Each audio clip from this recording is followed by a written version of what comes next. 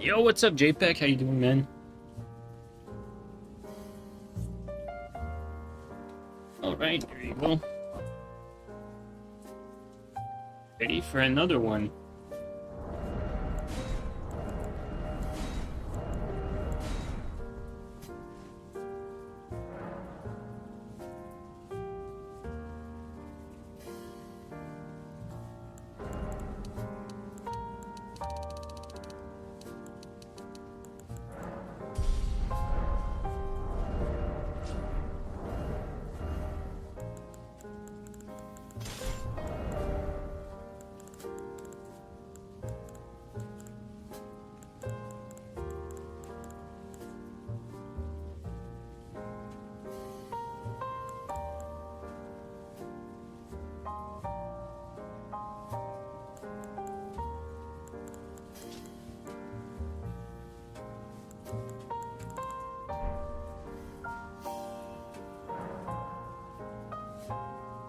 You're good while trying to get your... Oh yeah, your Christmas shopping done? Yeah, yeah. I get that.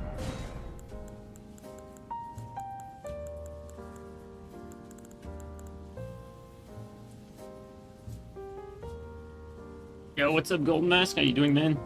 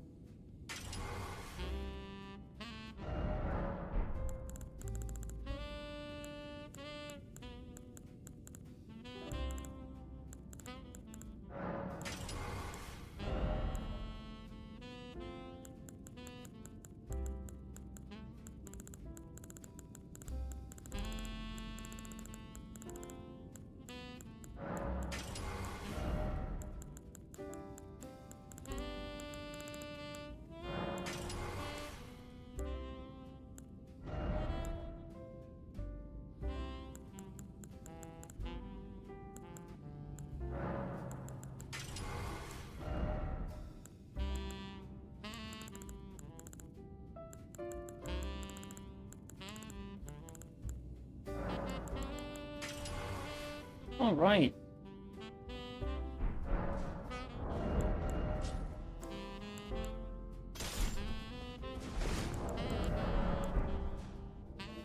Hey, what's up, guys? What's up, everyone? Welcome back.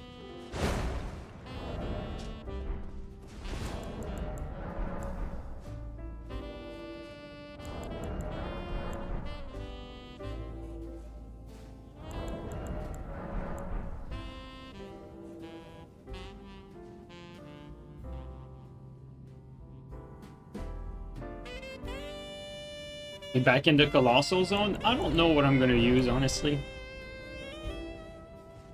Have you seen Fatekeeper? Yeah, I've seen it. It doesn't look that interesting to me.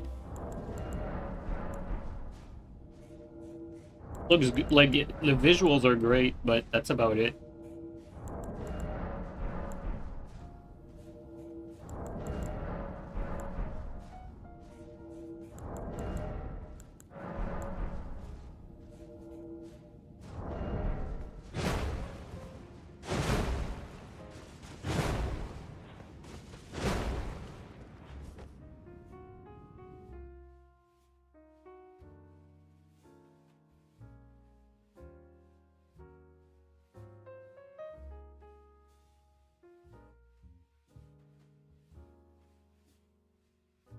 Seems like all visuals, no substance. Yeah, that's what I feel too, Odium. Like the combat looks very you know, very much like all the games that I compare from software games to that we don't like. You know, like games that have this magnet effect that don't understand like timing and spacing. And so you have these very like I wanna say like low IQ developer combat system.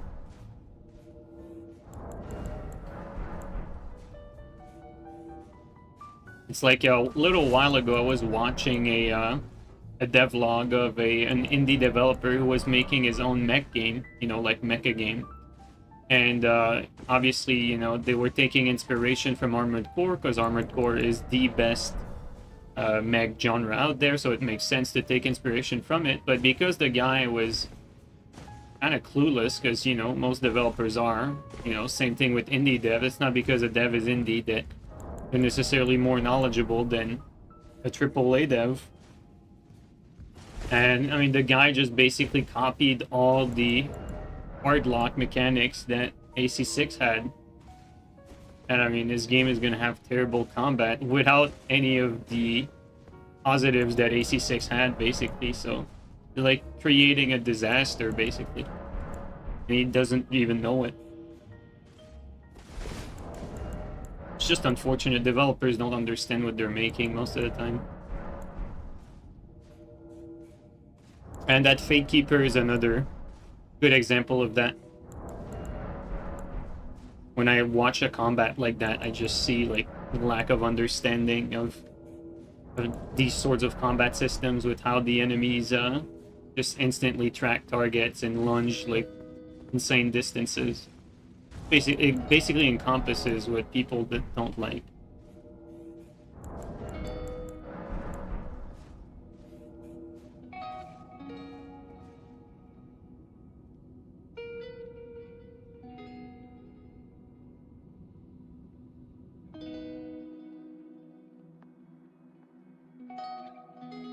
But it says Souls-like, so it's good, bro.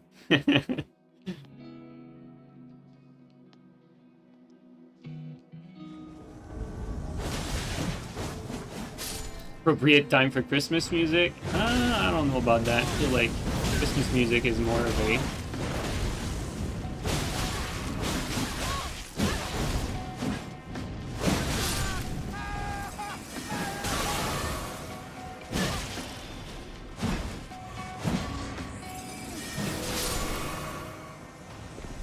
Camera, please. Oh my god. Alright, now we get our reset. Let's drink our physic. Should be good now. Okay, so we can't do rolling here. This is like the perfect place for a scrub to fight. Like I cannot do like any maneuvers.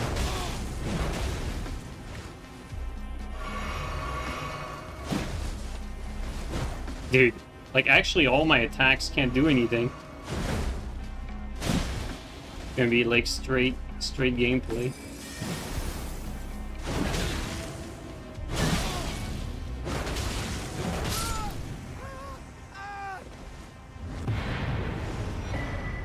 Like half my attacks bounce off walls. It's strafe nothing.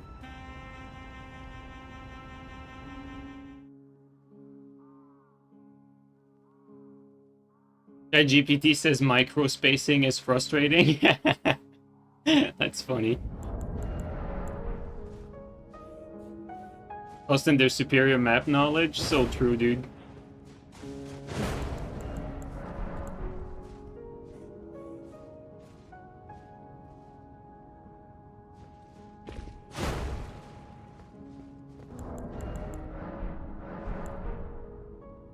Micro spacing is frustrating, dude. According to ChatGPT. What's funny is, you know, if you know how these language models work, like when it comes to these very like niche topics, it basically just scours the entire internet and search for answers. So, you know, like if it says that, it's because there's probably a lot of Reddit threads like actually like talking negatively about tryhard and spacing, which is so funny.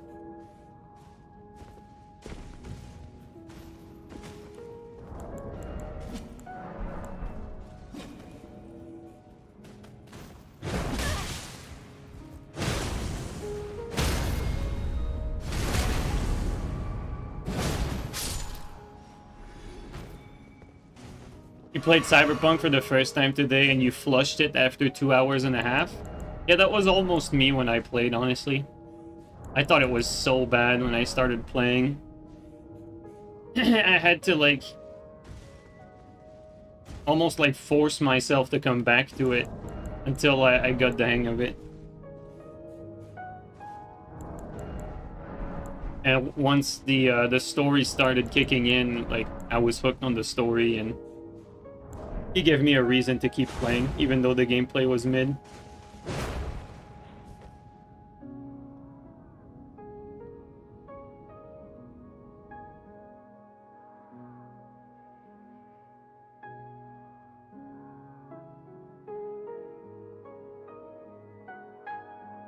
You just talked to a bunch of NPCs for too long. Hey!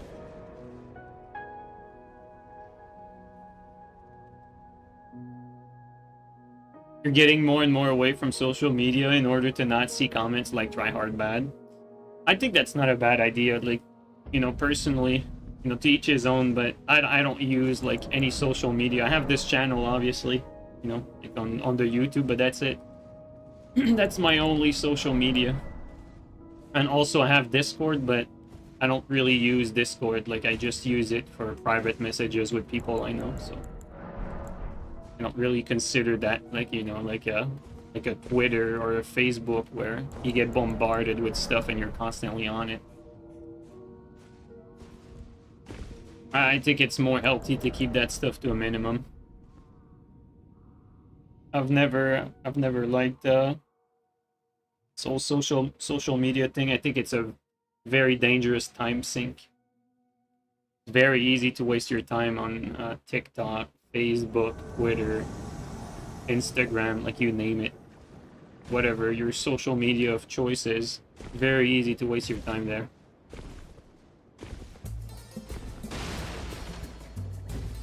At least if you're playing a video game, for instance, well, your brain is working when you're playing a video game. You're at least if you're playing a game that's, you know, that doesn't play itself, you're gonna be like constantly problem solving, and the monkey synapses will fire left and right.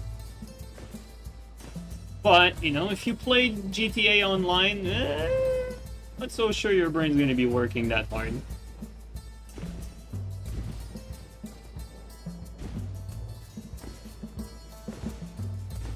Yeah, like right now my brain is working like so hard to be able to do this jump. There you go.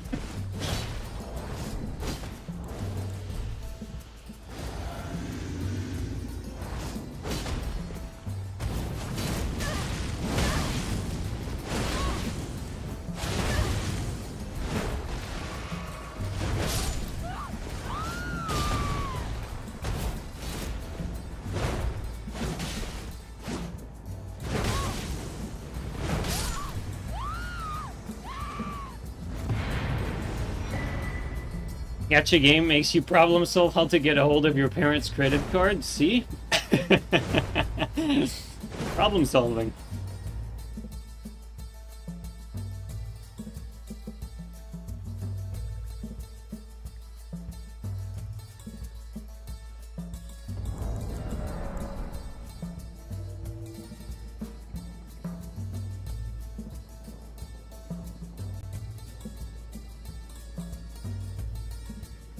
Deleting Twitter was life-changing for you. It's shit is internet toilet, bro. Like these social media, like, you know, like Reddit, Facebook, Twitter, it's all like fucking garbage if you ask me.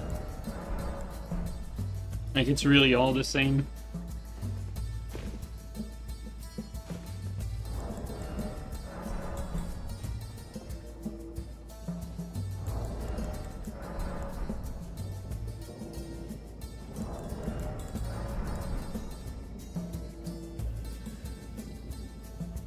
And now you found yourself deleting YouTube from your phone since you found yourself scrolling through the shorts without realizing? That is brutal, man. Rest in pepperoni. So that's why my views went down. I'm just joking.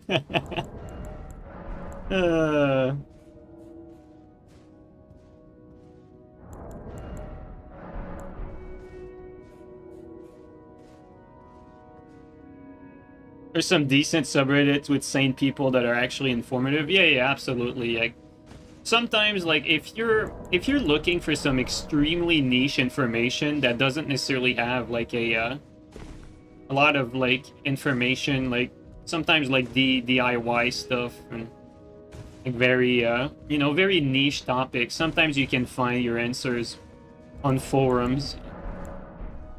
And yeah, there are sometimes like Reddit threads that, you know, are actually like thoughtful and very informative. But, you know, for most things, it's, you know, it's like with most things, there's always exceptions.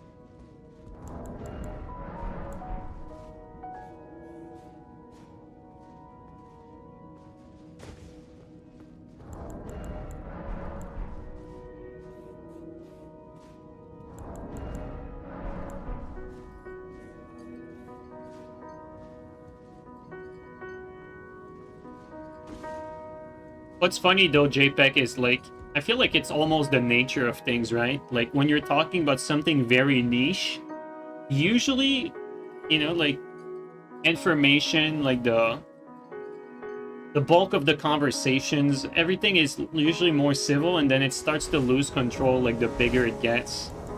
And like same thing for, you know, like in the case of like Elden Ring, game gets bigger, more casualized, basically gets worse the more people get, you know, into From Software games almost.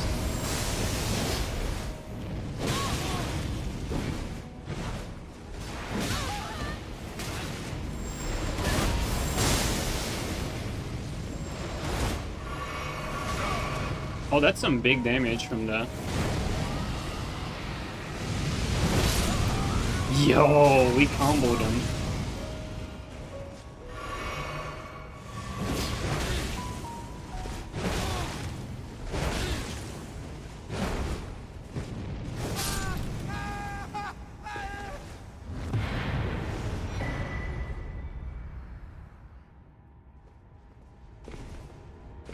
Could be JPEG. I'm not really sure about, you know, as to like why that happens, but I definitely noticed that, you know, like the bigger it gets, usually it starts to lose its meaning. I don't know. I don't know how to put it, but it's even like that with companies, right? Like sometimes you have like startup that are very lean, very efficient. They're well-run businesses. And, you know, sometimes they grow big and then they start hiring a bunch of people, and then it's, the company starts to be managed, like, wastefully. And, you know, it's like that in a lot of aspects, I feel.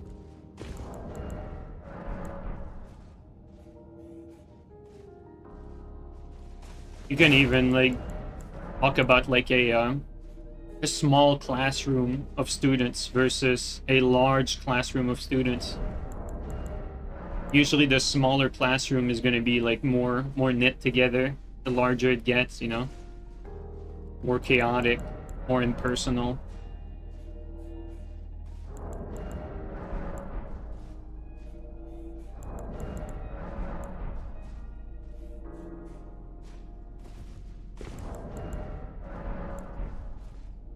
But yeah, I'm not really sure how I would put words to describe like this phenomenon, but it's like that in, I feel, in a lot of things. Guys, we're made to be like, to be in small tribal groups. We're not made to be like all together. We should be all like small tribal groups. It's okay to meet other tribes, but you have to stay with your tribe. No, I have no idea. That's funny though. It all comes back to monkey, guys.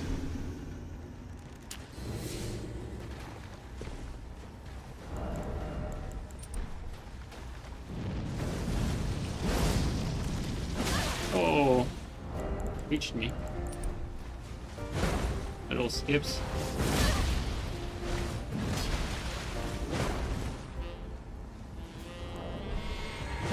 Oh, latency.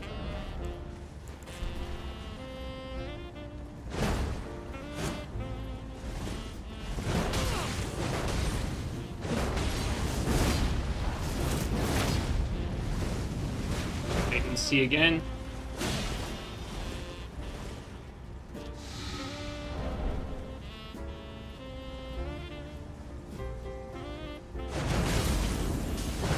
Should have been a hit there. Should have been a hit there.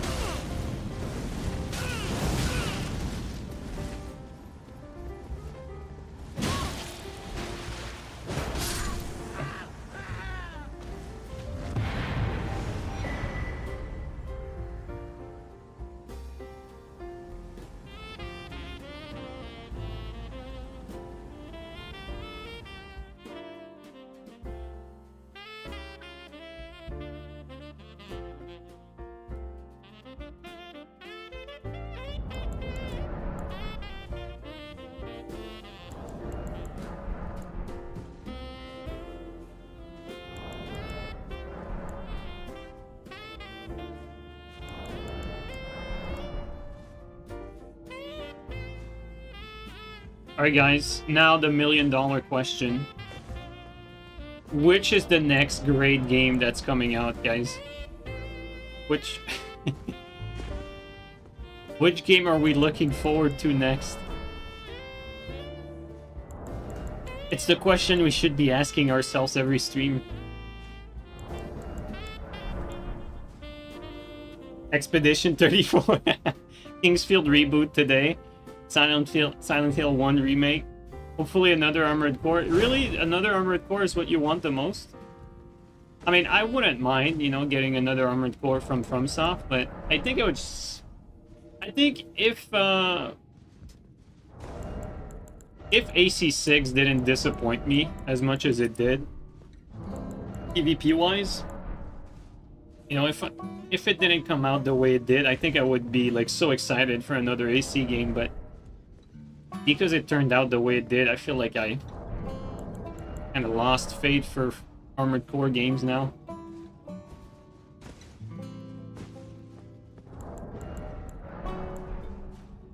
Concord 2, yeah, good choice.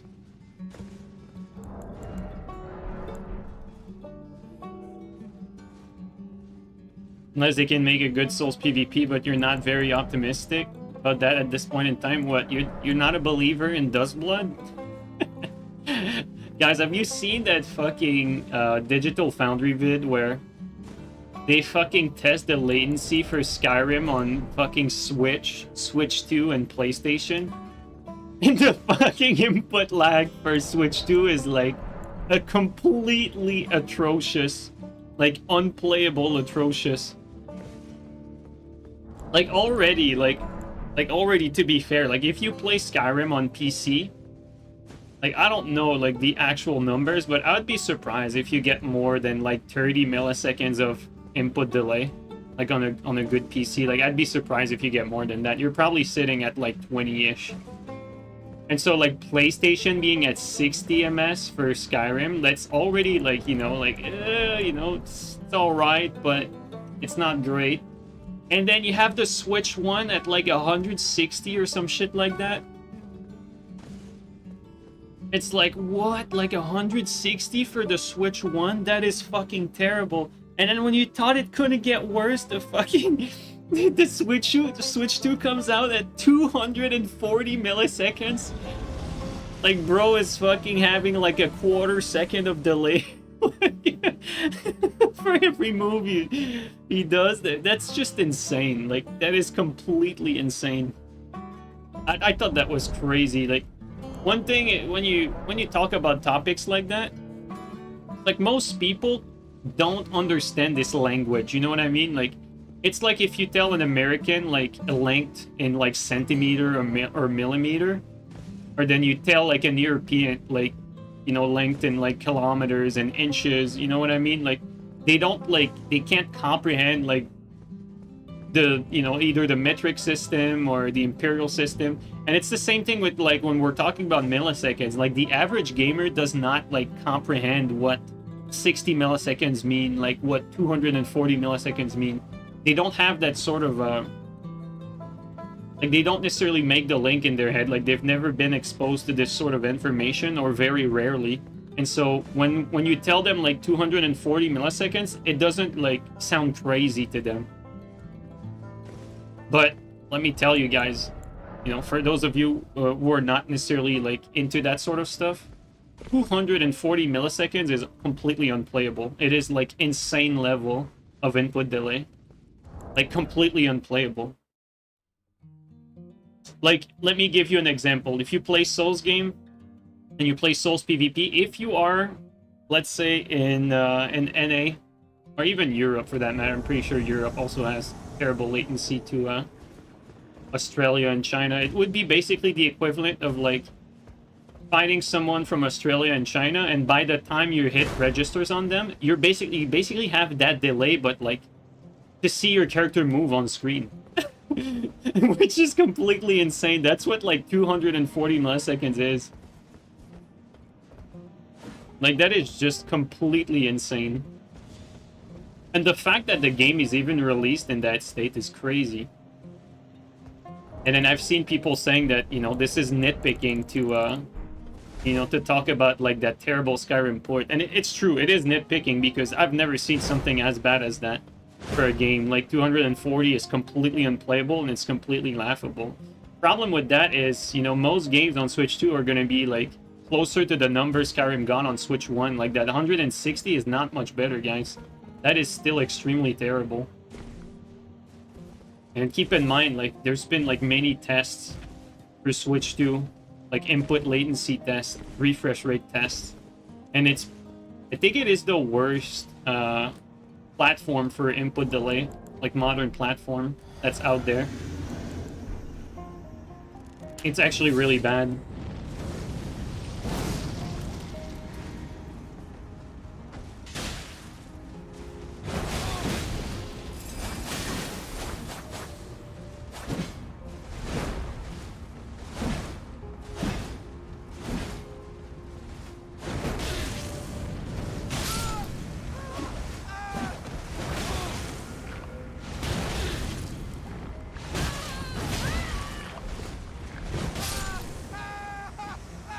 Back to this guy. He seemed to be playing through the game like normally and trying their best. They're not like running or doing anything scummy either. And guys, you know, let me add something about like Steam Deck and handheld platforms, because at the end of the day, like when you have a handheld, by design, it's going to be more difficult to like have a system that has low like input delay, because, you know, the nature of things, you don't have access necessarily to a high power source like a desktop would. Your power source is limited, you know, your resources are more limited, small form factor, that sort of stuff. So generally speaking, you know, devices that you carry like that, like handhelds, they will tend to have like higher input delay. But with that being said, this is why you need to focus on having low input delay. And this is why like a handheld console like a Steam Deck, for instance, does the right things to actually, like, you know, compensate for the fact that it's a handheld in terms of input latency.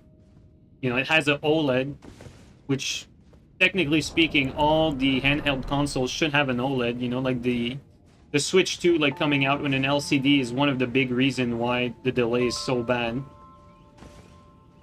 Because the refresh rate is so awful that at the end of the day, it's going to add some input delay before you see whatever on screen move. There's so much refresh refresh rate delay that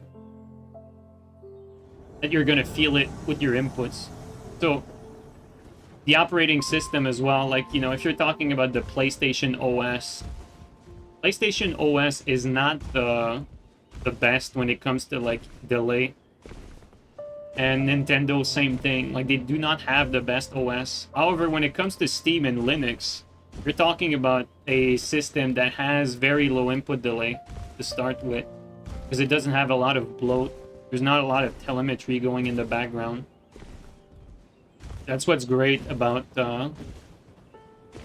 Steam on Linux. And you know how it is with Microsoft, right? A lot of telemetry there. At least they have, like, you know, gaming mode, so you can cut a lot of that off.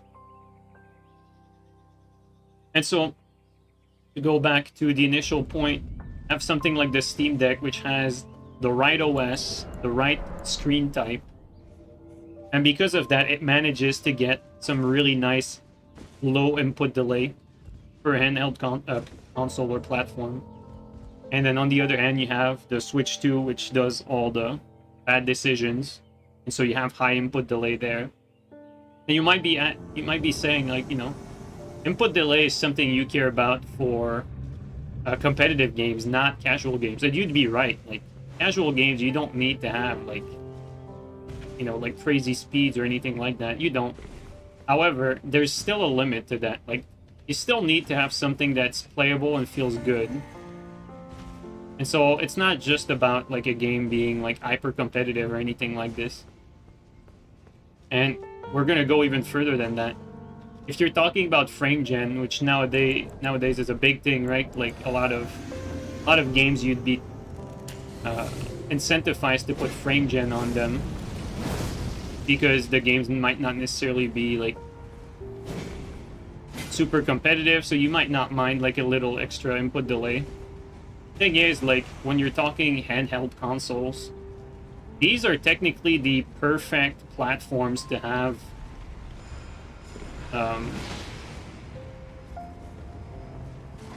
cool. I'm happy I got a headshot. Oh shit, I thought it was another one.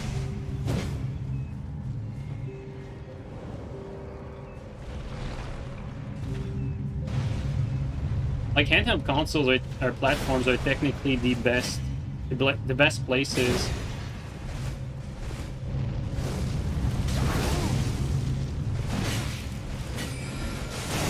One second, let me focus on this.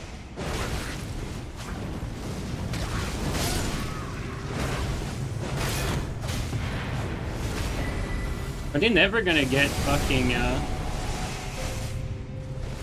feel like they didn't get cursed. Yeah, sorry.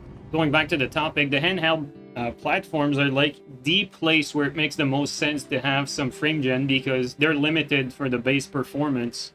So let's say you're playing a game that's like at 30 FPS or like 40 FPS or maybe 45 FPS if it's very optimized on your handheld console. Well, you'd really want to have like some frame gen there to make that 45 FPS go to 90 and make it feel like super smooth and super enjoyable to play. And that little price and input delay is going to be well worth it. It's going to be well worth it, but it is a price and input delay. And so if your platform like the Switch 2 already has like crazy input delay, maybe you can't afford to put some extra input delay on top of that with frame gen.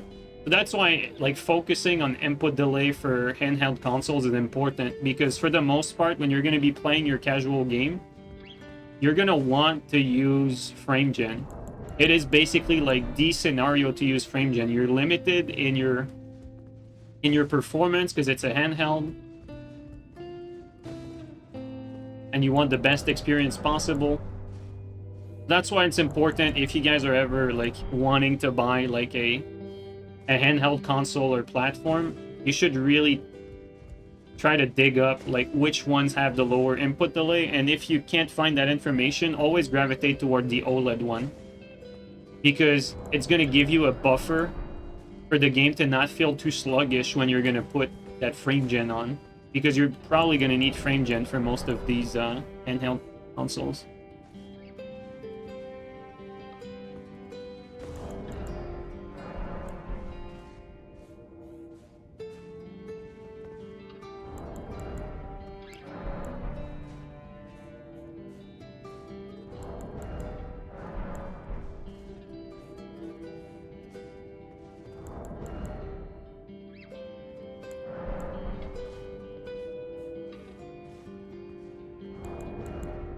It's called Switch 2 because you'll switch to another console. Man. I will say though, like in defense of the Switch 2, a lot of games that they have there are completely averse to input delay, like, you know, like the turn-based like Pokemon games. Like the input delay is completely irrelevant there.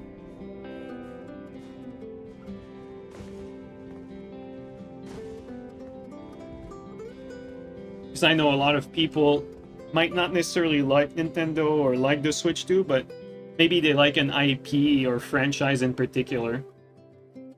And they still want to play that, and so their only way to play it is through the official, like, Nintendo stuff. Because it's not, let's say, emulated yet.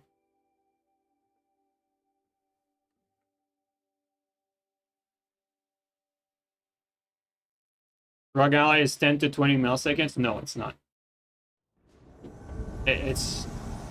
There's no, like, handheld console that has, like, that low of an input delay. Like, that's basically, like, the input delay of a fucking fully fleshed, like, PC. Like, a really good desktop. Oh, shit, there's 3 of them. And a Moon Veil. An Ultra, a Moon Veil. I don't think our hammer is gonna cut it. Probably gonna need to try a little harder.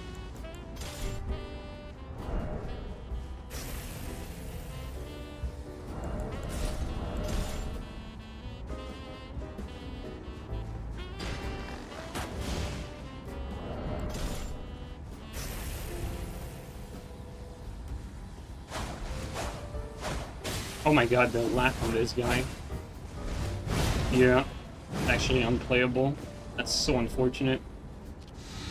Okay, so we can't kill the Ultra guy. Unless he's by himself.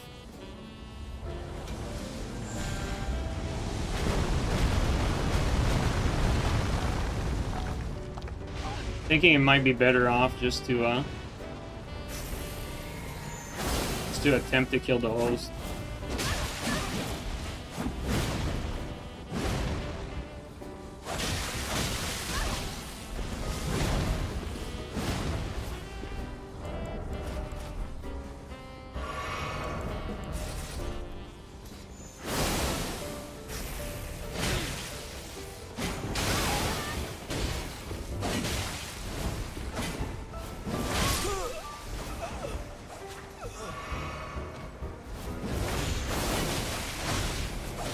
Look at that. That's nasty. Yeah, this guy's net is completely unplayable.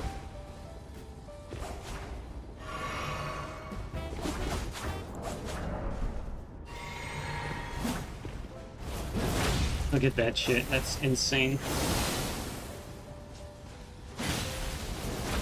We basically have to ignore him.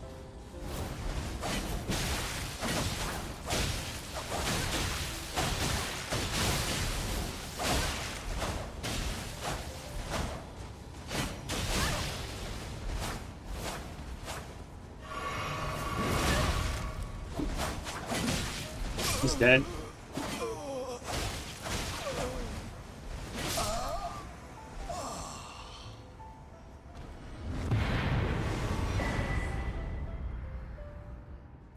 Japanese net? No, I don't have that much latency with people from Japan. Usually, like, latency like that is either, for me, it's either Australia or China. That's, like, the highest that's, like, possible for me to encounter.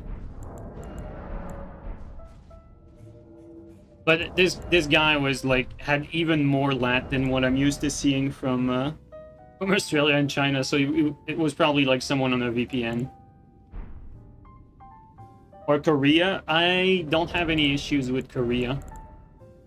Like, back in Dark Souls 3, I've played, like, with some Korean players, like semi-regularly, and it was very playable.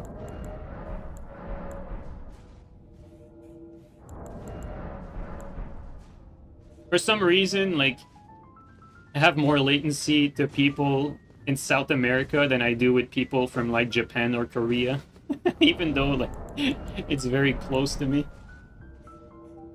You know, because I'm NA East, and so you'd think that South America would be less latent than Japan, who's like, you know, across the sea, but for whatever reason, it's not.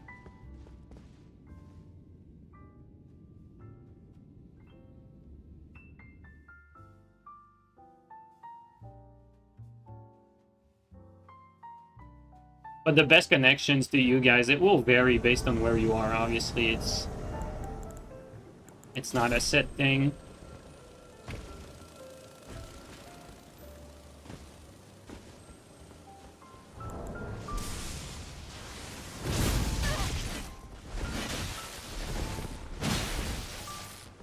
Let's back up here.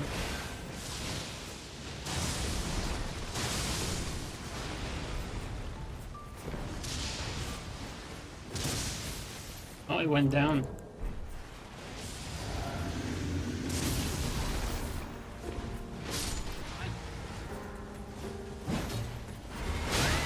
Insane. With both of us. Oh shit, I didn't even see him.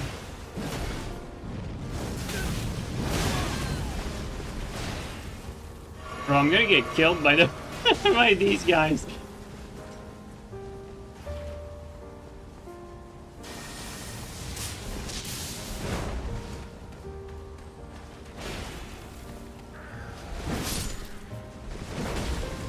Like that was timed well.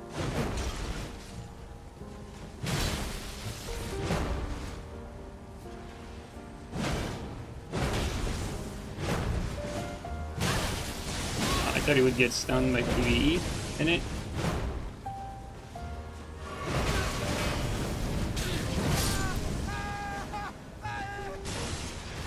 I guess these Destructo Disc don't necessarily stun.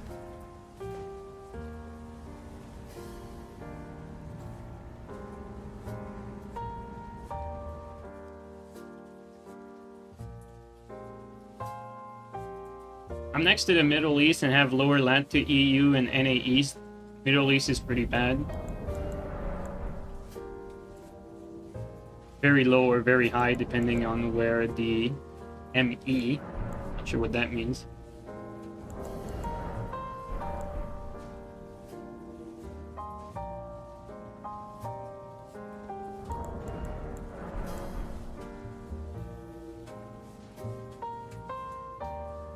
What is even the logic on seeking FromSoft in this context? Nintendo is a family brand? That's a good question, and I think all of us are like pretty much ask ourselves the same thing when we heard about Duskblood being a Switch exclusive. You know, I don't know if you guys heard, but the backstory is, like, from what we've gathered from interviews, is that Nintendo approached From Software and asked them if they were interested in an exclusive deal, right? Or exclusivity deal.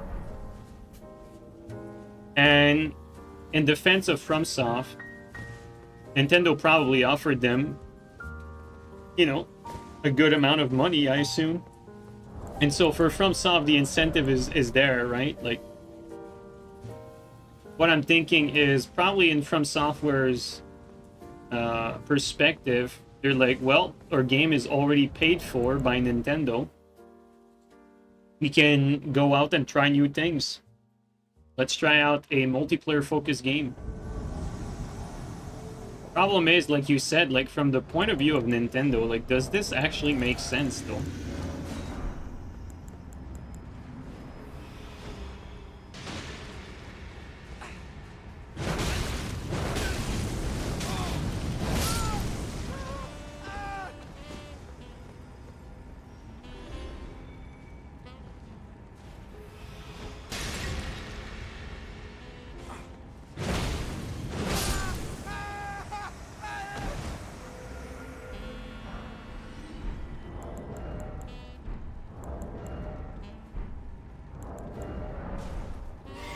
Look at the host.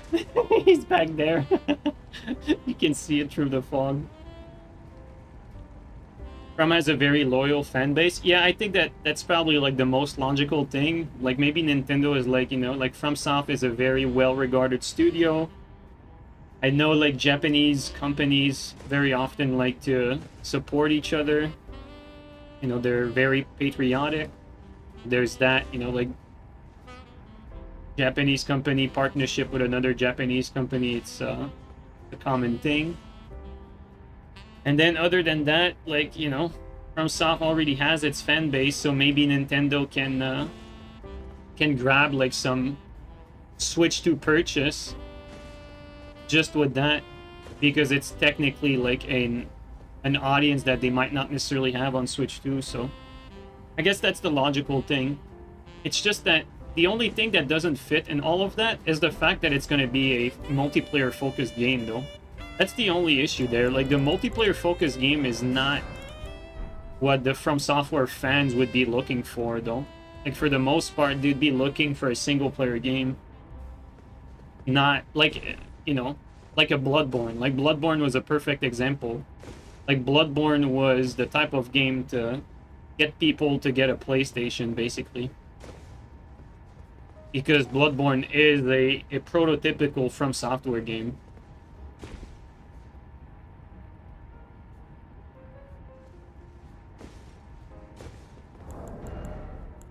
But, you know, the idea of going multiplayer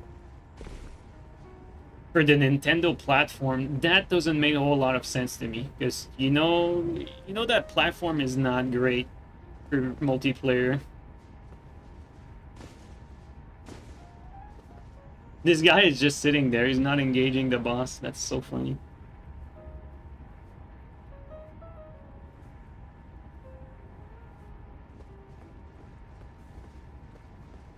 I wonder if we can hit him through the fog.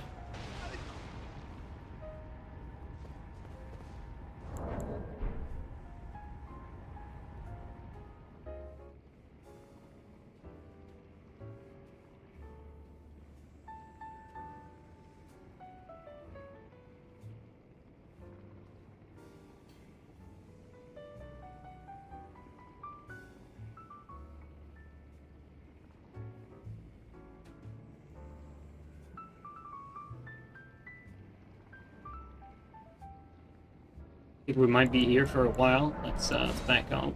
I mean, the host is stuck there either way.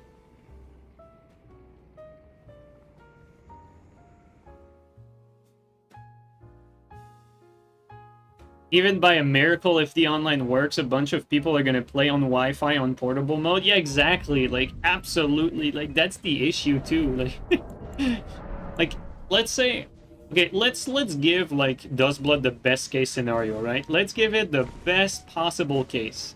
What would be the best case scenario? Well, best case scenario would be that if you play on docked mode, you know, maybe you can use like DLSS, like play at a very low res and squeak in like 60 FPS on docked mode at low res upscaled. Best case scenario. By the way, it's not gonna happen. Like, it's gonna be 30 FPS everywhere. But let's just pretend. Well, you're still gonna be fighting people that are not in docked mode, not using the crazy upscaling. You're gonna be fighting these people that are playing on the handheld mode at 30 FPS on Wi-Fi with crazy input delay.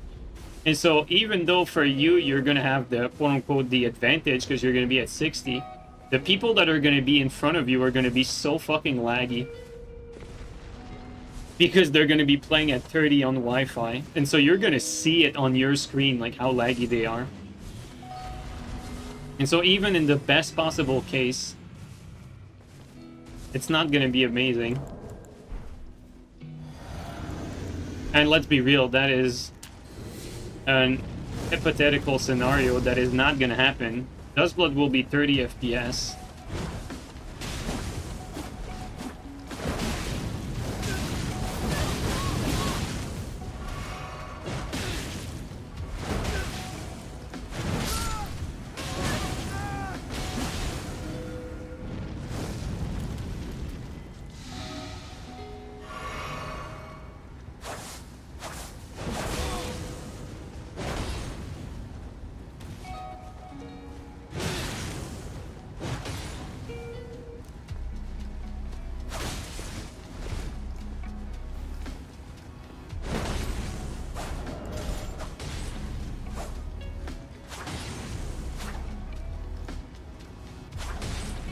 His lat is making him be able to double roll a few of these.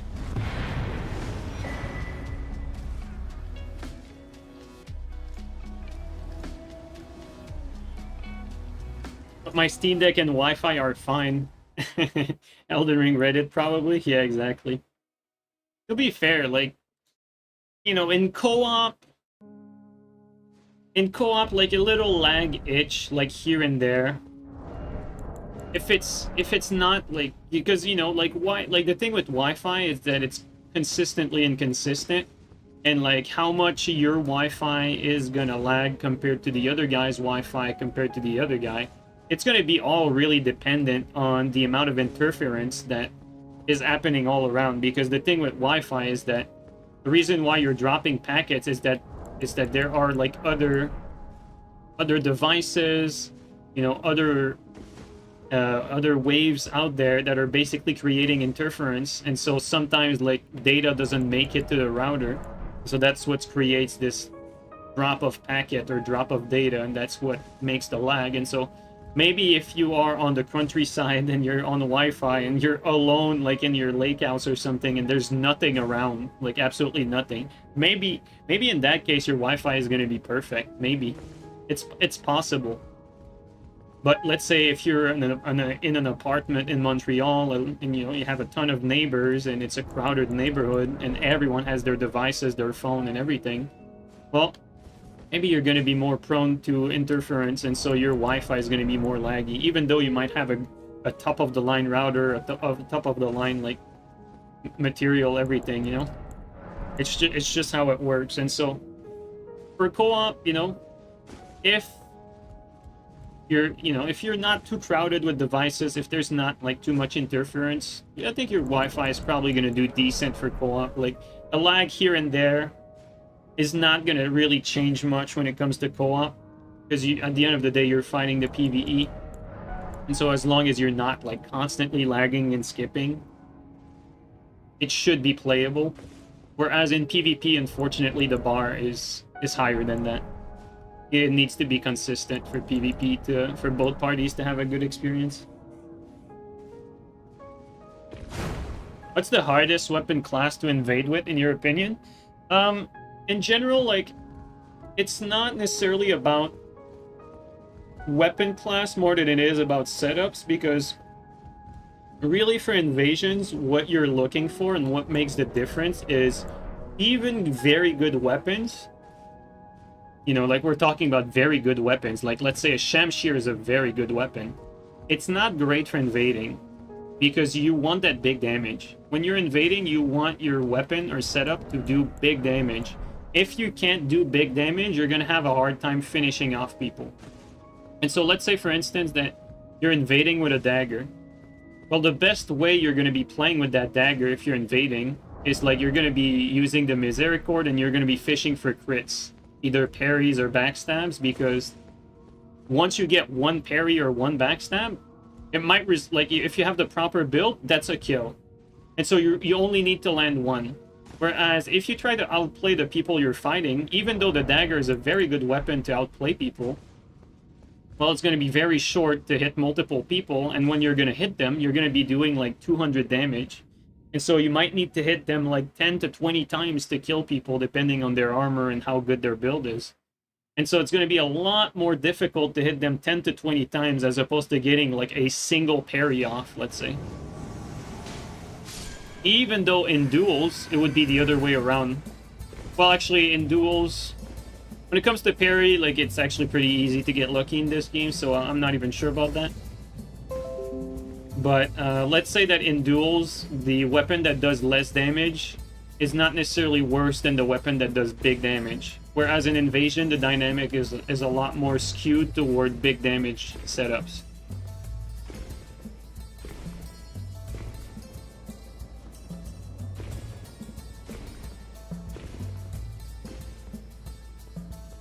And, you know, you might say, well, you know, there's still weapons like Clean Rot, which don't do big damage, but are very good in invasions. Actually, Clean Rot doesn't do low damage, so that's the thing. Like, Clean Rot actually does, like, medium damage. Like, the damage is high enough so that it's like you can kill a lot of people and not that many hits, basically. Like, yeah, exactly. Like, the DPS for Clean Rot is actually pretty high.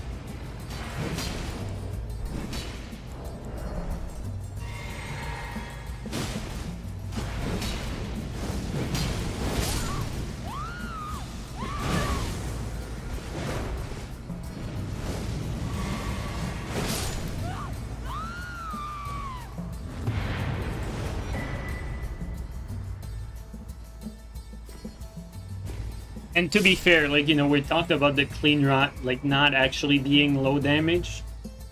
One of the reasons for that is, you know, the counter hit damage that you get with Clean Rot and the fact that it has such low recovery make it so it's very easy for invasions to maneuver between players while doing, like, one hit here and there. Like, very often, like, I'll find myself in a situation where I'm attempting to kill someone, and then the other person is chasing me down, and I'll be, like, doing, like, one hit BHS, one hit BHS, right?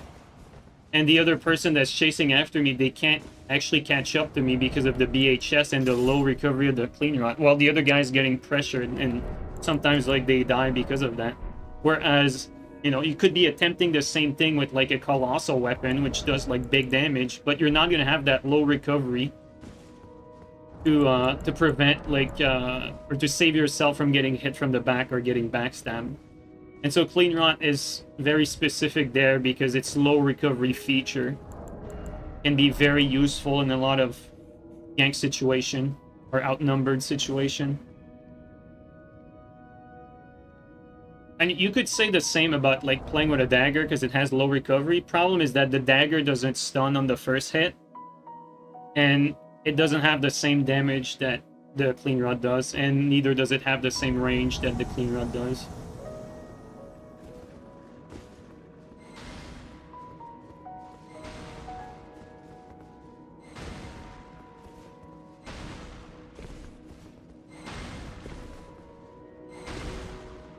Clean Rot Turn and Burn isn't easy to chase down. Yeah, it's really not.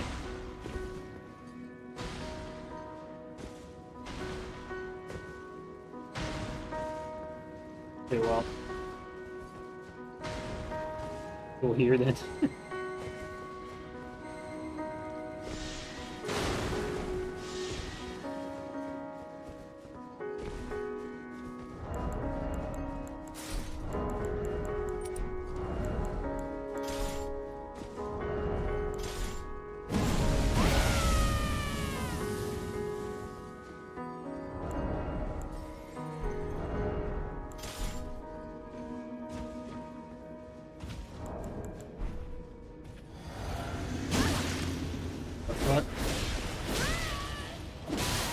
Actually rolled that, but just pushed me.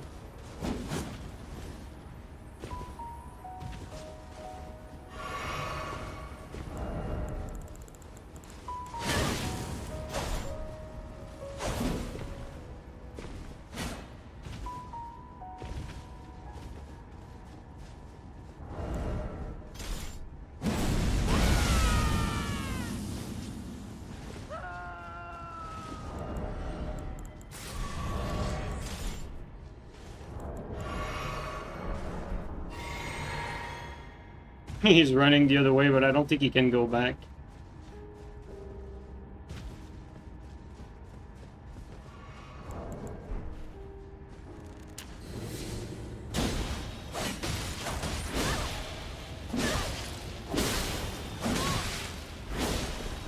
His latency is very high, so he's forcing trades.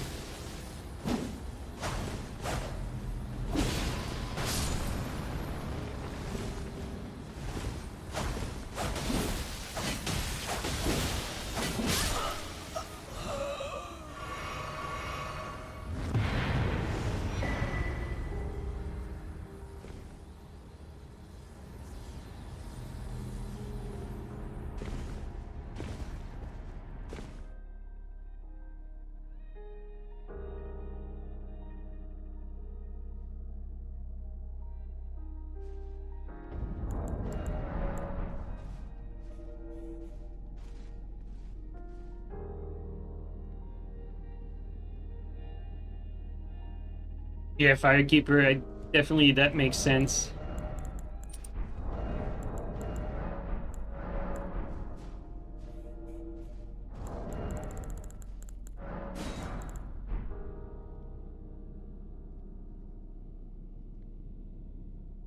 What's better for invasions, Clean Rot or Claws of Night? I think I think you're way better off with Clean Rot because of the BHS. Like the BHS, like one thing is like we talk about like weapons, but one thing that should never be overlooked is the defensive option. Sometimes it's more important than the offense.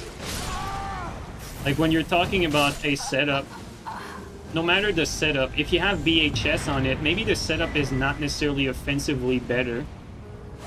But at the end of the day, what invasions are about is survivability. Doesn't matter which type of invasion you're fighting, you're facing. You like the goal for invasion as the invader, you should always be looking to put survival first. Because ultimately you can always, like if you can survive, you can always come back, you know, and try something different or try to get lucky, or you know, like survivability should always be put like on the forefront. And something like Endure or BHS are great defensive tools in order to help you survive, especially against multiple people.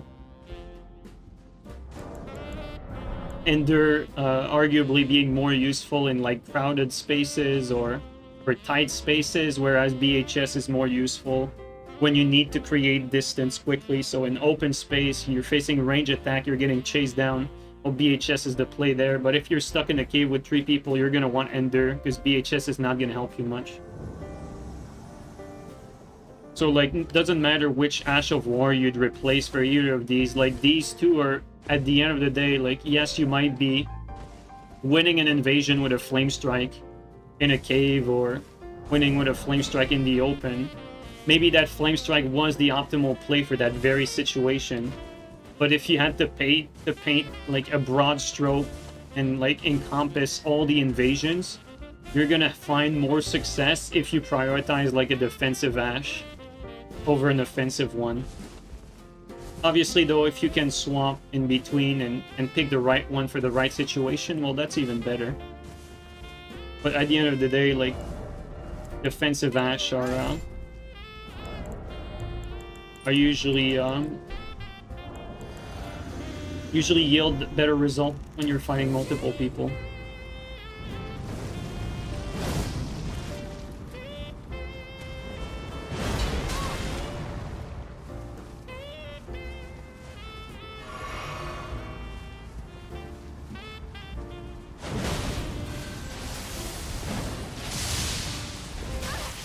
Desync.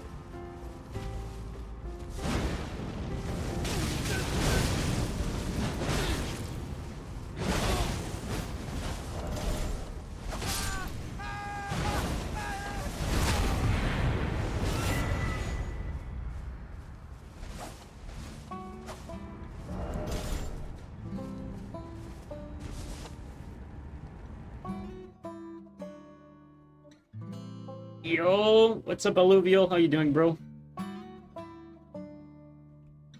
I'd say Endure Clean Rot could be on par with BHS Clean Rot for invasions. Again, it's gonna depend on the map you're in. Like I said, for close quarter, you're getting swarmed in tight spaces, Endure is better. If you're in the open, BHS is better. Most invasions are in the open though. So, you know, keep that in mind. Like, BHS at the end of the day is gonna find, like, more use cases than Endure because most invasions happen in the open.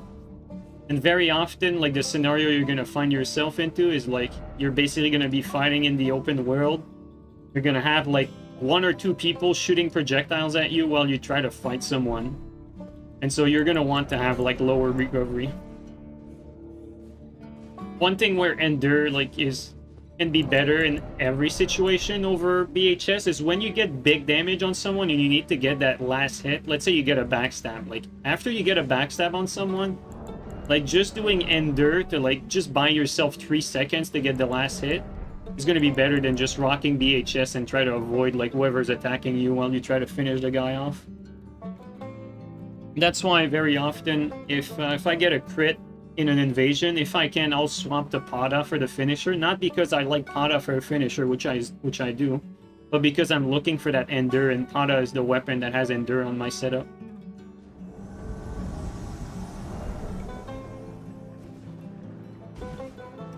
Oh, just saw his sword.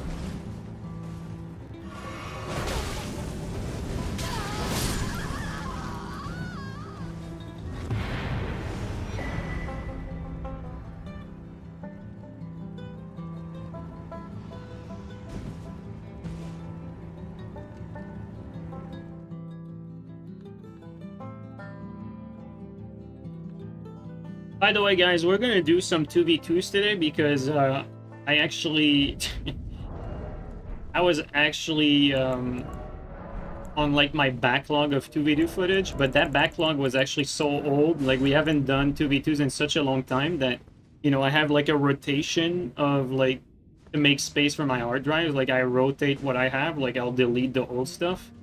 And when I deleted the old stuff, I realized that these files were still used in the current like editing you know, like editing save. Basically, like, I deleted the 2v2 clips that I needed, basically, because they were too old. They got caught in the rotation.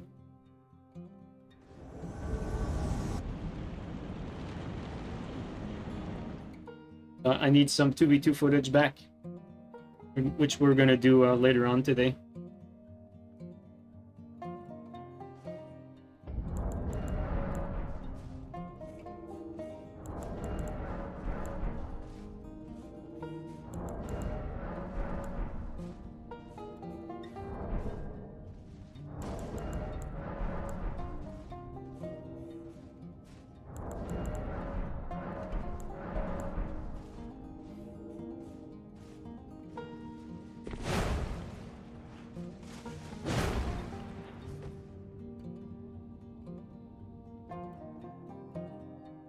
What sword is that? This is an oak branch. Very good wood.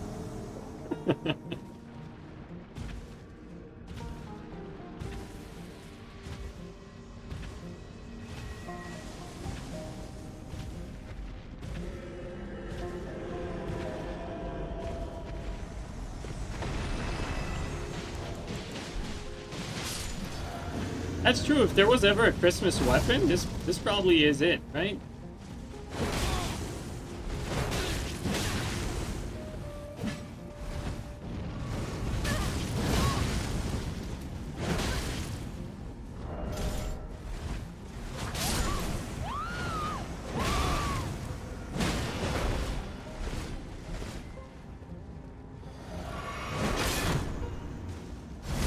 Could have two-handed, already had the dagger too. Well, doesn't matter.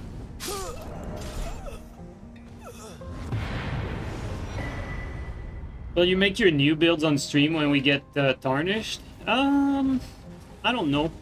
It might take a while to make them. Maybe. I don't know.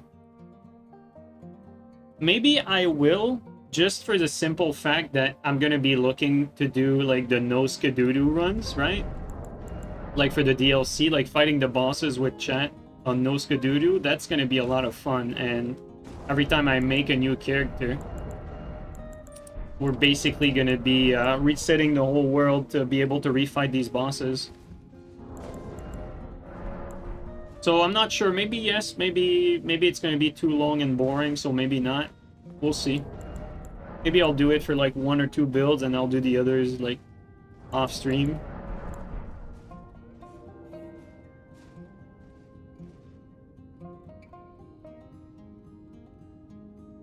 We'll see. I'm not really sure yet how it's going to play out.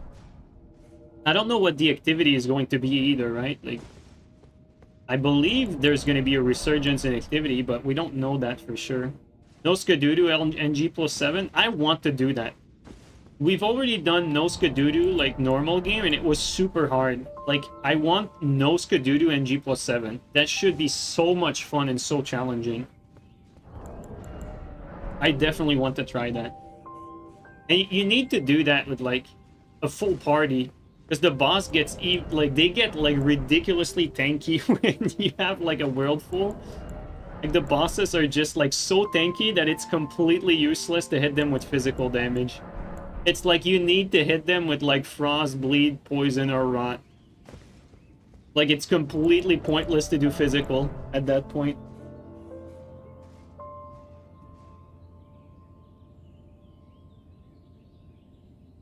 I wonder, like, we're probably gonna get one-shot by, like, every boss at no Skadoodoo NG plus 7. Like, every boss is gonna be a one-shot. Like, I can already predict it. It's going to be, like, a fingerprint fest. That's gonna be the only way to survive, is going to be to rock, like, fingerprint. Although that's not gonna save us from bosses with grabs, but at least you only have to worry about, like, one attack. Dude, at no Skadoodoo, like, NG plus 7, I bet even, like, getting hit, like, through the shield is gonna do, like, insanely high damage. Like, what I mean is, like, let's say you have fingerprint, you just block an attack. And let's say that attack is, like, you know, half elemental or whatever. Even though your fingerprint probably has, like, 80 defense in that element, it might chunk, like, a shit ton of health out of you, even though you're blocking it as you should. So I can't wait. Can't wait to see that. That's gonna be a lot of fun. I'm actually looking forward to that.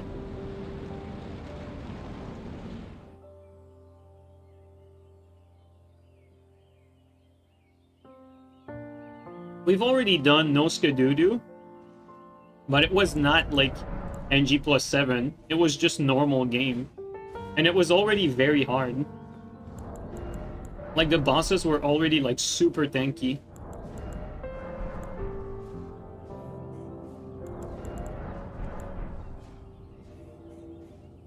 Does the Skadoodoo matter in PvP? No, they don't. They have no bearings. In fact, like, right now, this character has no Skadoodoo, and that allows me to look at my real damage numbers while in the DLC, because if you have the Skadoodoo, you're gonna see the yellow number. And so I like to have all my PvP characters have no Skadoodoo in order to be able to look at my menu while in the DLC area and, like, see my damage and have, like, real damage comparisons. Otherwise, you'd need to be, like, in the main world.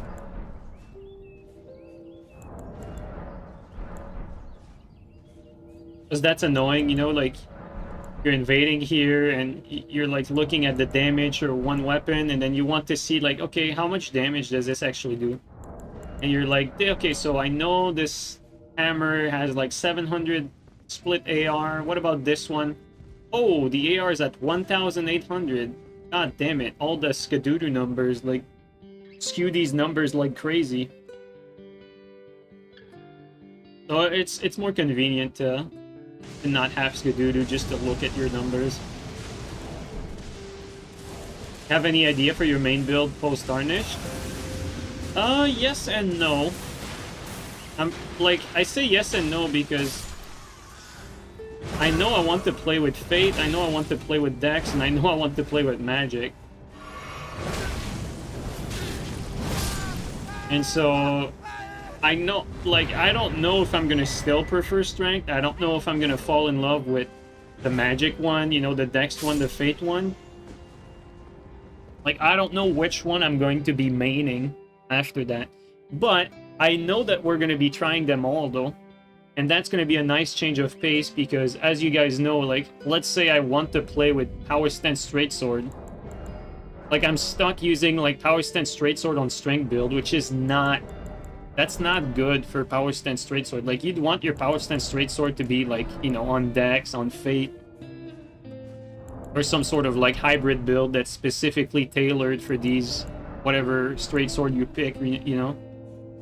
And so, you're able to get a more accurate idea of how X and Y setup would perform when you're playing it on the proper build, which I haven't done for a lot of setup in a long time.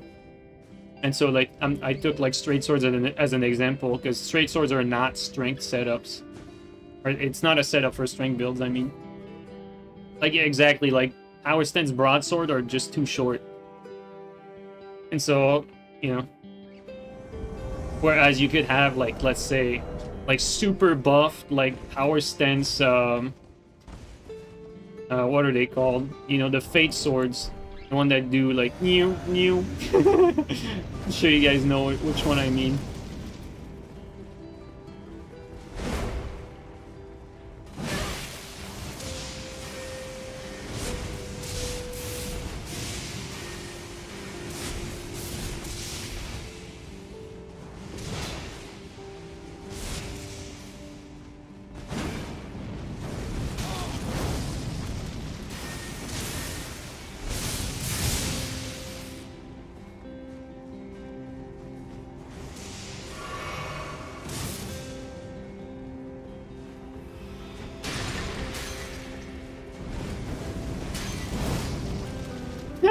He just picked it up on his way.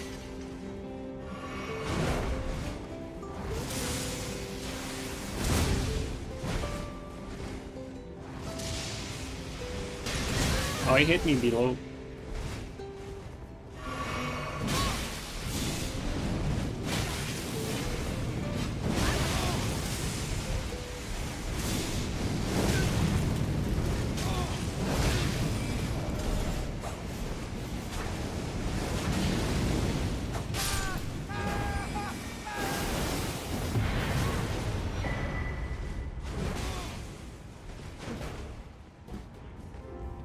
Yeah, he was looting mid-fight. That was kind of funny, honestly.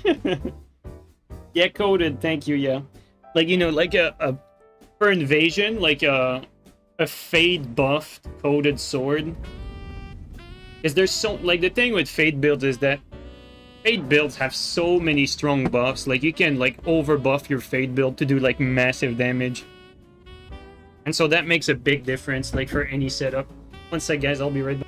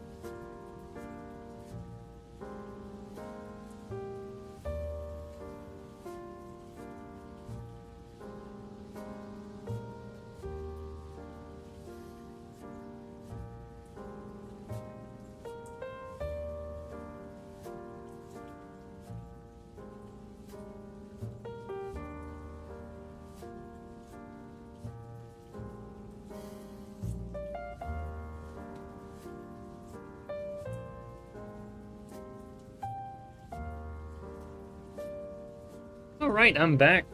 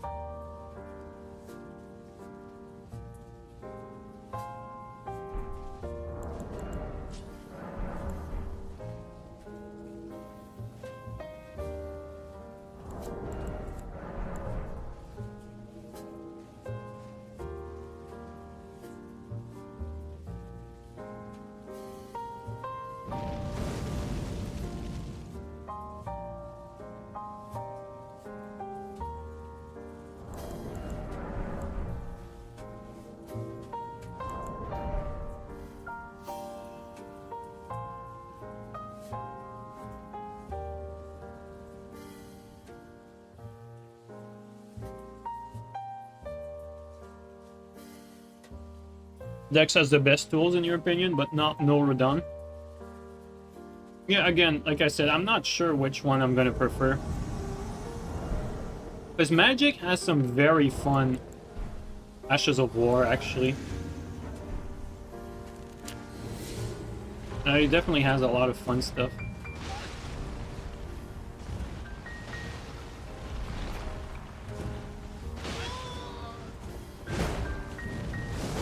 Oh, the Rakshasa though.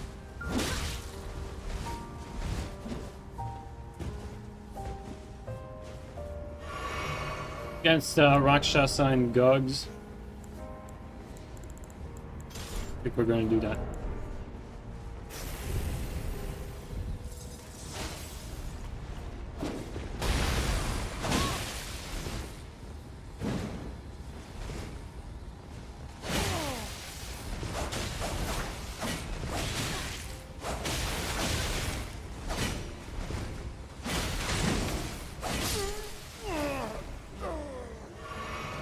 What I meant when I said like bobbing and weaving,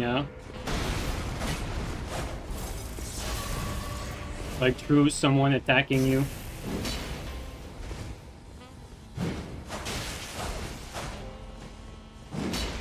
Come on.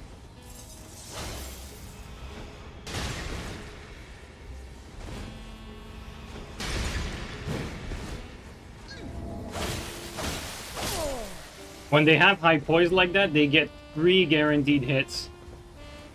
Because they get slept, then... Oh, this guy...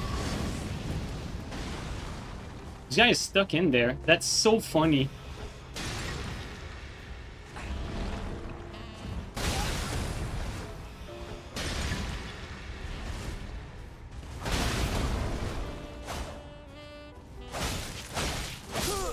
This guy is just stuck in there.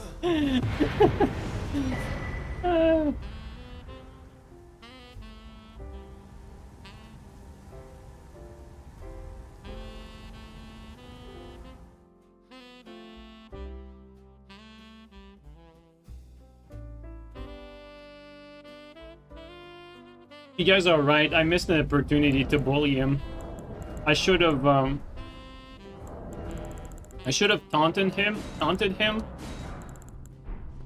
like drain him, and then like try to help him to get out. If we let him get out, then we kill him after he gets out. Something like that.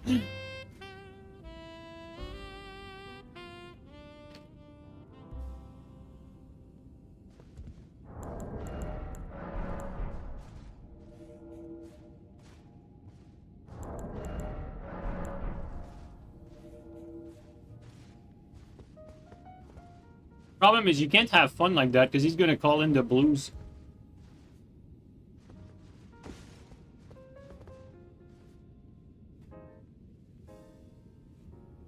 So what is the optimal level of poise?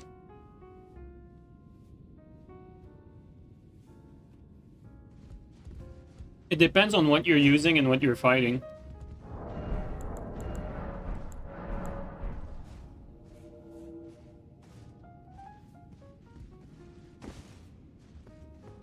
If you're using a non-hyper armor weapon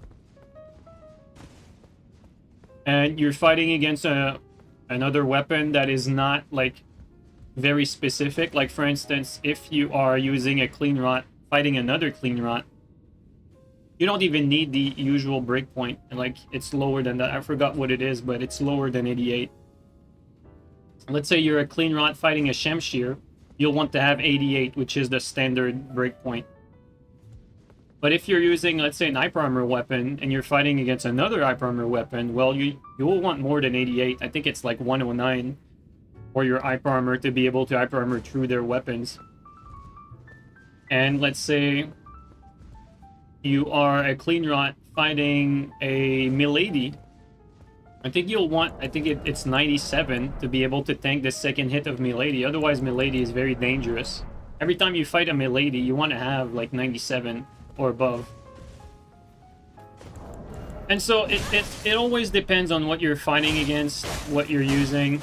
There's no like cookie cutter answer. The only cookie cutter answer is like if you have 88 as normal poise or above, and then with bull goat it gets higher than that. Like let's say with bull goat here we have like 127. You should be able to play against pretty much anything. So like 88 without bull goat will pretty much let you face any situation. Because when you need more than 88, you'll just be able to equip bull goat to get that.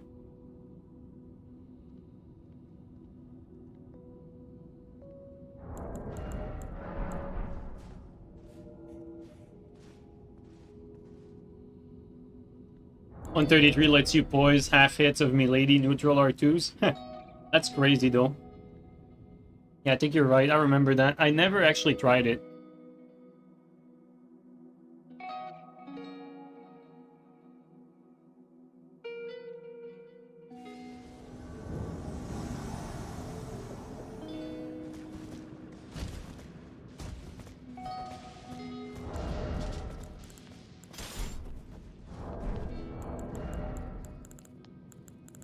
I learned my lesson here, guys. Having the lamp is better than just being able to ambush people. Because you cannot see anything here.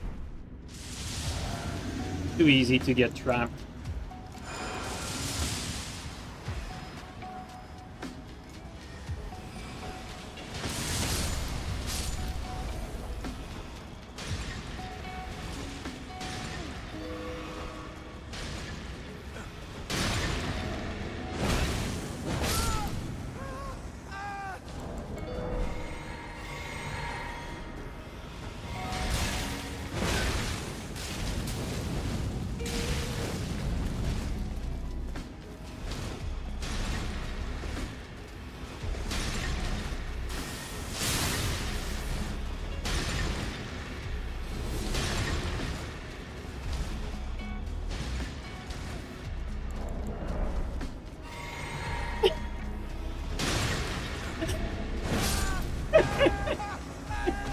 Playing with my food a little bit.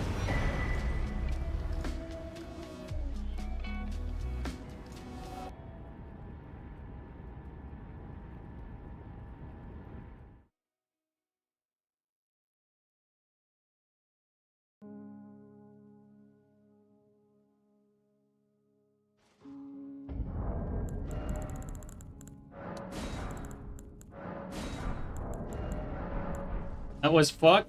I mean, he didn't even try. It's not like he struggled, like he didn't even try to do anything.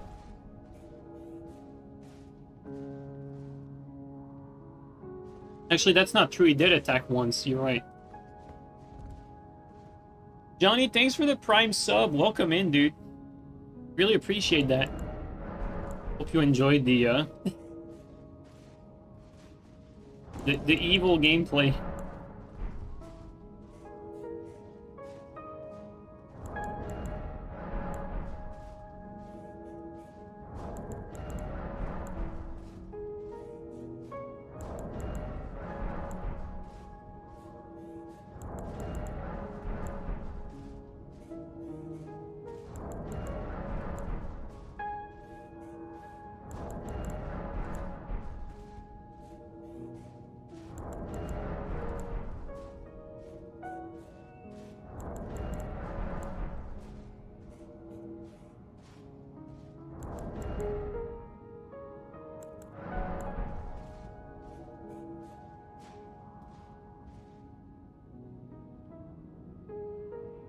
What would you prefer? To meet or to be? Because those are different. To meet, like, an orangutan, for sure. To meet, like, it's not even close. That's actually the only good answer, honestly.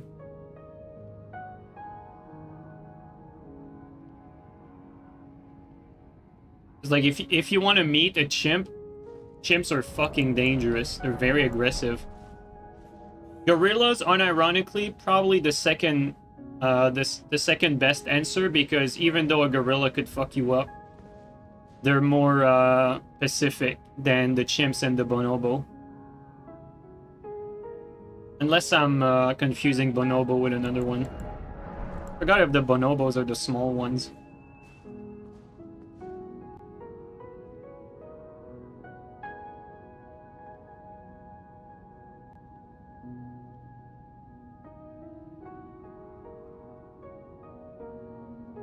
Yeah, but baboons are fucking a no-go for sure. Bonobo is a subspecies of chimps. Okay, that's what I thought. Okay, so yeah, bonobos and chimps are like the two that you don't want to meet. And then orangutans are very pacific. They're very soft and actually they're actually the ones you want to meet, like, period, like, compared to the others. Like, it's not even close, really.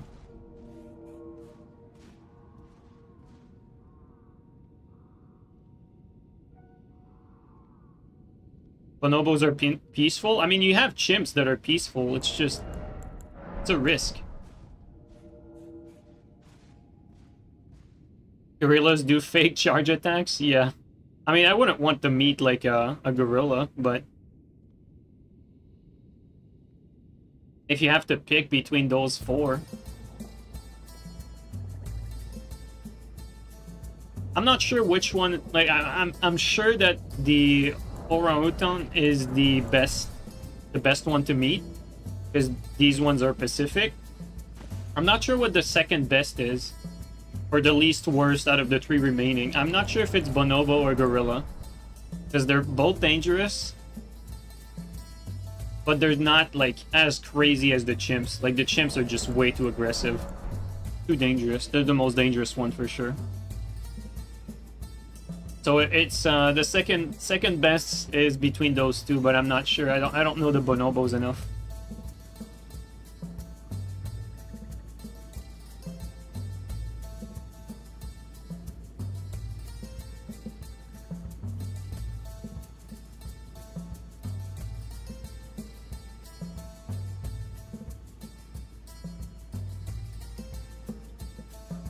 Chimps are also scary as fuck. They look like extremely muscular crackheads. Yes, GGRK, you're so right. They look like muscular crackheads.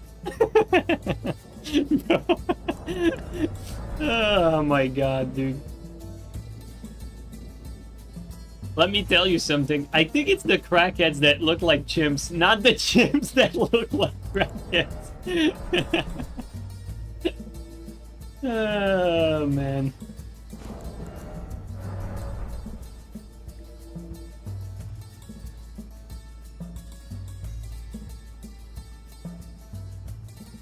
If you could form a band with an orangutan, gorilla, chimp, and bonobo, what would you have them play? Orangutan on the keyboard, gorilla on the drum, obviously. The chimps is gonna be screaming in the microphone. And bonobo can have the fucking, I mean, some whatever, like some mareikes or synths, like to just mash them together or something like that.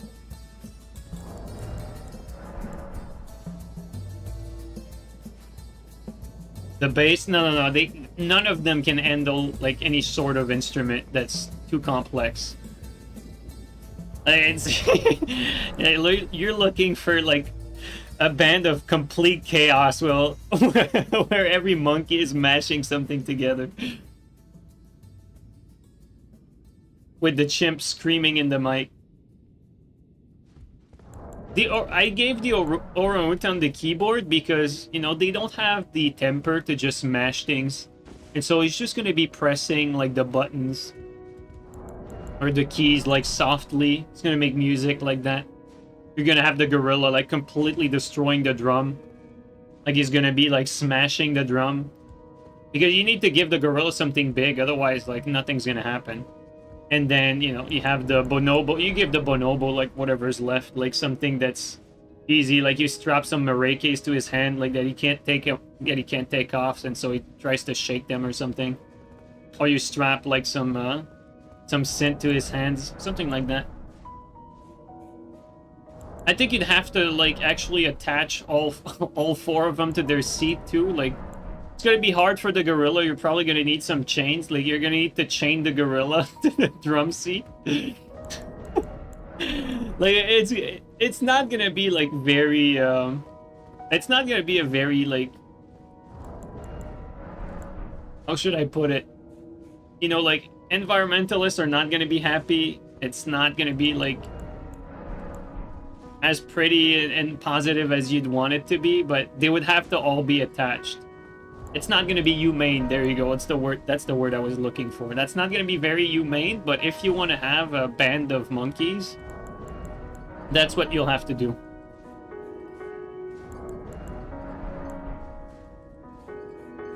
Although I'm not sure you... Well, thing is, like, the orangutan is, like, so smart that, like, you would be able to train this one to, like, just sit there and chill. But if the other, like, if the other monkeys are strapped in there, like, it's gonna make him uneasy. So either you'd have to train them all and, like, no straps, no chains.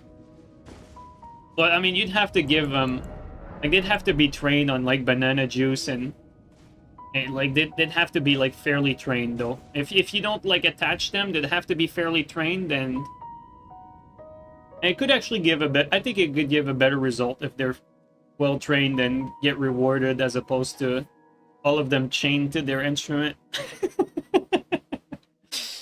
Very constructive conversation, guys.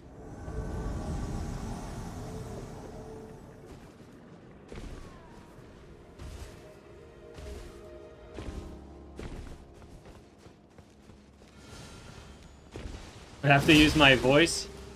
Yeah, there's the power of the voice in Skyrim, and in real life, it's power of the Ape King.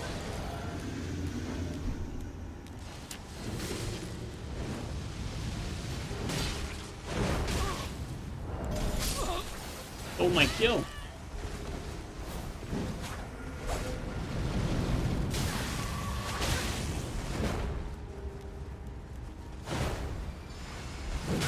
Nice, I thought he would do another attack.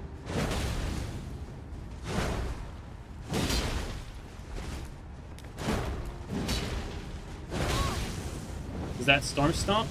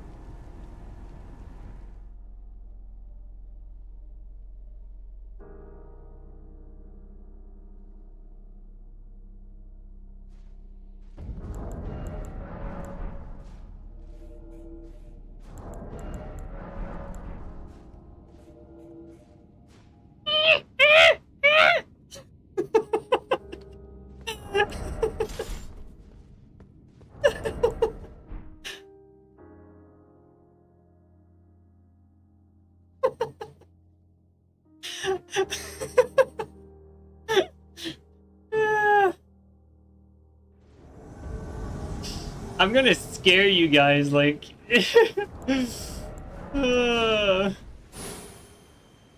I'm gonna start doing that on stream, like, without any warning. I'm gonna scare you guys off. Your dog just looked up and was like, what the fuck was that?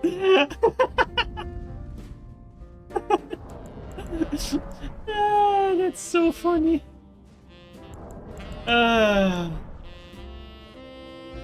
that's so funny, man.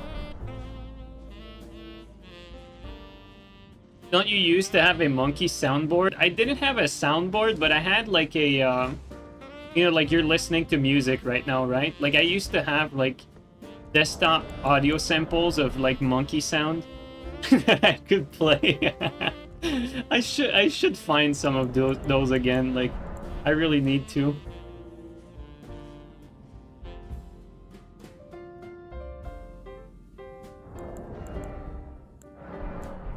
You missed Grim stream where he could only do monkey sounds for the entire stream without saying a single word. Holy shit, that is so autistic.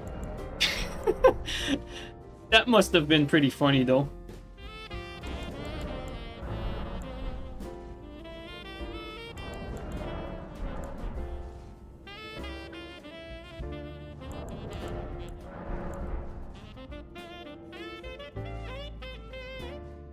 Yeah, the headphones on your table and you randomly heard that. That's great.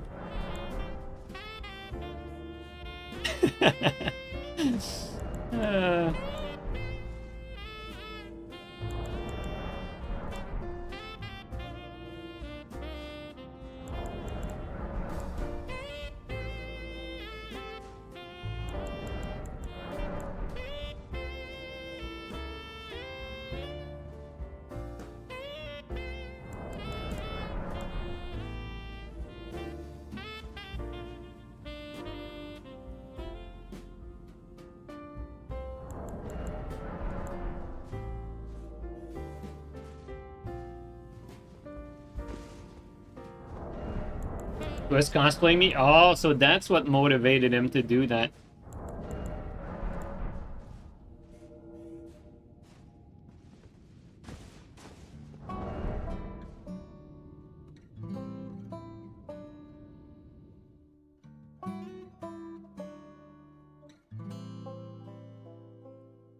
I really did leave an impact on Dark Souls 3. It's pretty crazy, like.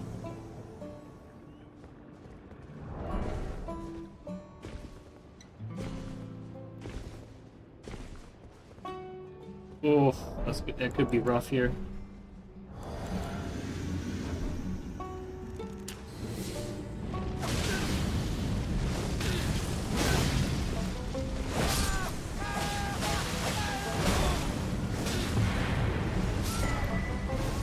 At least the last guy didn't come.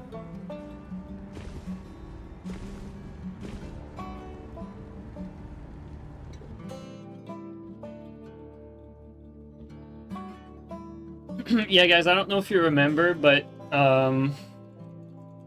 you know,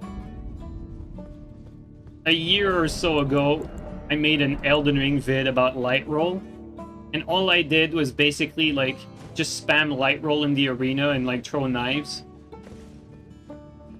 Basically saying that light roll was broken, because if I just decided to light roll, people couldn't catch me. And at some point during the vid, I randomly decided to, like, put some monkey sound in that vid. And there was, like, a lot of comment of people who said they got jump scared by the monkey sound. Because it was so random, they were not expecting it. I thought that was so funny, I still remember it. The fucking monkey sound jump scare, dude.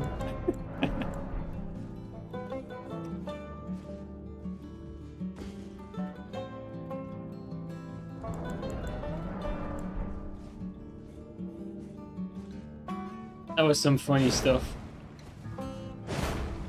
Guys, we're almost reaching the 2-hour mark. Do we have people for 2s? Who would be down to play some 2v2s right now? Yeah, exactly, Odium. Absolutely. We have a teammate. Oh, it's against Shag. Alright. I have a teammate, but we don't know where that teammate is.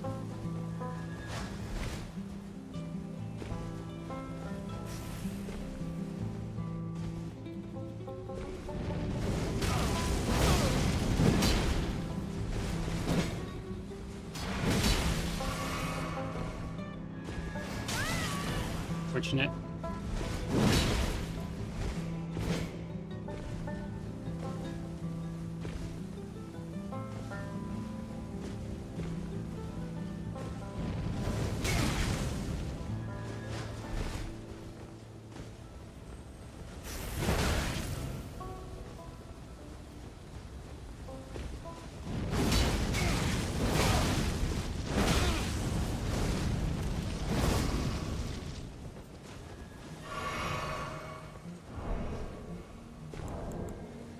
We have a teammate, but like somewhere far away.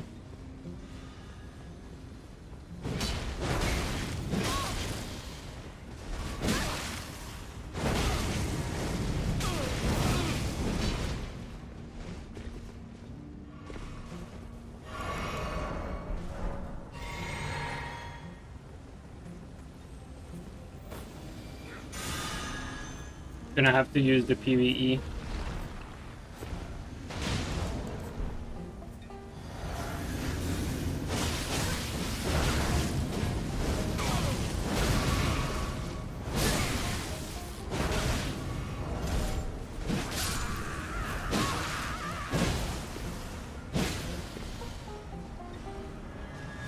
Come on, the fucking pivot.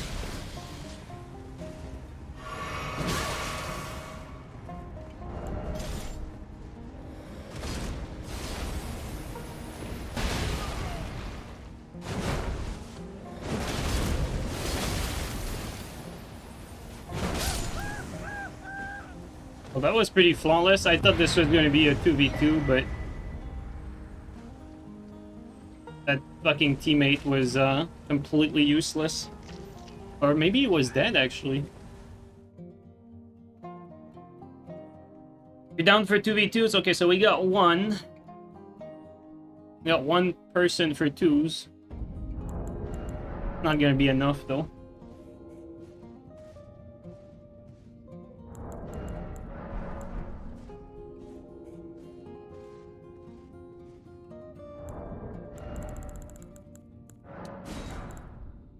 Okay, we got 2, we got Teach.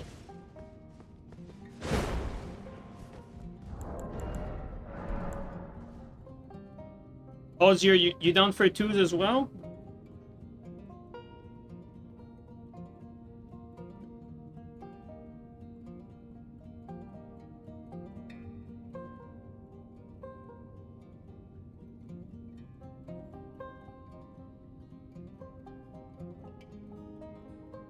Also, Medios, thanks for the bits, by the way. Really appreciate 2v2s. Yes, all right.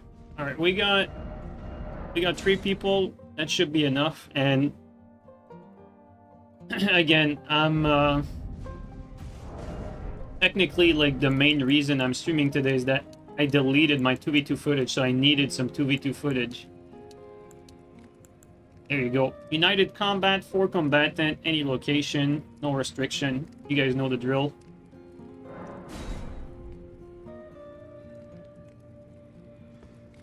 So I'm probably gonna do 2s for a little bit.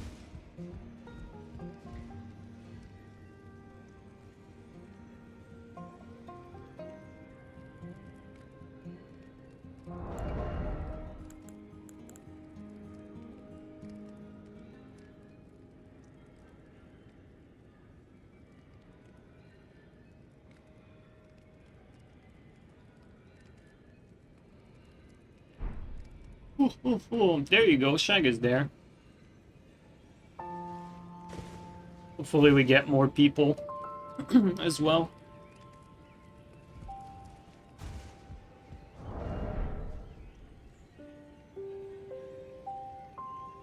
See, guys, that's why I like Shag. Like, Shag is not a fucking pussy, unlike, you know, a lot of these fucking griefers and gankers. Like, he's not the same as them. People always like to put, like, all of them in the same basket, but Shag is different. That's why I like him.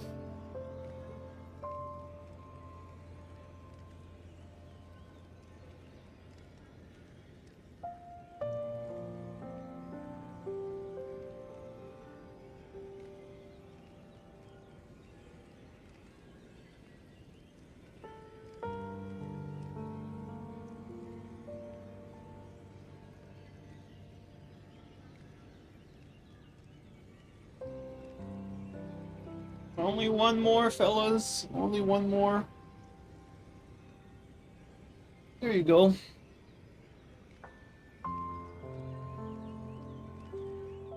You respect him for actually trying to play the game. Yeah, I know our bar has gotten low, GGRK, but it is how it is. Like very often when you fight people that are like stream sniping, they're basically looking for the easiest way out possible.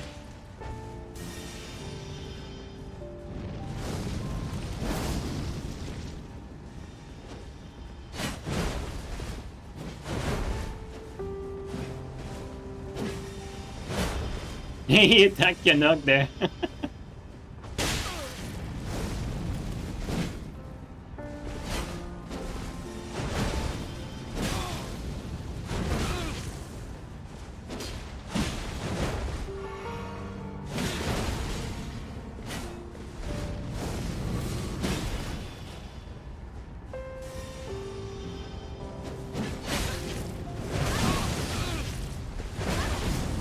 Yo, Canuck, what is your HP? Yo, Canuck, what's your... Hey, did you... What the fuck? What are you doing? Did you pick the wrong character or something? How does that happen? What the hell?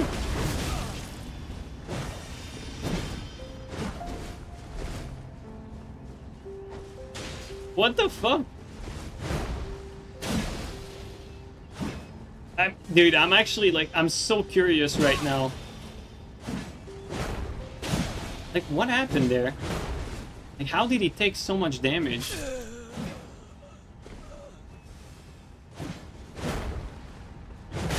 Yeah, why is he getting two-shot? Like, what the fuck is that? Did he get the wrong character? Forget to spec his mule? That is so funny, dude. Bro, get exposed, fucking cheat engine scrub, dude. Bro's fighting with fucking no HP. And he has all his build ready and shit. Oh, that is so hilarious. Dude, look at his HP. Like, he has like 600 fucking HP. That is so funny, man.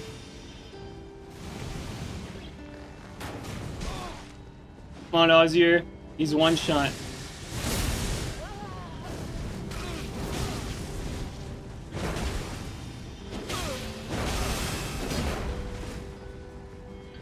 I mean, that's kind of unfair to Shag, let's be real. Canuck is a passenger here. Never seen that. I mean, you never see it because he's not supposed to be able to join like that. Like, he basically cheated his stats, and he forgot to do it, or he didn't do it properly, basically. That's so funny.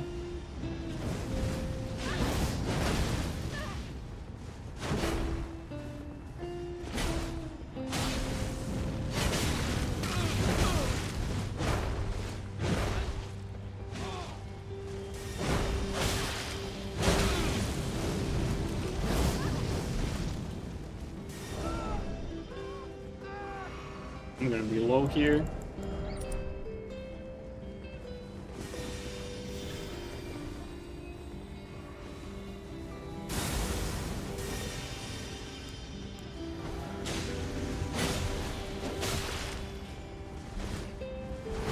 Oh, I should have connected.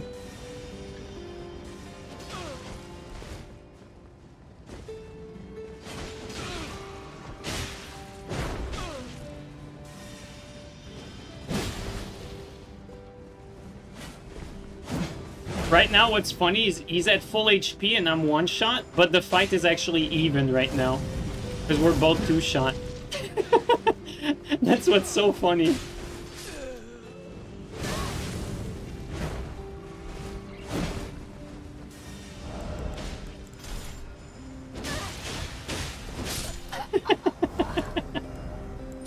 Oh, man. This is some funny stuff. Never seen before. Oh, Shag with the hard counter. I mean, I would hard counter him back, but I mean, because Canuck is basically like a passenger here.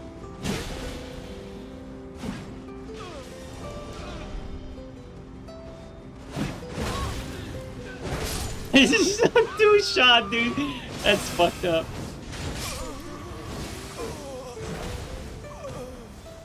Bro, Canuck, that is absolutely fucking hilarious. Canuck, I've never seen that before, dude. Oh my god. I have never seen anyone do this before. Yo, Steel, thanks for the raid. Steel, you just missed it. We just did a 2v2, and Canuck had 800 HP because he made his build with like cheat engine or something and like exported his save. But he forgot to do something properly, so he had like fucking 15 vigor or something. And he was like, I think you're still 125, right? That's so funny, man. So he was getting two-shot like the whole 2v2, like 800 HP. You have 77 end right now? What the fuck? That's so weird, dude. Ah, that is some funny stuff. Never seen that before. That was pretty random.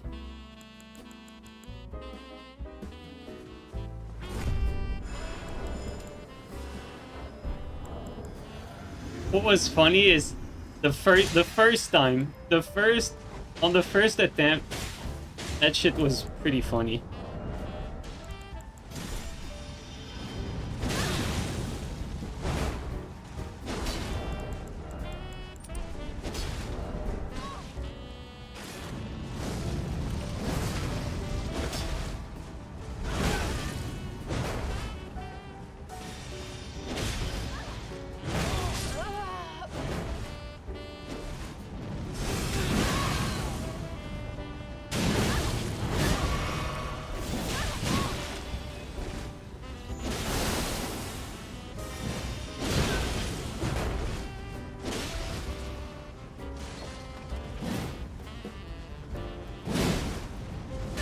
Thank you.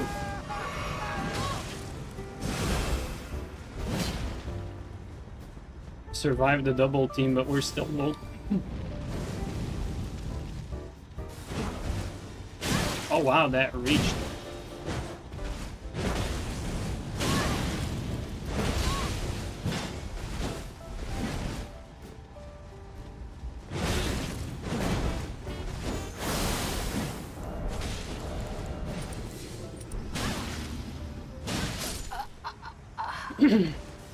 Harry kind of being a passenger on my train here. Oh, I ate my input. I think it didn't connect.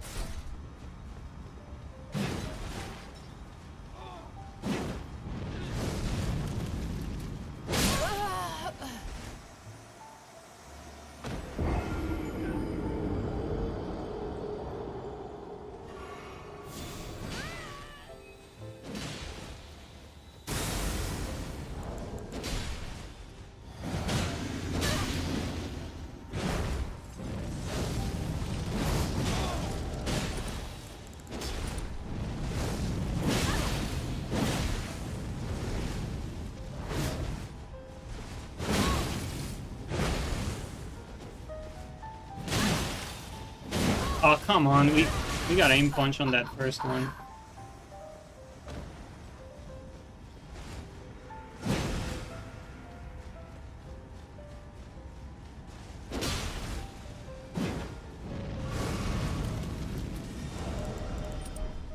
My teammate at.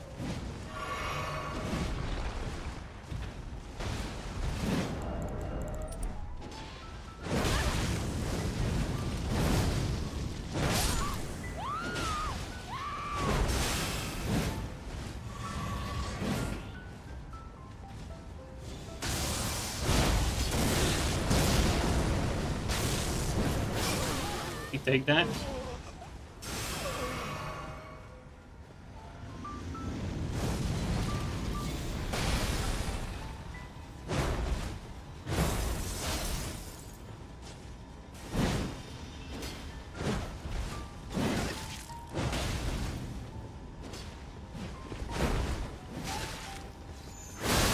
Actually roll that.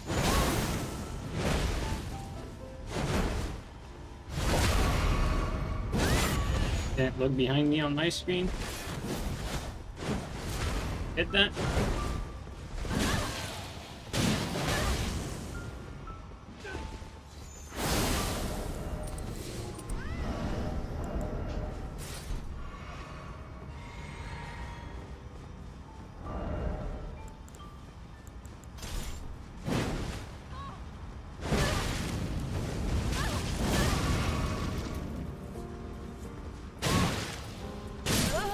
Should have Viper Armored through that, but I didn't have Bull Goat.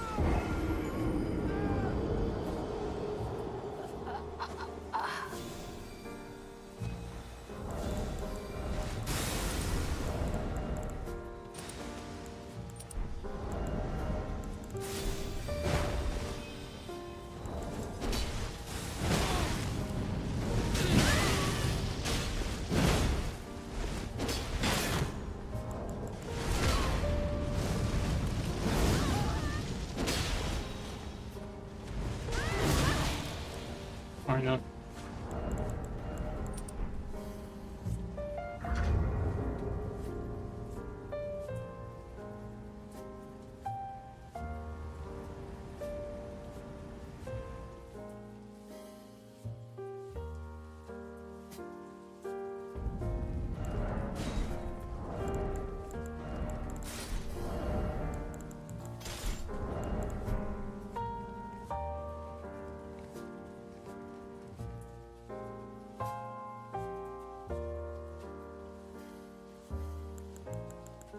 There you go. The 800 fucking HP beast right here.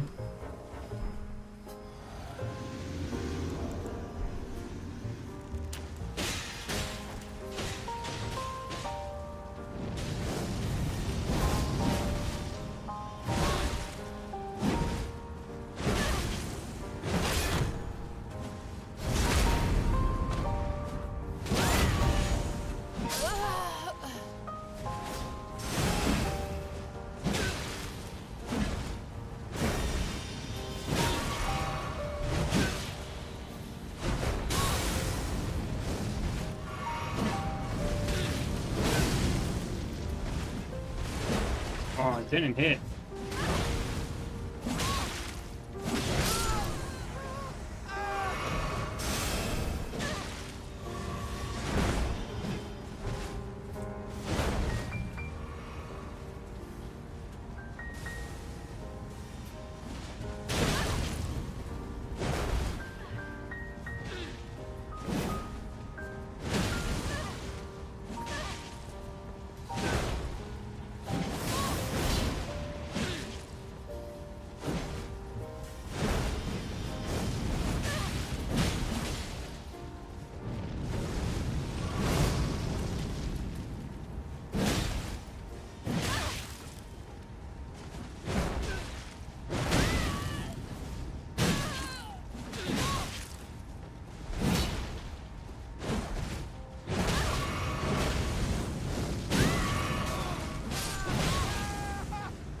Oh my god.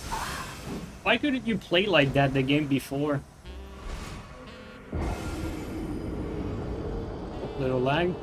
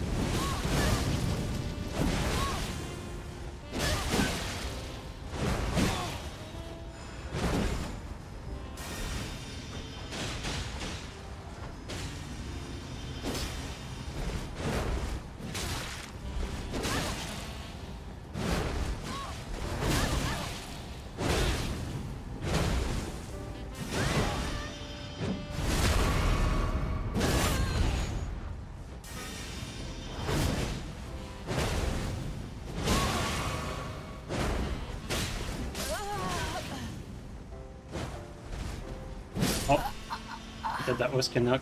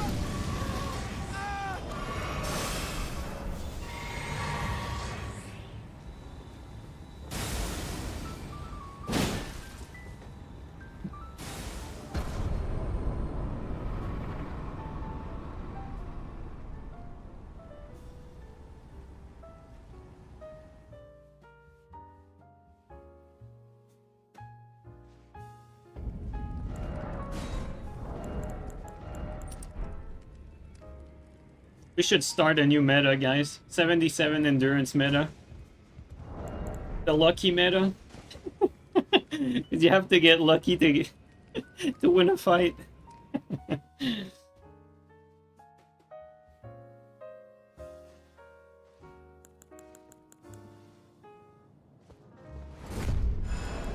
Dueling Shield 77N.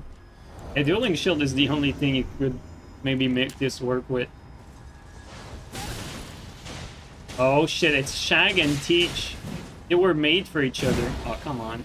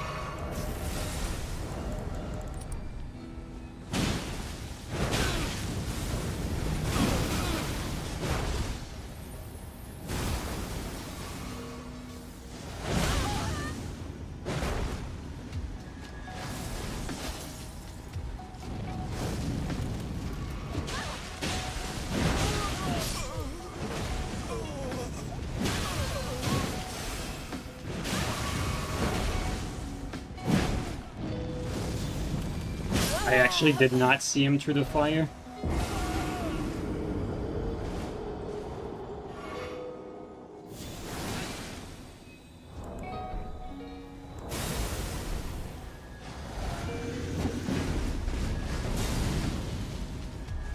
That's not a bad strategy to just spam that at range.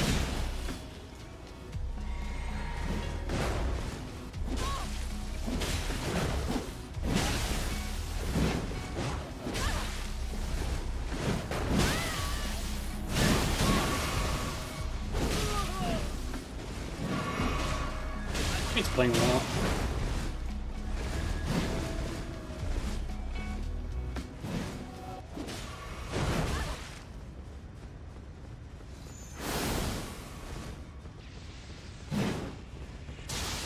Come on.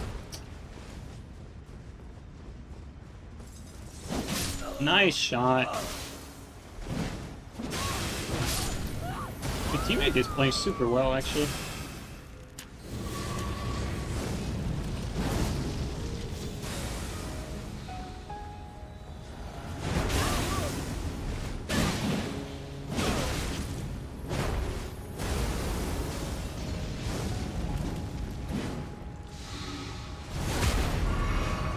Yes.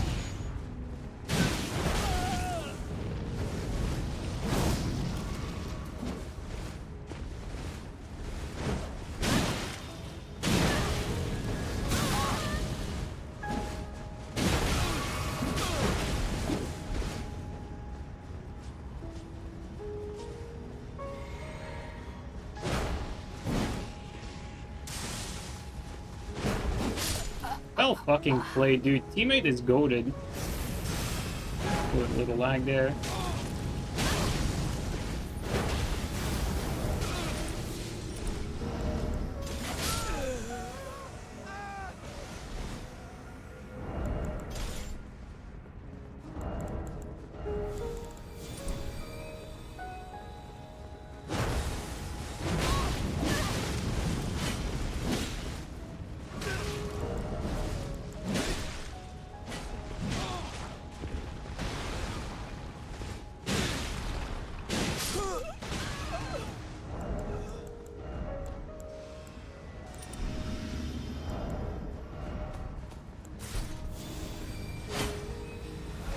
All that.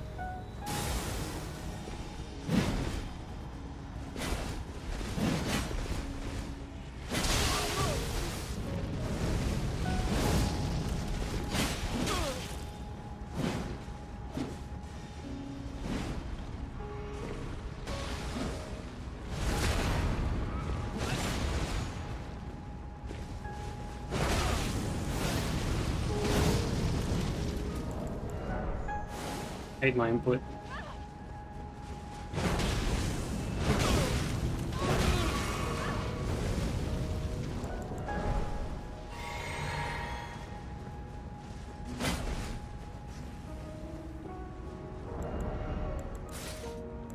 The teammate played super well.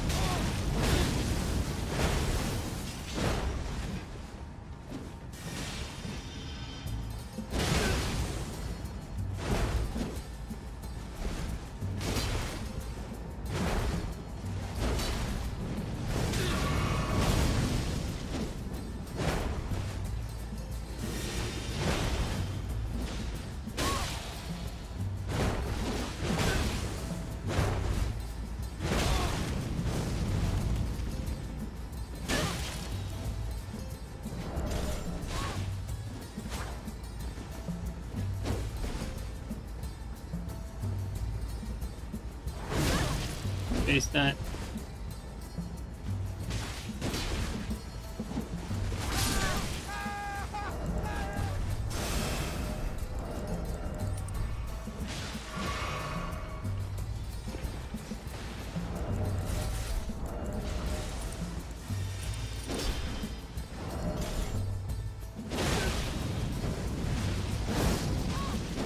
Take the input.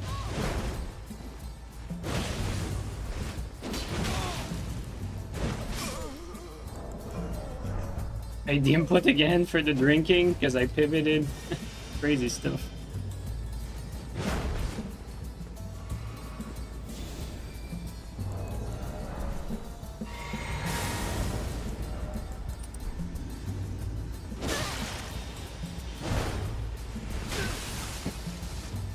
Oh, he has the bear claw counter.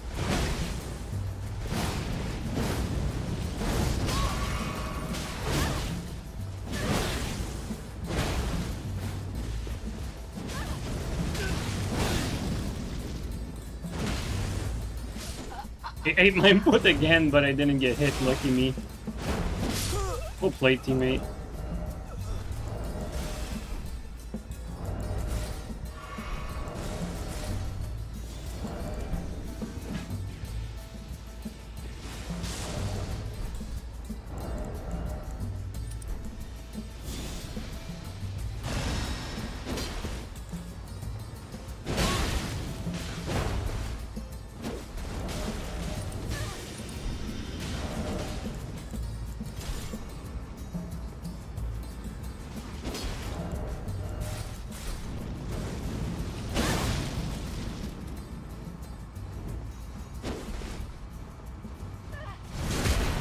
Dark Souls be stabby stab.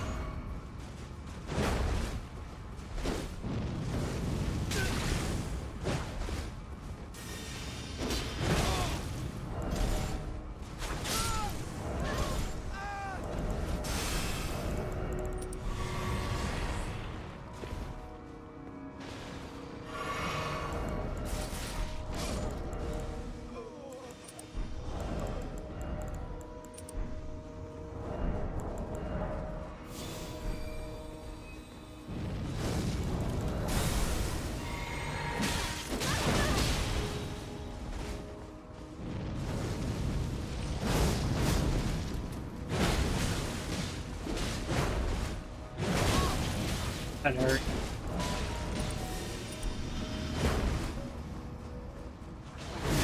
I misspaced that. That's my fault. I keep misspacing the piercing fang.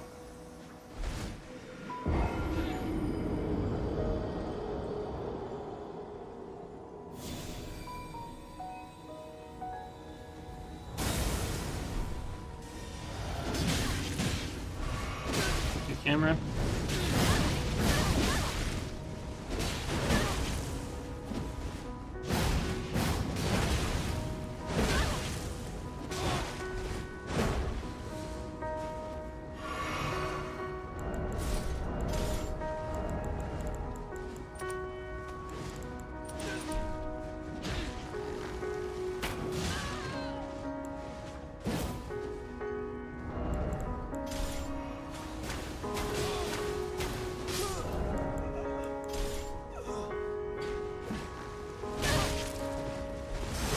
God damn it, teammate died and it probably gave them the draw. Yep. Our teammate kind of choked there. I had the kill in front of me too.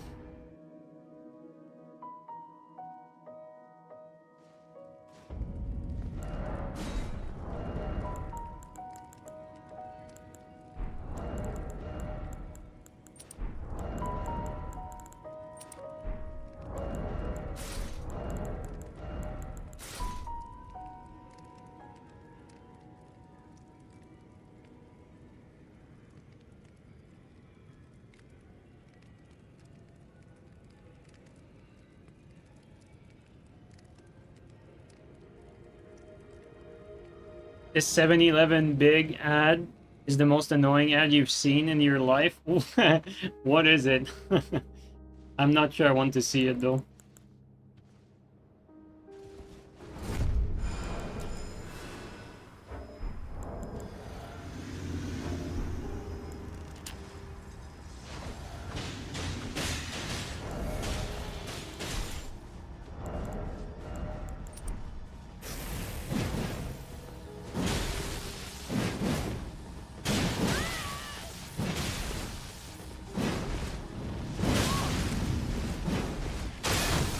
Interesting.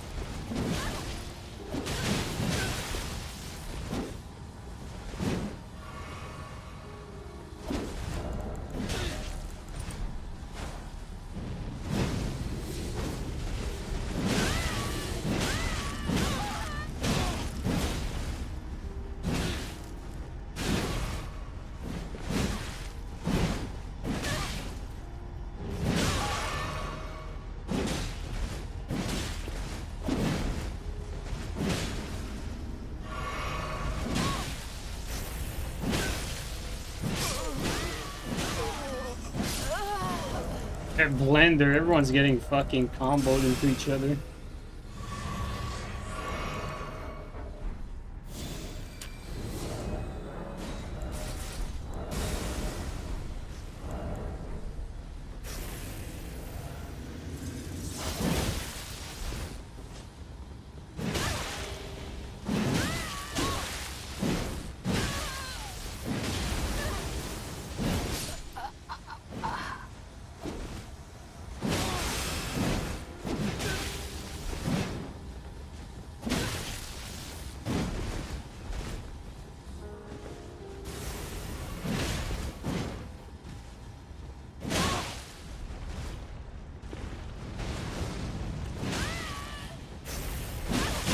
It was not even meant for me.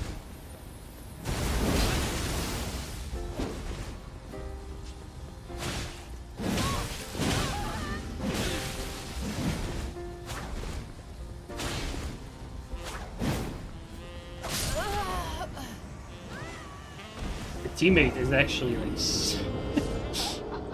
speedrunning deaths and shit.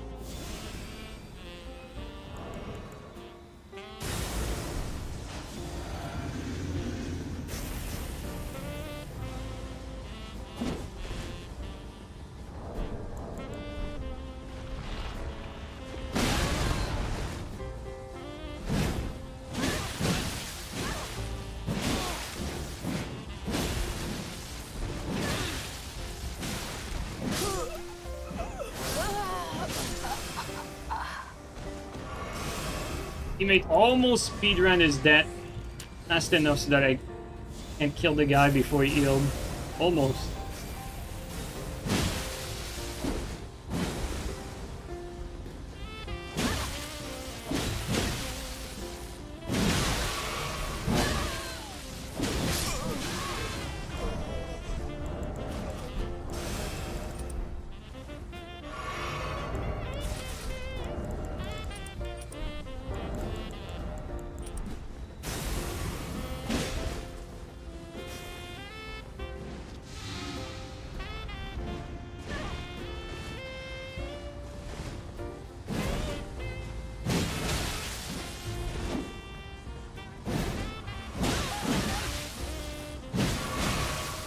It's so crazy how like these free like get out of hit stun shit.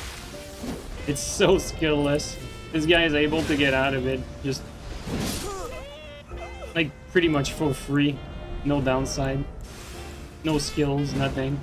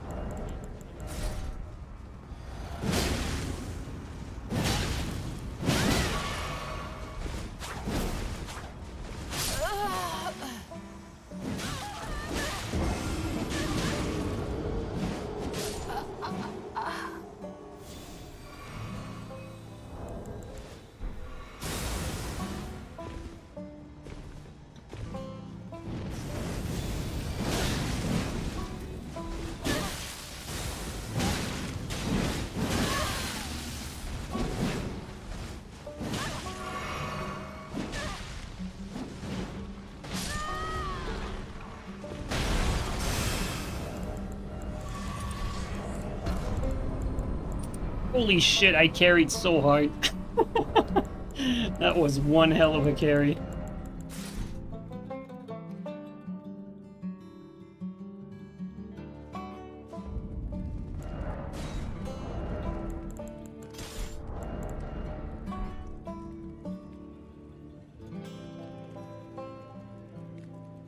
Just use something you're more comfortable with.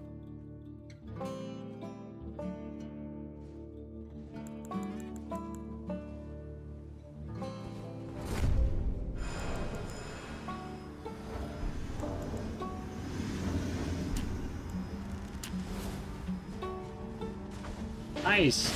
That's some pretty good,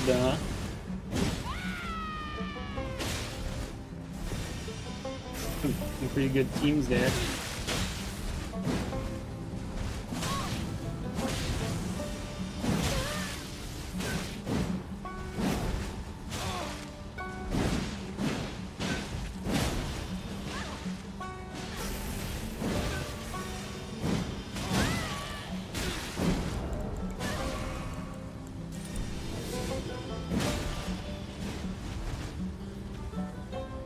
My teammate here.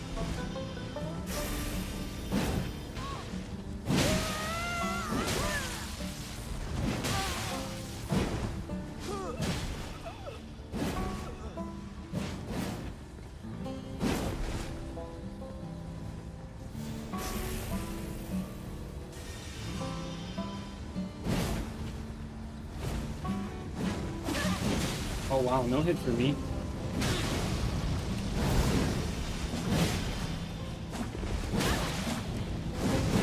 On the stupid lock on was meant for green.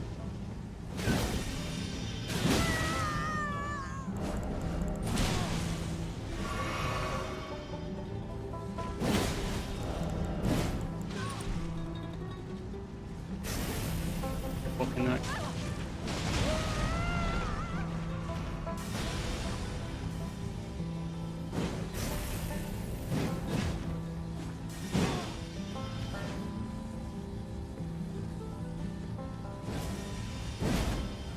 I keep fucking confusing Canuck and Clevy.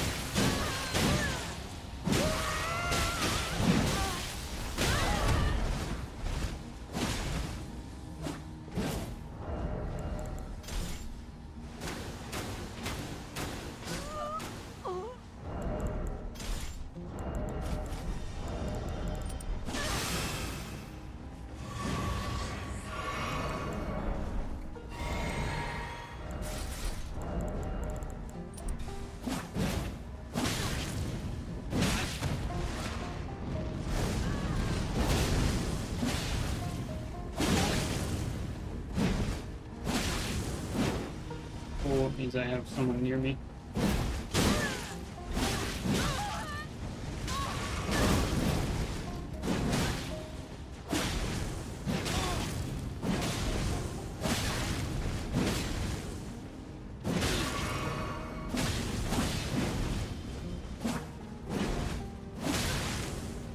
Just bad stam management.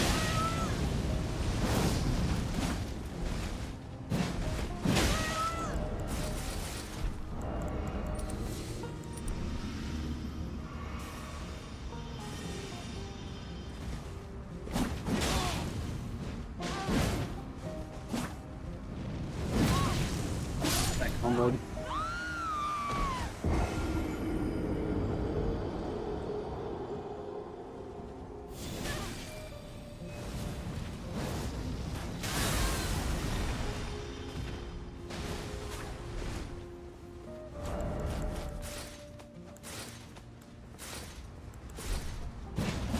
Insane, no hit for me, no hit again.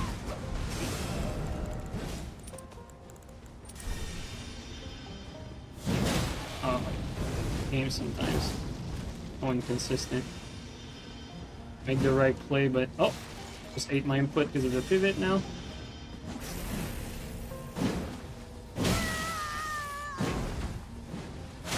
Insane.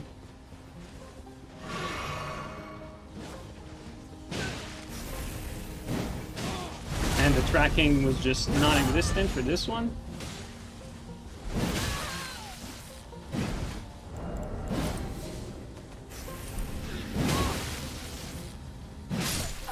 Yeah, loop one. Just like inconsistencies, like every fucking encounters. Insane.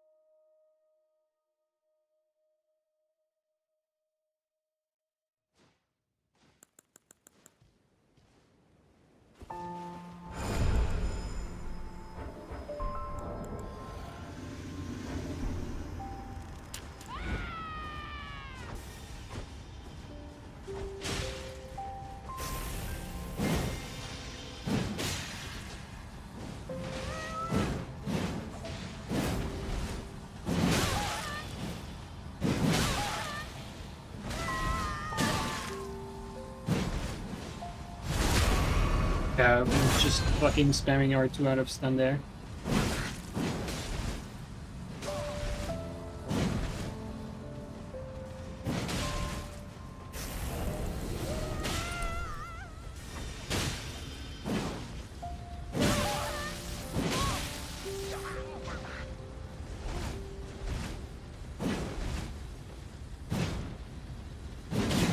Wow, dude, this game is fucked up.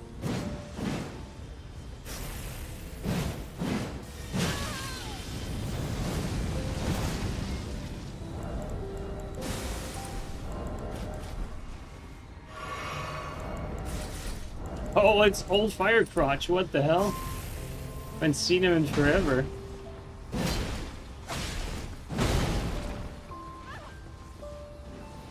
It's fucking old Fire Crotch, bro. It's the name Dante gave him, dude. So funny.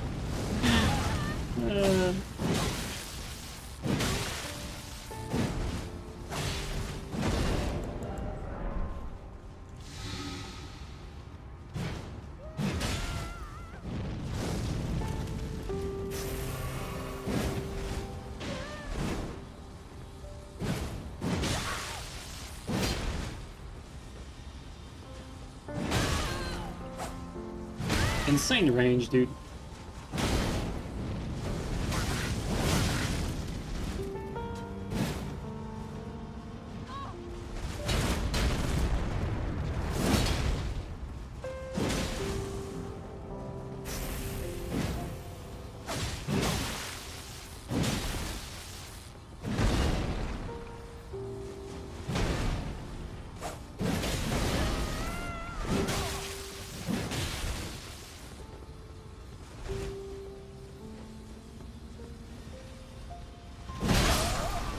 like that.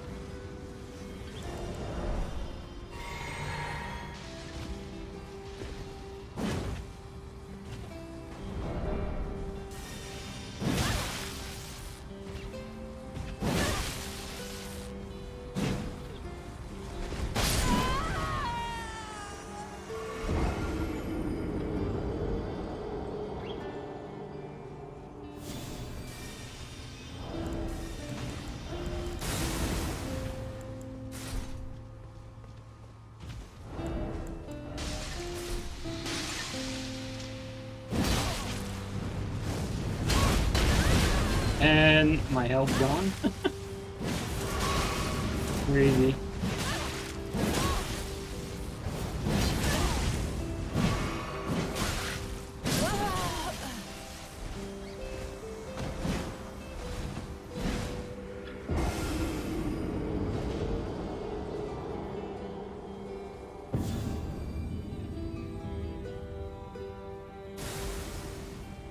I got pretty lucky there, honestly.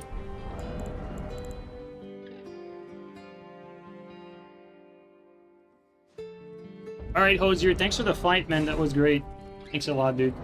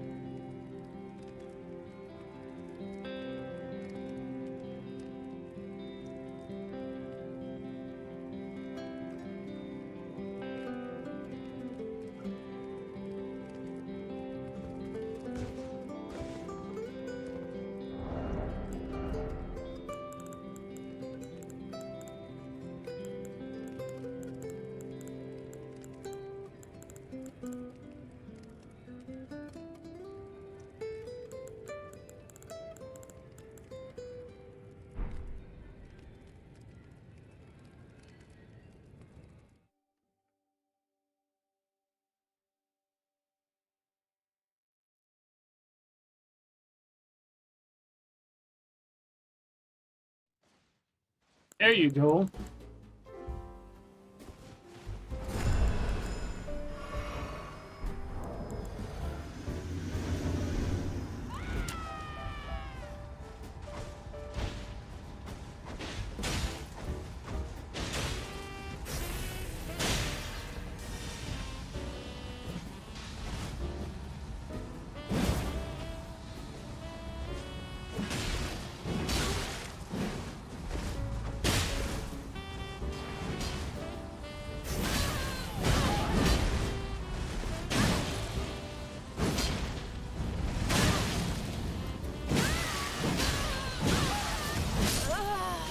Get shredded.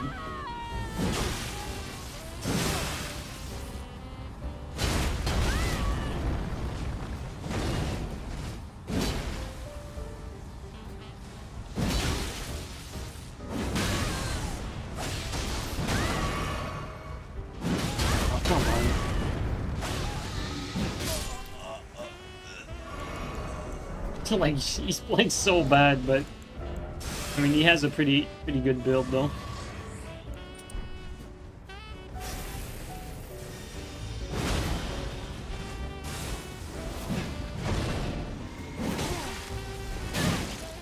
I mean, Canuck is really just like running away until he gets like someone from behind, I guess. Not sure how long I'll deal with that without getting tired and just pulling out something to catch him.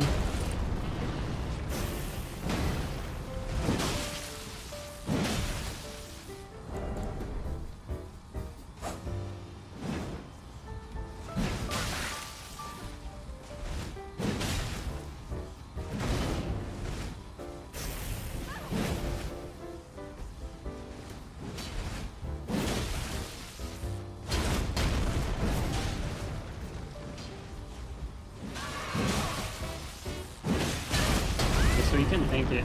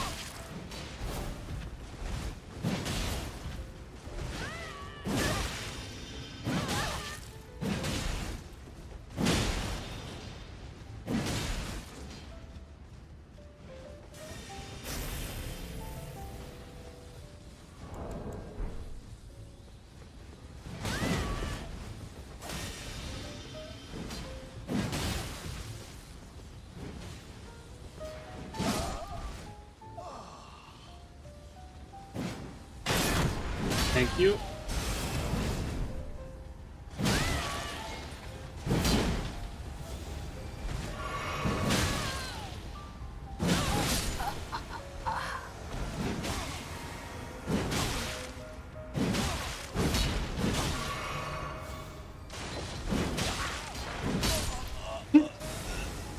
That's Firehand moment if I've ever seen one.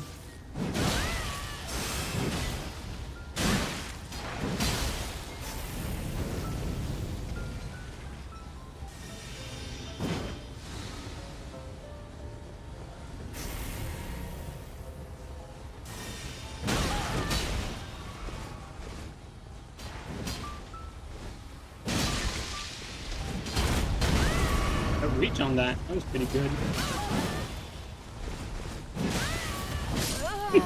Nice combo, dude.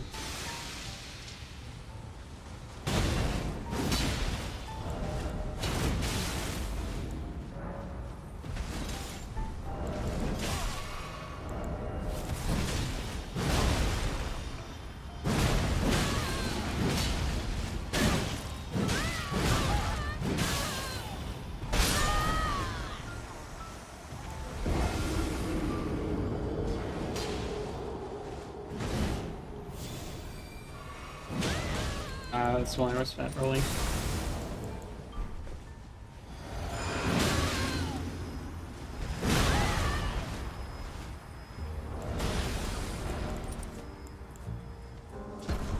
Well played, Alluvial.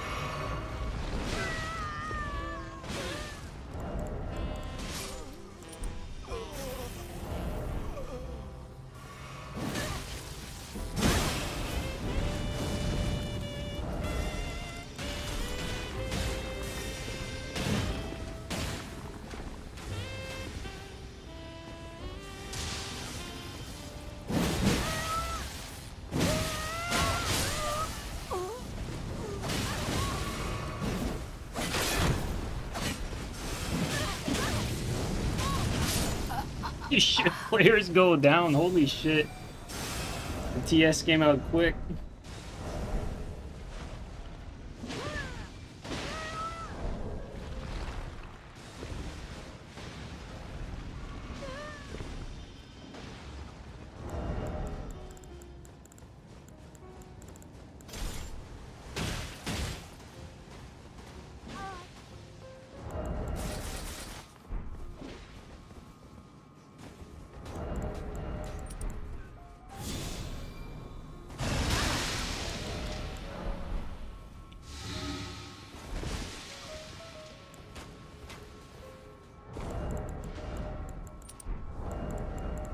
Well played, Zero. Like, these two guys care too much, guys. Like, Canuck and fucking Green are playing like their life depend on it. It's not a good look.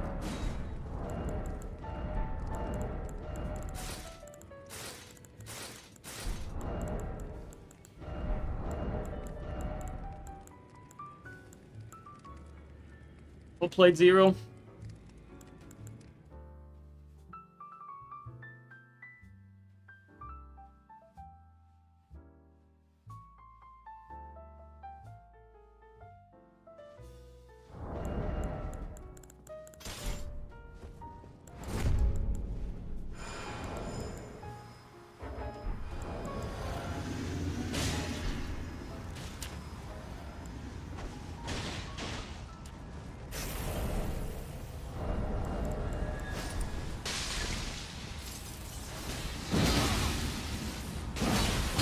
He can tank that.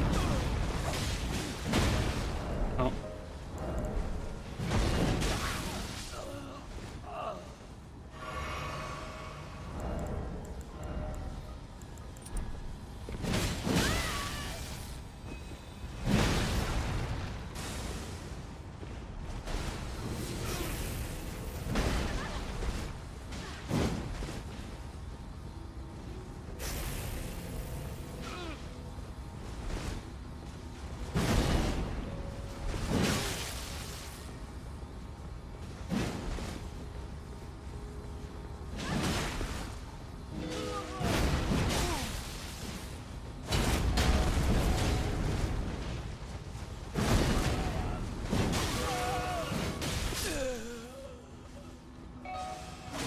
Not intentional.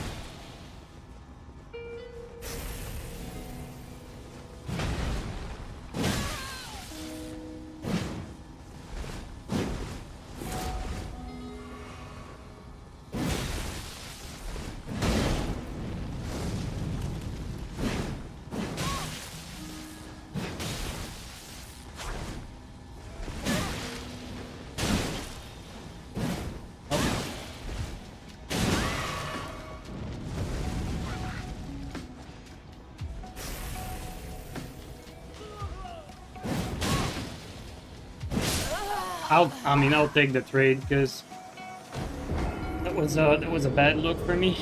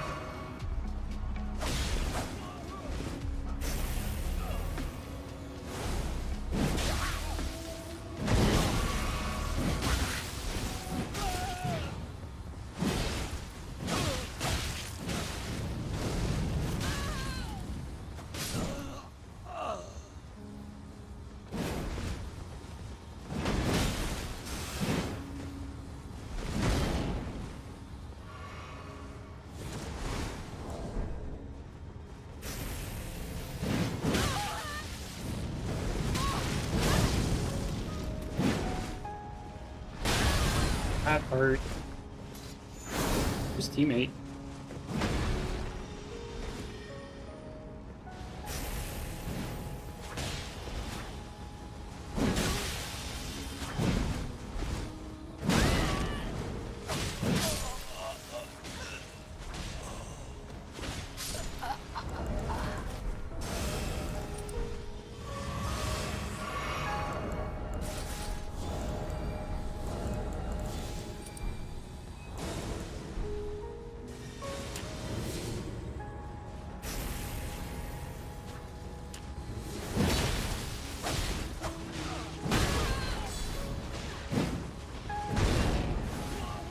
Come on.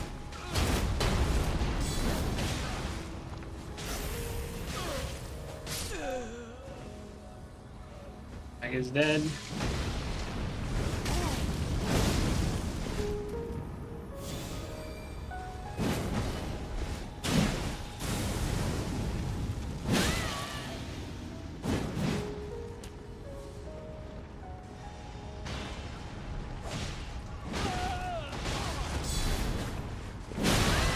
He wins that.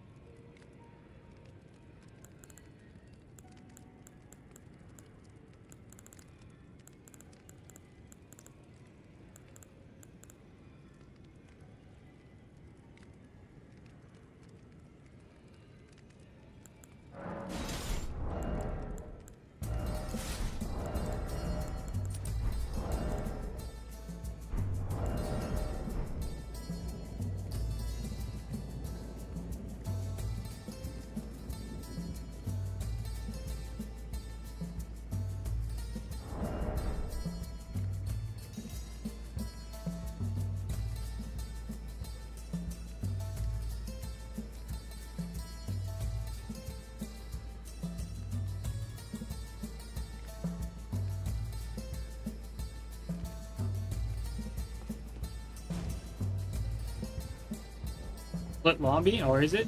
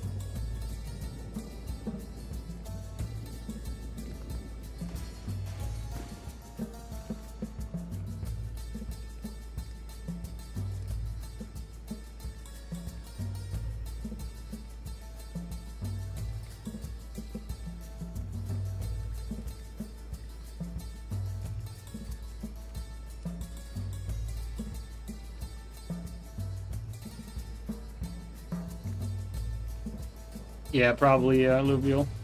Probably what's going on. Or the odd man outs. Or sorry, the odd man's out, I should say.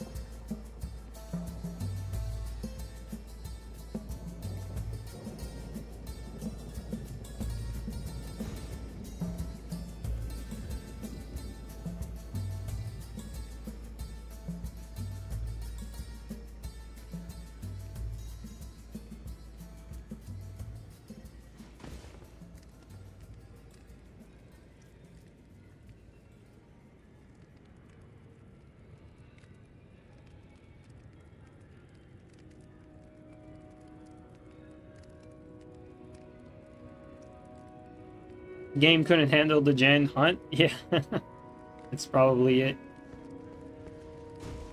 At least we have a lot of people playing, because we probably have 2 full lobbies right now. Plus the 2 of us, so...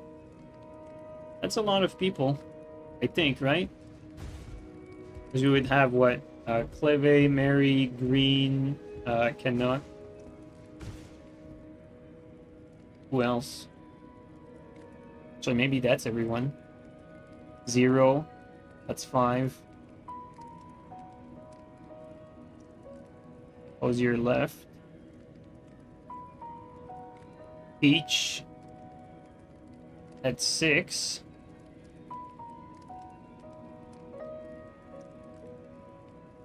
There's 2 more people that I'm forgetting.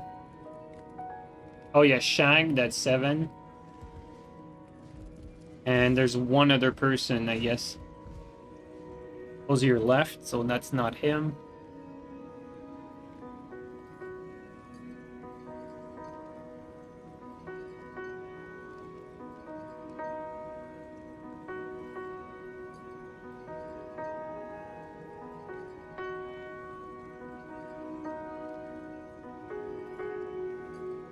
Oh yeah, Firecrotch, thanks. With Firecrotch. There you go, that's 8. So 2 full lobbies plus the 2 of us.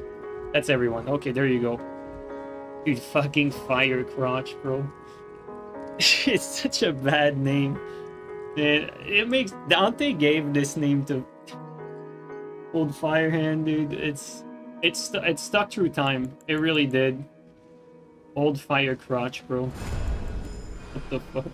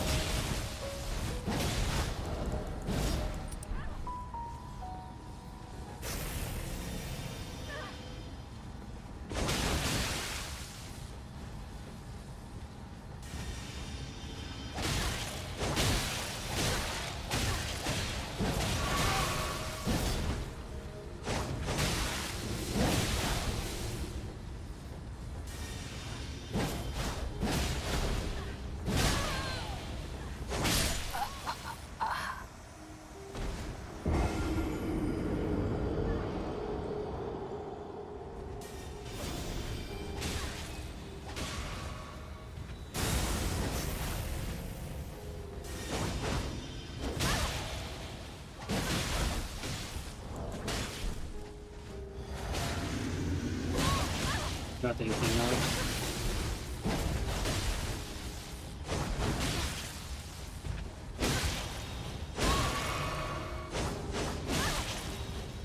Dude, my inputs are not coming out. Happened twice. Let's just finish this. Insane. This one's on me, dude. That's my fault. I should focus more, honestly. Even with the input eating, that was a free kill.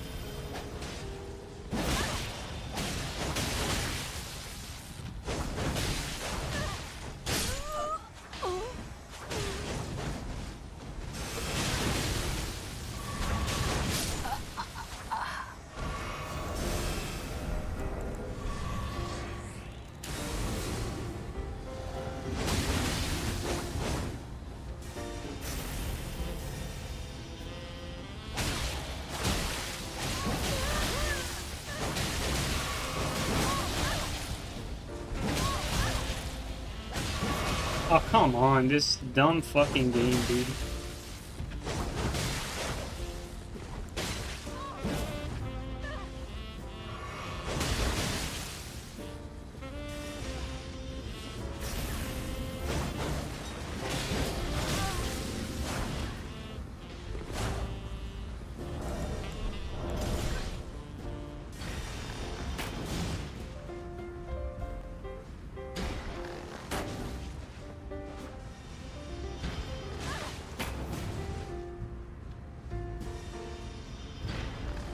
Can tank it now with his regen.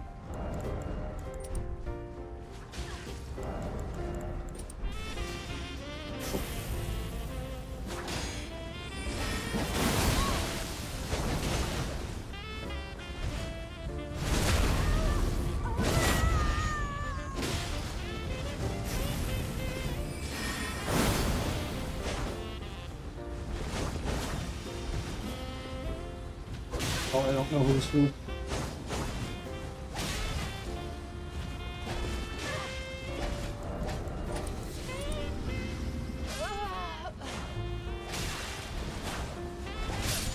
Insane. Green doesn't deserve to get a kill, honestly.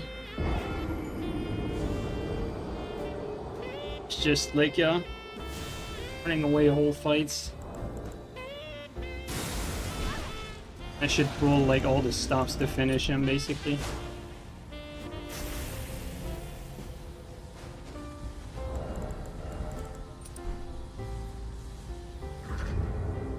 Yeah, they don't deserve that one. Although, to be fair, this one's on me, though. Like, I played bad at the start. Just played stupid.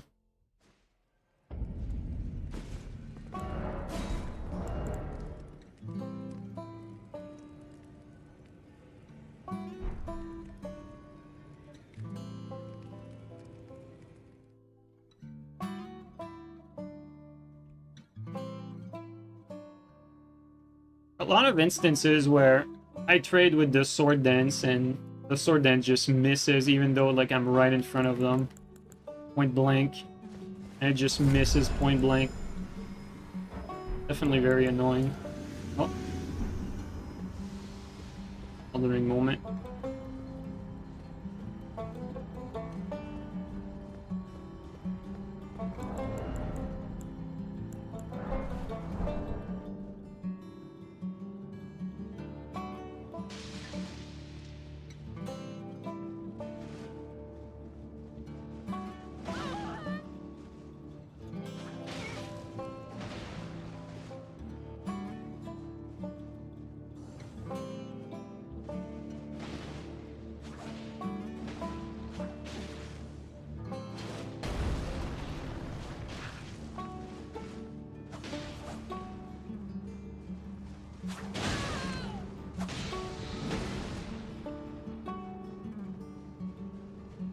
Fire hand with the big pod, bro.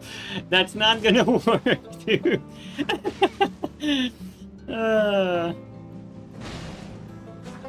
It's almost pure, honestly.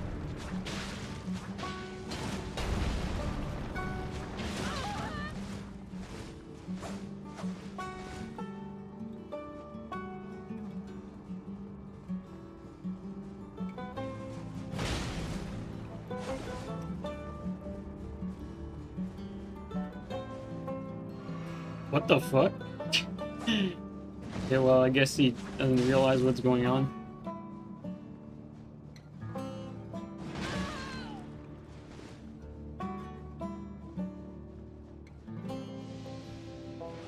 Well, you can't root for Fire Hand after healing, though. That's against the law.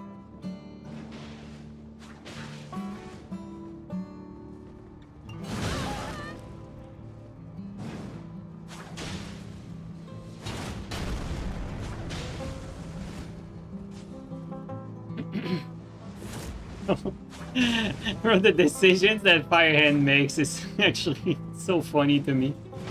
Like when he decides to do these like super telegraph range attacks.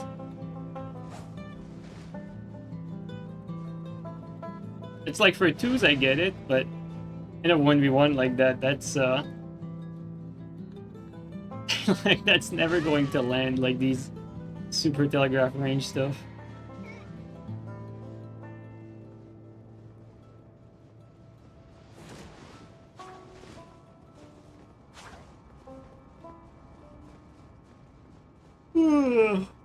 Boy.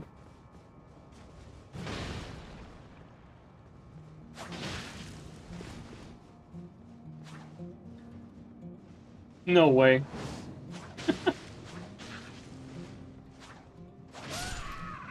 I mean, Firehand doesn't deserve this one at all. Fucking yield on him.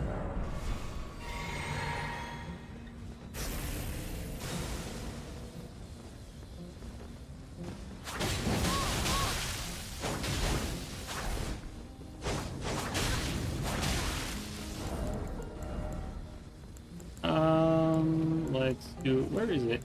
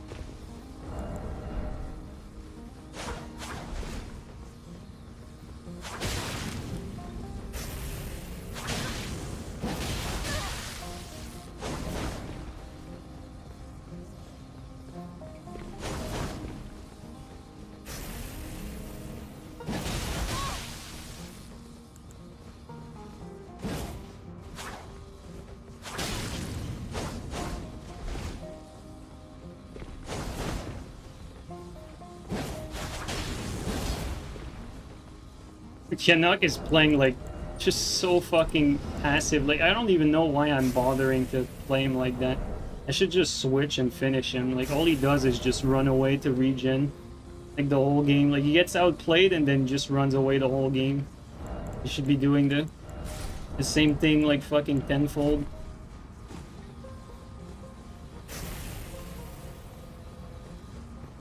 Just so obnoxious, honestly.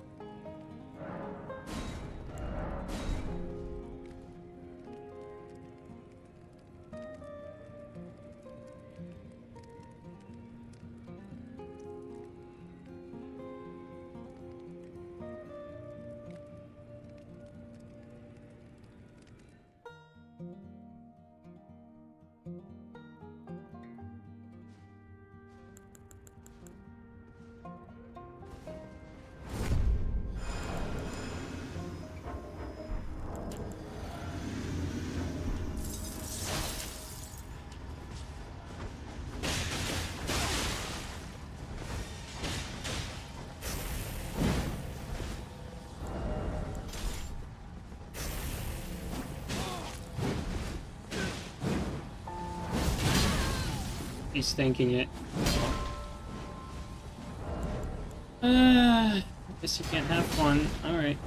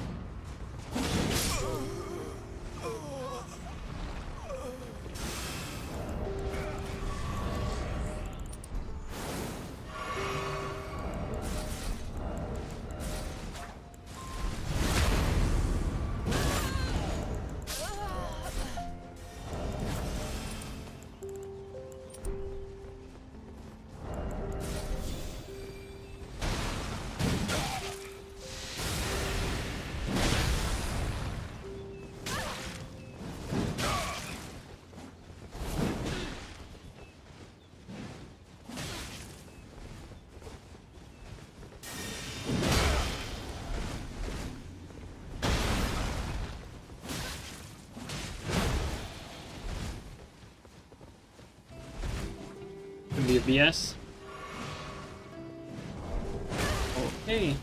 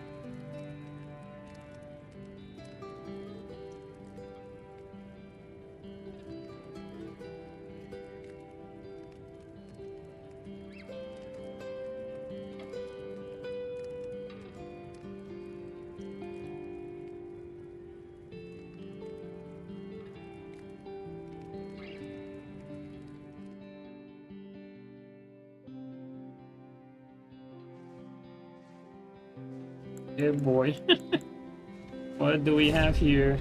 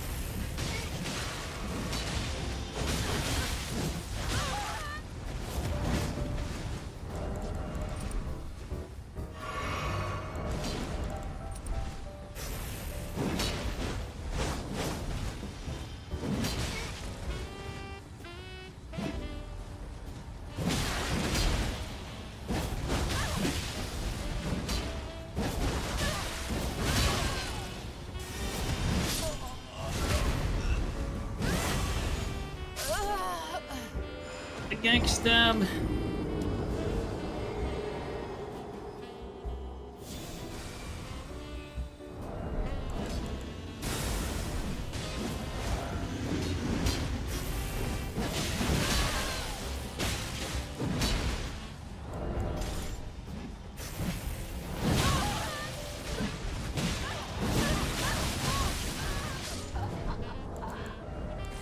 Wow. Felix actually got a kill. I'm shocked.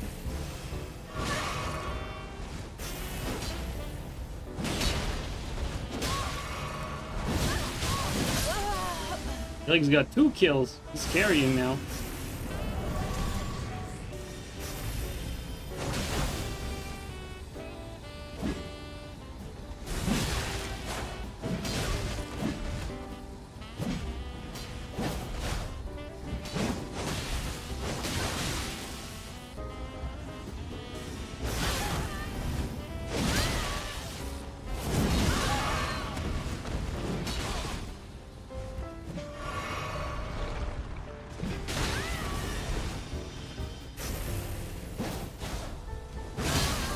Jesus Christ, dude.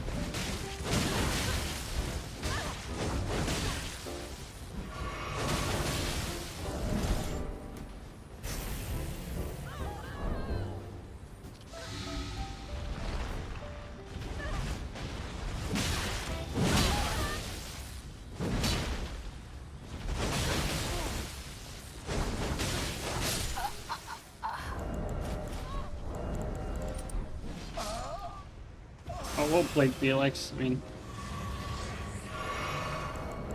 he did his best.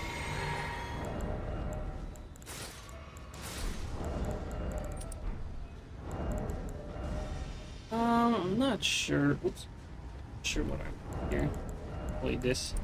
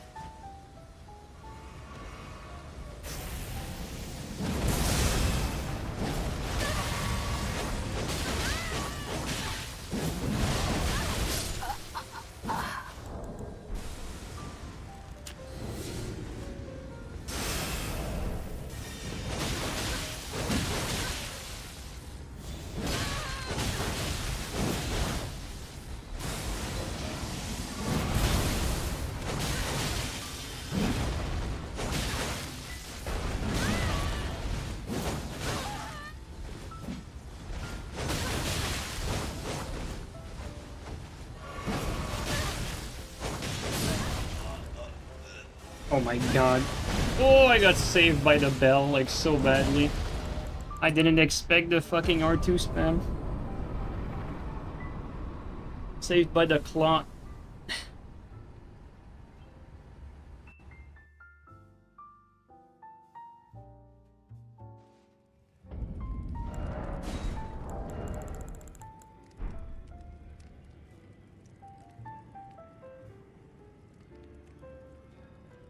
Surprisingly, Felix was not useless. I thought the guy would be useless, but he played pretty well. He held his own.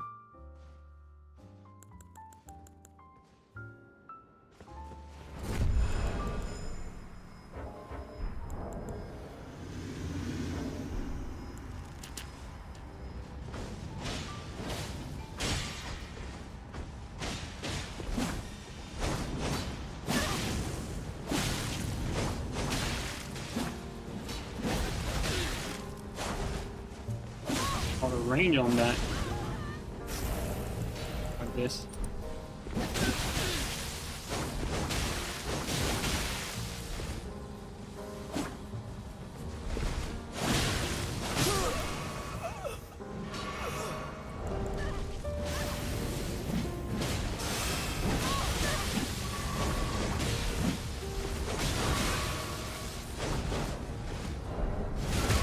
Could be a kill.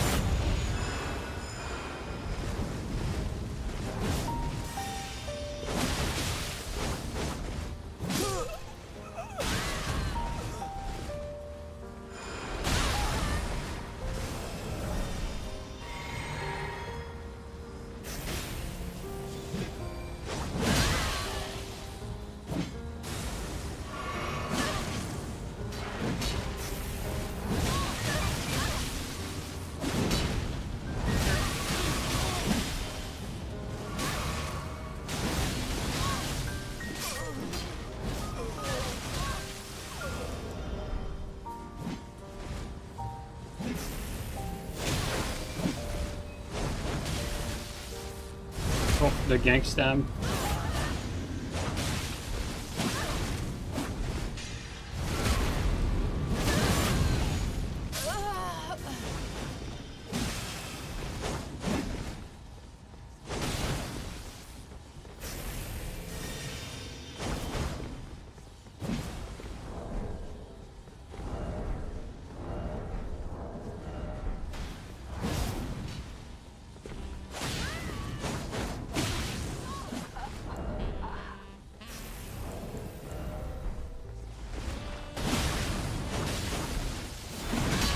Oh shit. Nick was alive.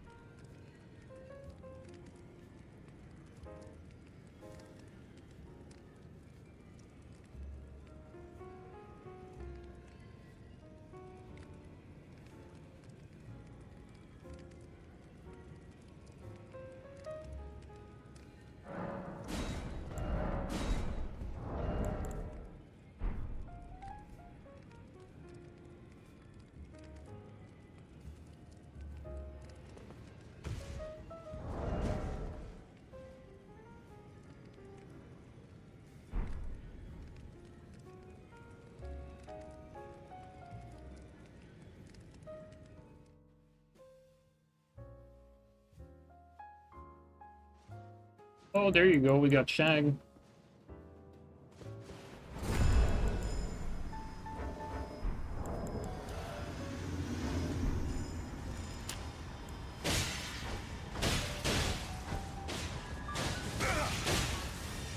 Like you took that hit late.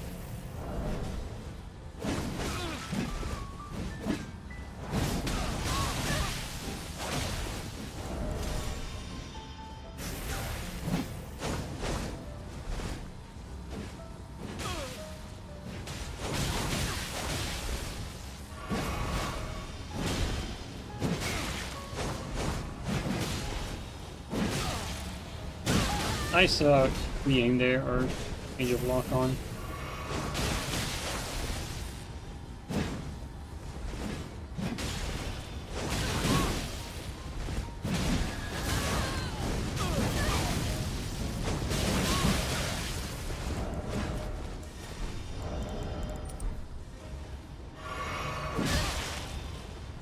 Oh, that's unfortunate. Bro, teammate is useless, what the fuck?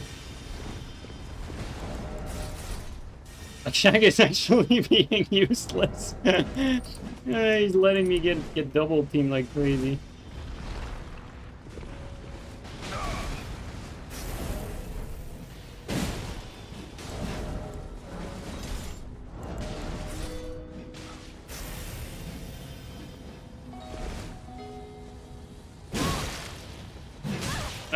that's questionable. Oh, yeah, this guy's net's bad, actually. Yeah.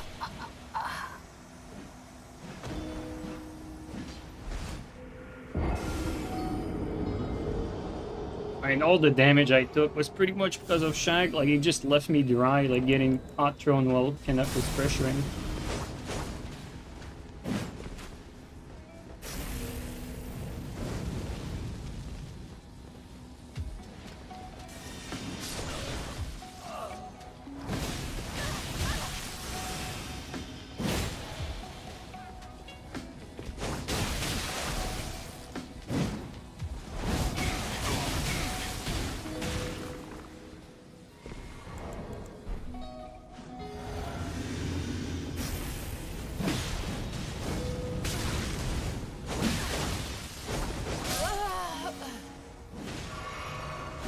Hurry up, because we won't get another chance.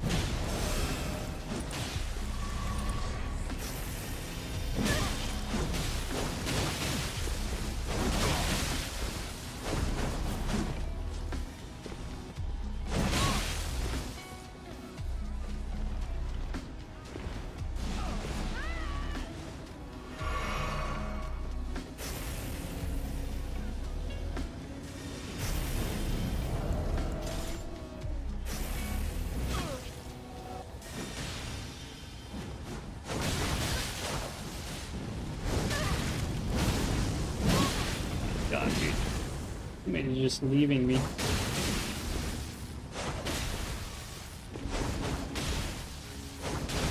Yeah, this guy's net's pretty ass.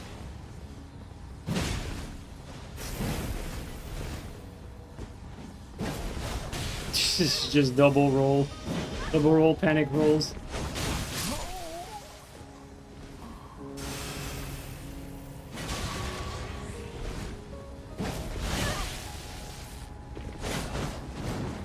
I don't think he meant to kick there.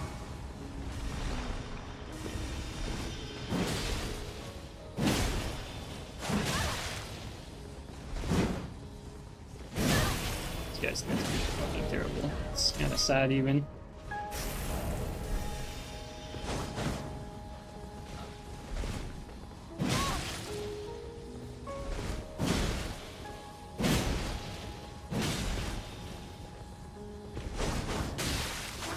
Jesus, net.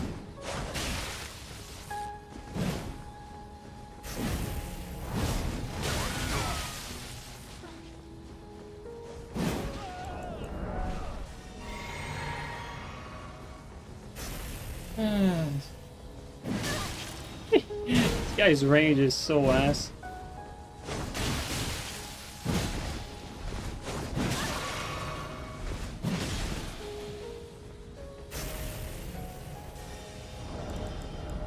He just keeps panic rolling and double rolling like everything. I carried pretty hard there.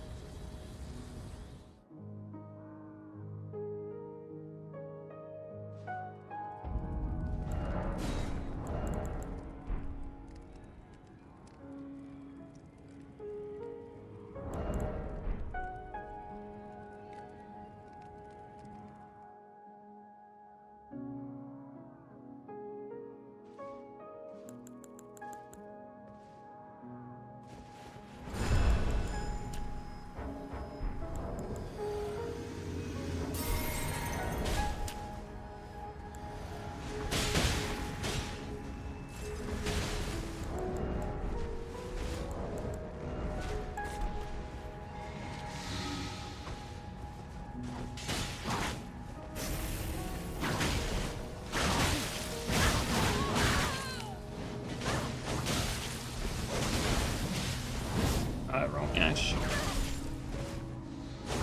Beautiful helmet, Luvial.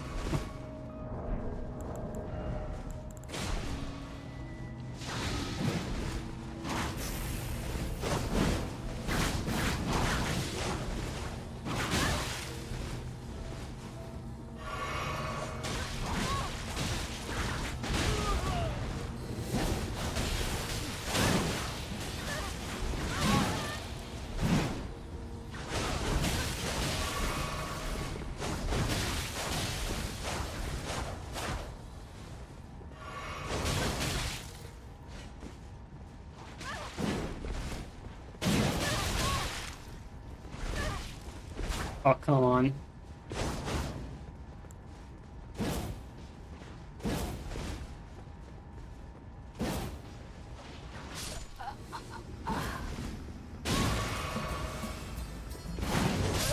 Teach, what the fuck, dude?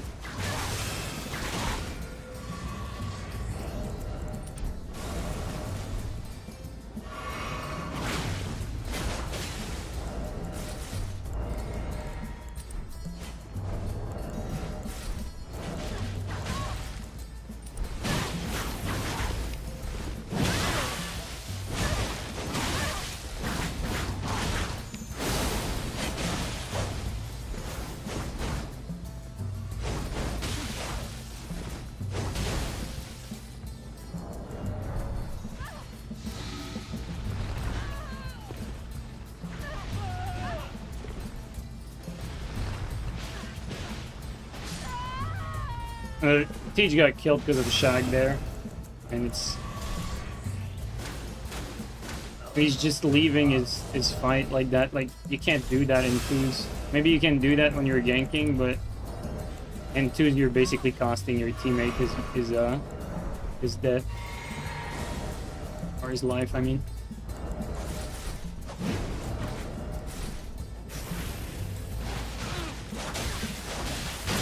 Oh, that's unfortunate.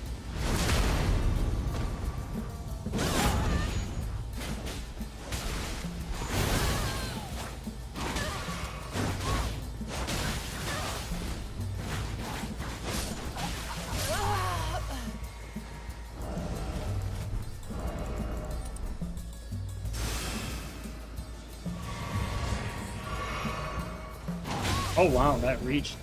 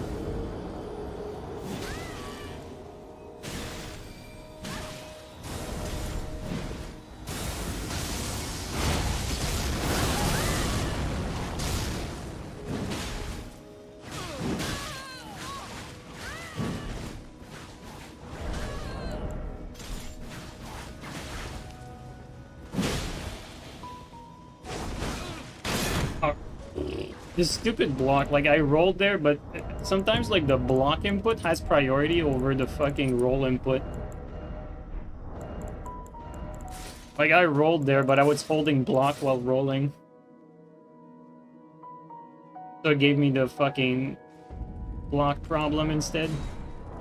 Very annoying.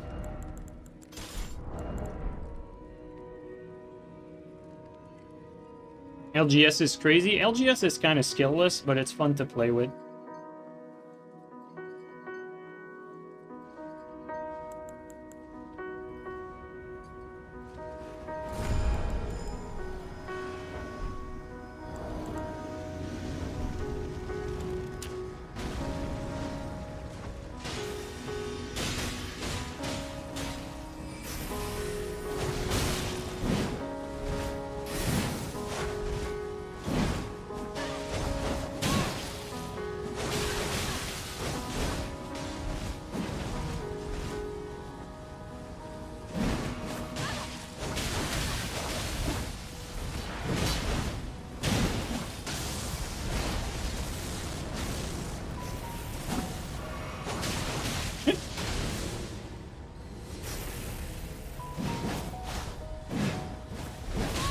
That's just a fluke. He should have landed that elevation.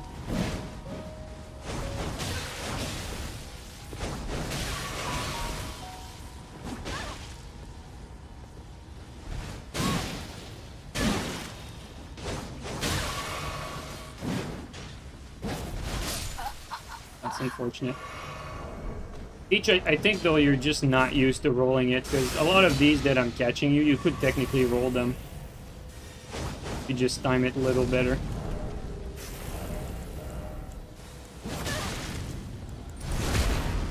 Gank stab.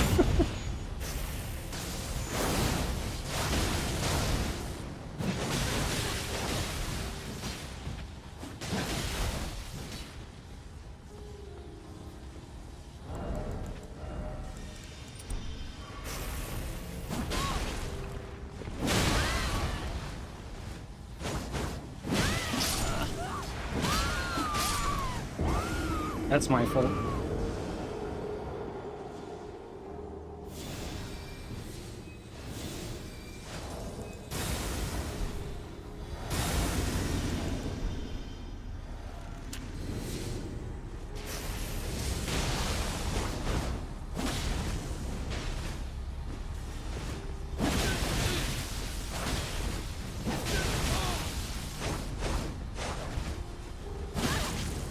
Good running there.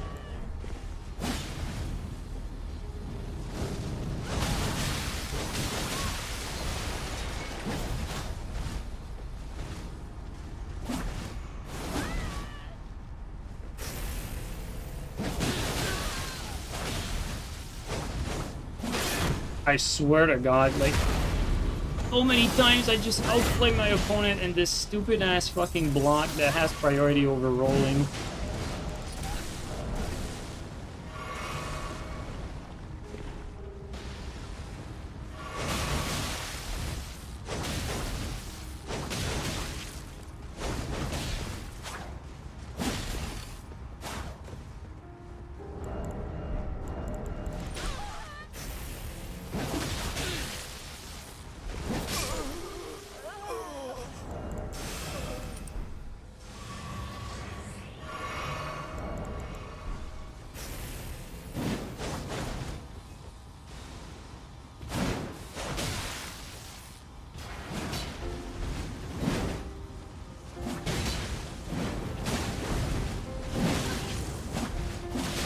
On it.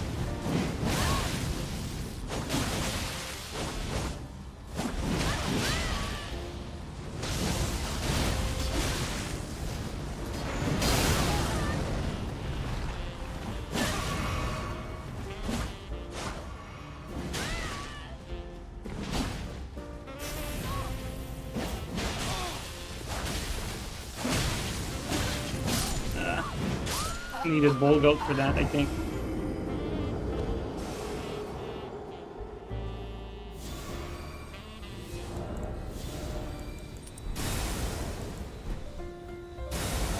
Oh, we're actually losing pretty badly.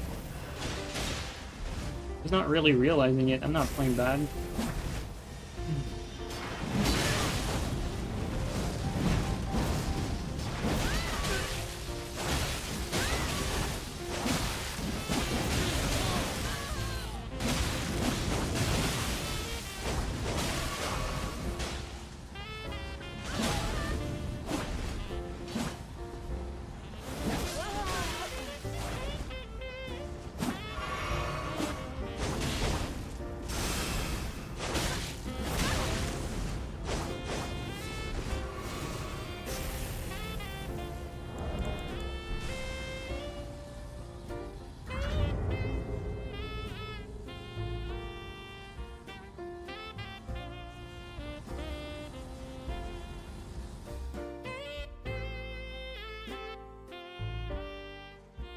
Yeah, having 97 poise is pretty much a requirement when playing against like Greatsword for sure.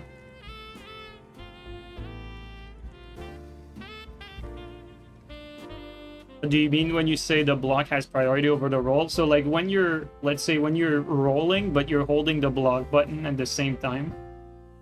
you're gonna be basically at the startup of the roll animation, you're gonna be like blocking. So if someone attacks you at the start, instead of getting your fucking iframes, you're gonna be getting your block frames, and so it can be unfortunate. Oh. What does he have?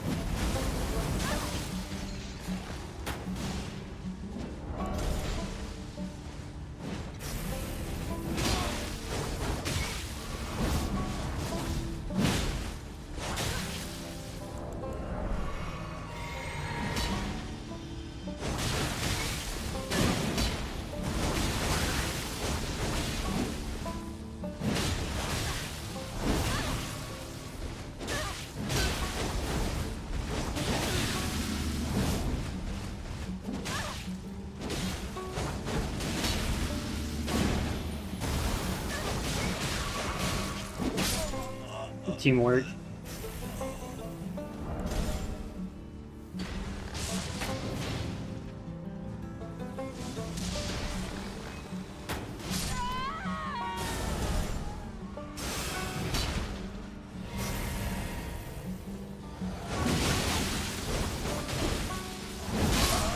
Damn. That's kind of a bad move by Fire Crunch, though. Like, he's rushing his death instead of waiting for Canuck.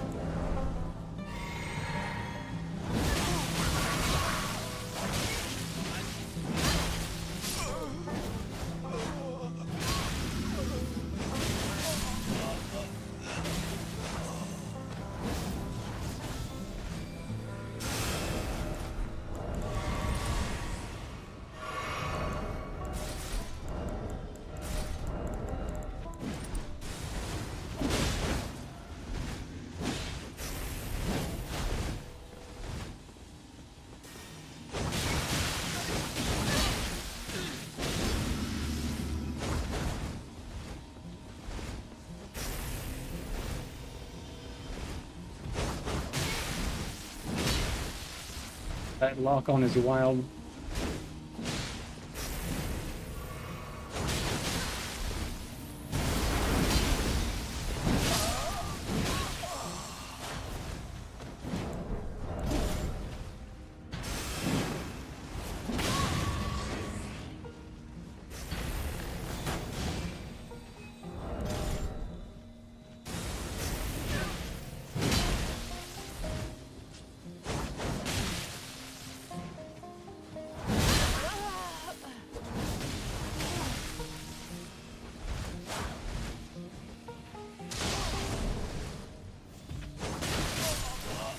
Dude, well played, Zero.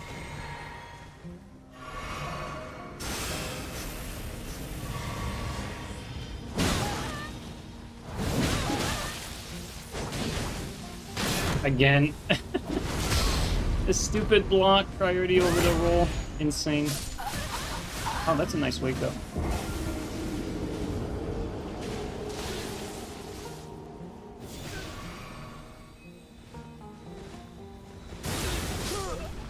Too late. That one's my fault.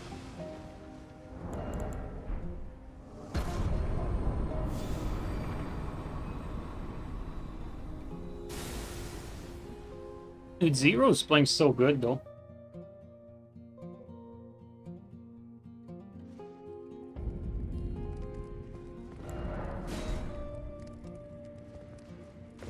With the Tarnished, are we getting a new light greatsword? Yeah, we are getting a new light greatsword. It's not Milady, the one you saw. It's a different one. It's a new one. When was the last time I played Dark Souls 3 PvP? For about 10 minutes, 2 months after Elden Ring launch. That was the last time.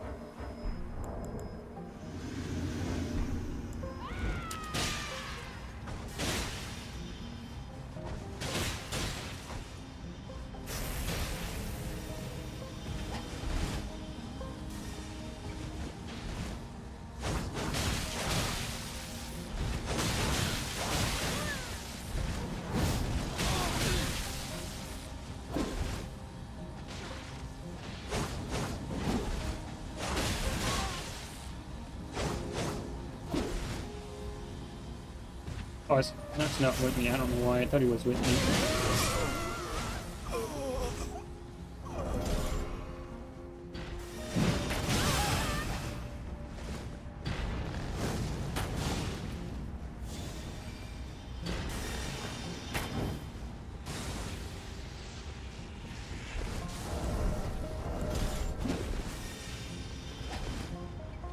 Let's go now.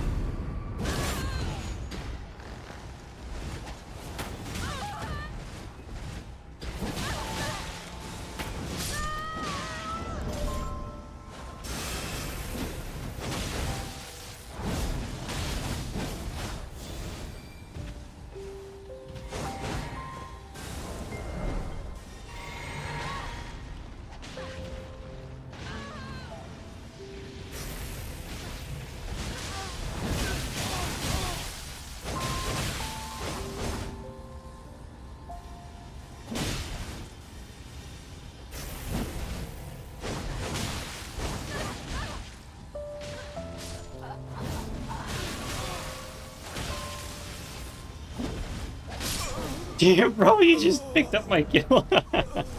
Like, threw me too.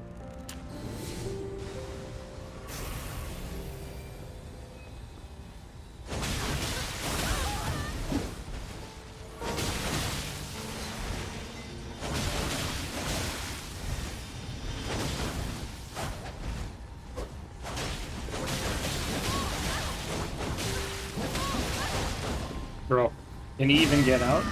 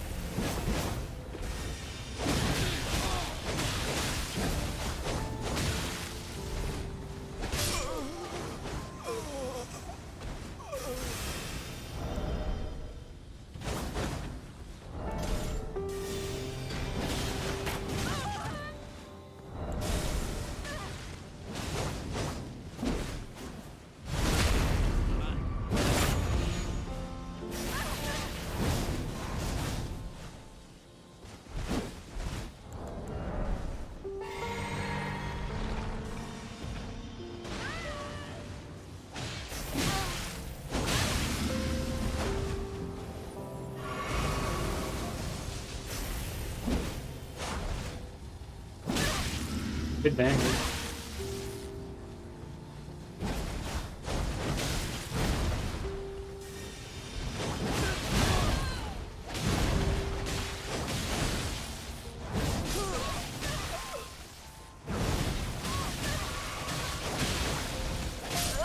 That's so unfortunate. Okay, get the kills.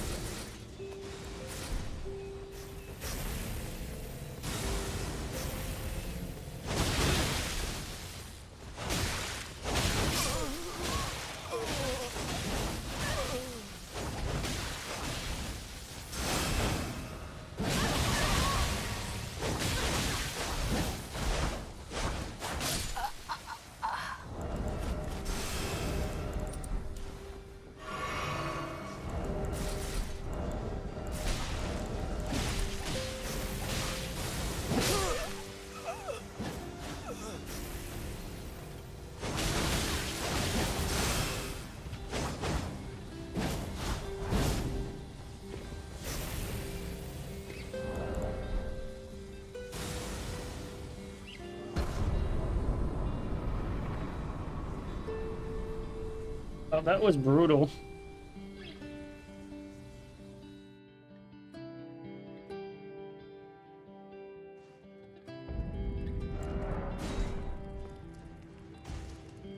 Well, cats don't play well against Milady and Shem.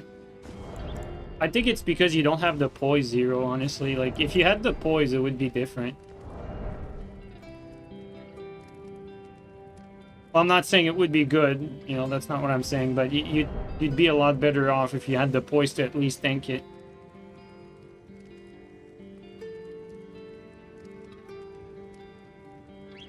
You have 89? Yeah, no, you need 97 for me, lady.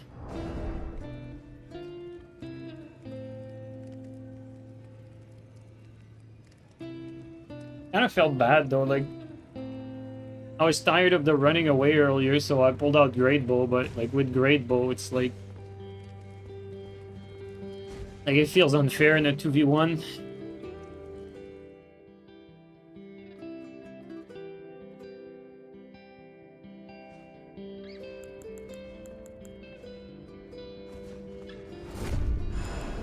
There you go, we got the green long lost brother.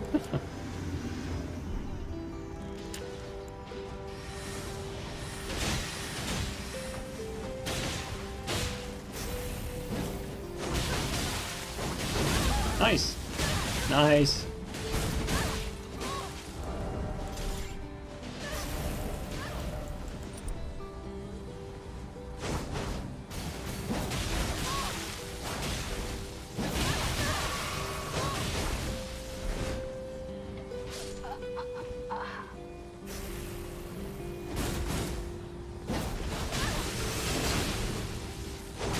I don't know who got the kill. Okay, I did.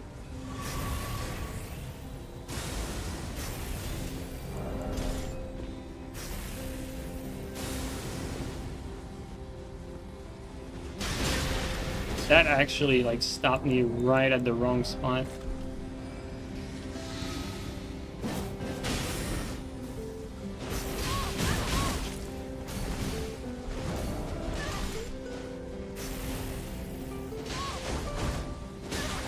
Great game. Both hitboxes just beautiful.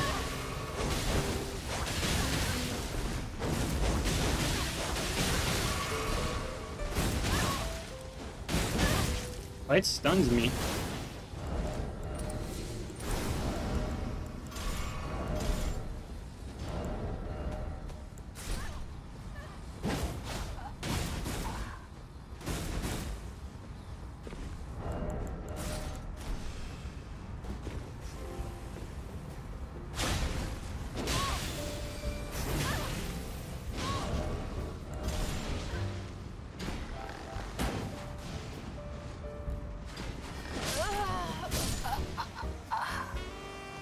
I knew Teach would pull out the range stuff. I just thought I'd get the kill, but teammate got it.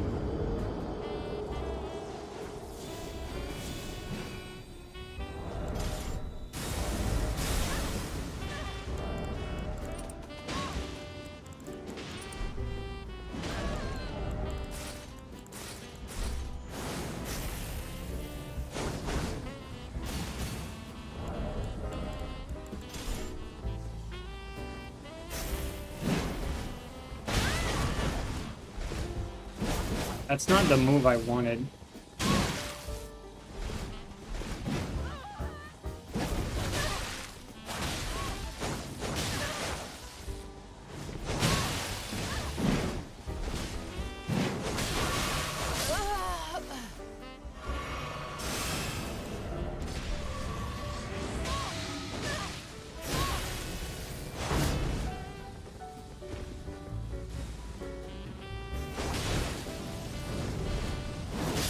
Dude, well played, chilling.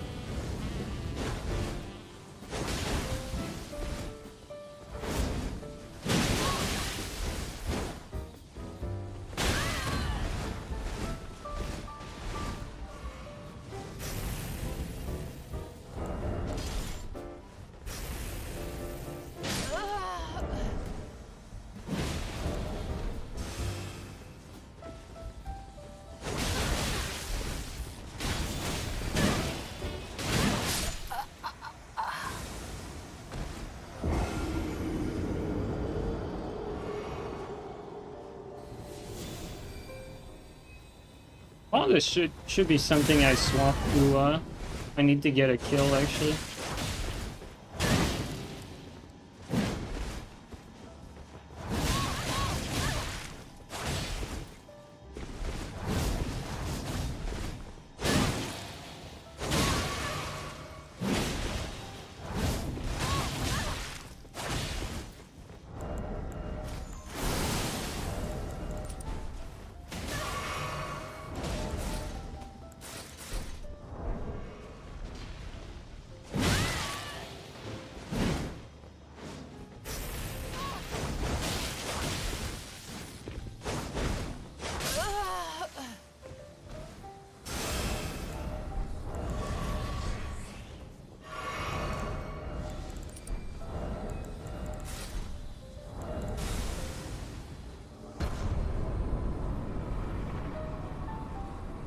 And Chilling played well, though.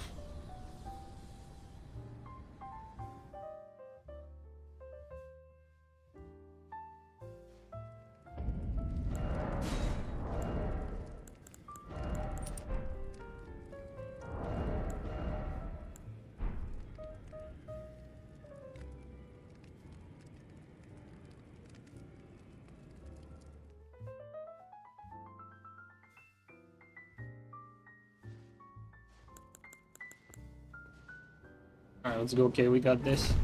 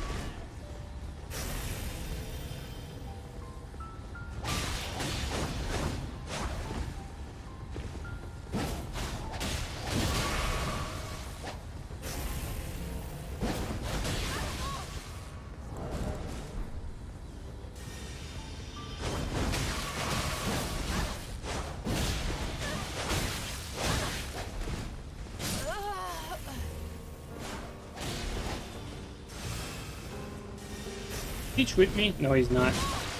Damn it.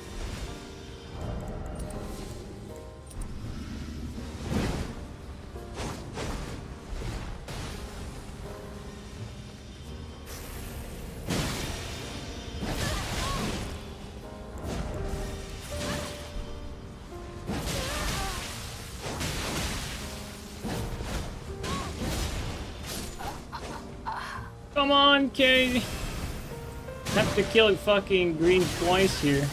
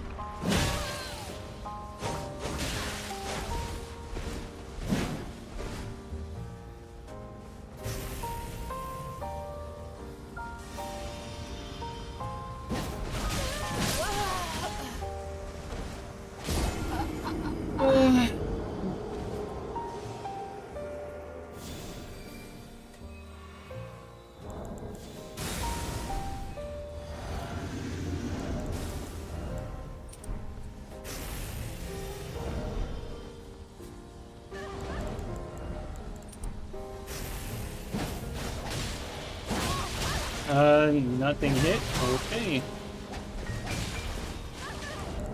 Green moment. And elevation, great stuff.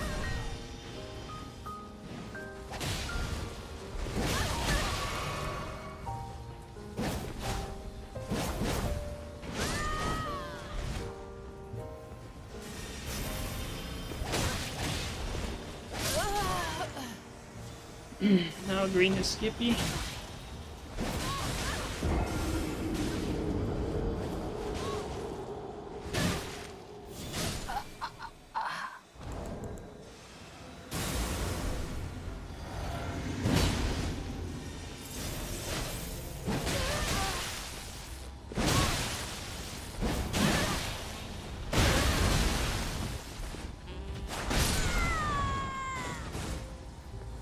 Take my input.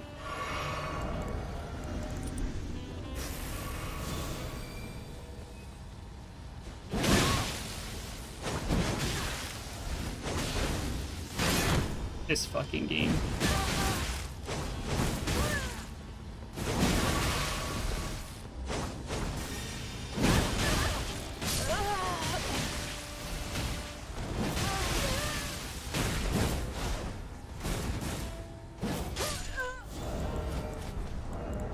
Let's come back from this.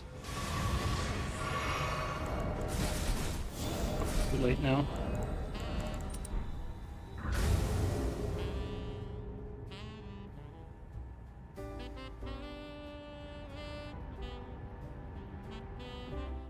Yeah, that beginning hurt us. I basically like beat them twice, but was not able to finish like neither of them. So I was always getting 2v1 like when I was about to get the finisher.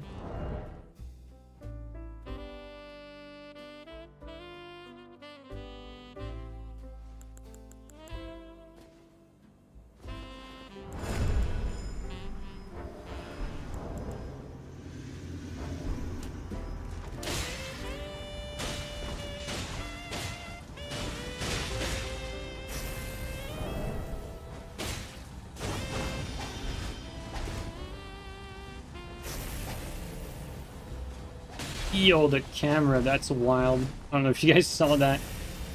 We were looking at the floor and shit.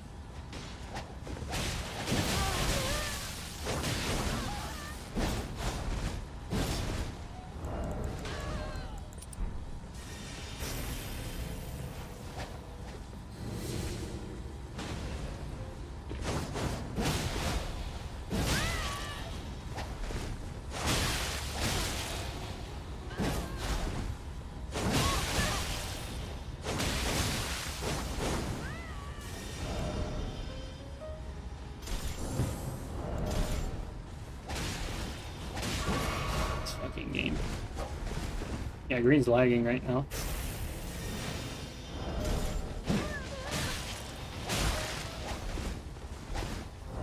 Yep, okay. Green's having his shit in that moment, I guess.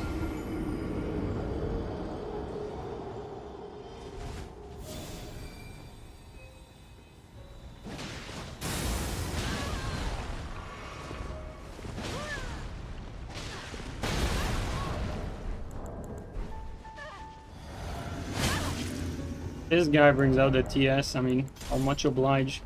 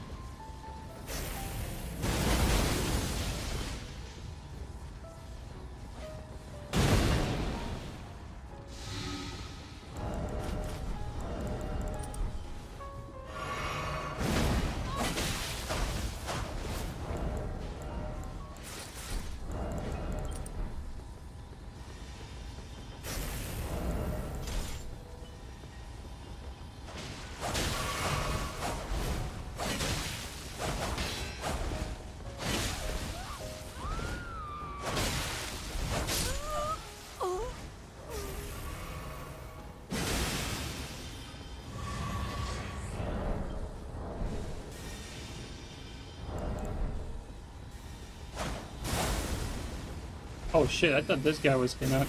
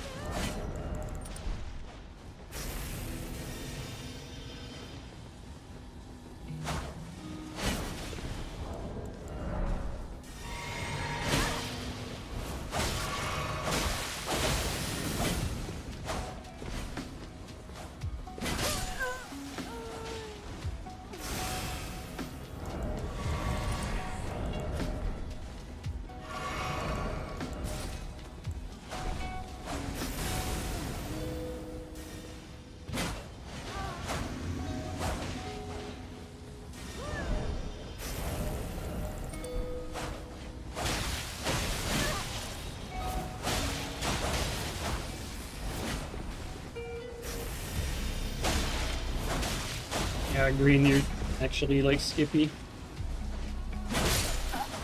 Yeah.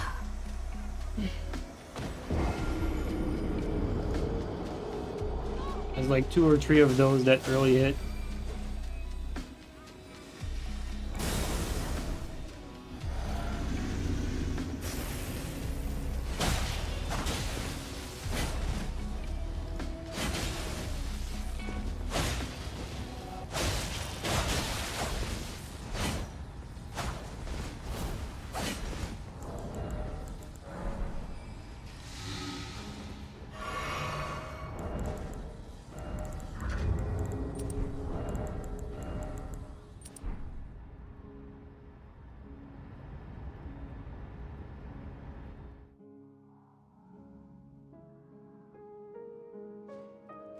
Gotta love when people just bring out fucking TS mid-fight.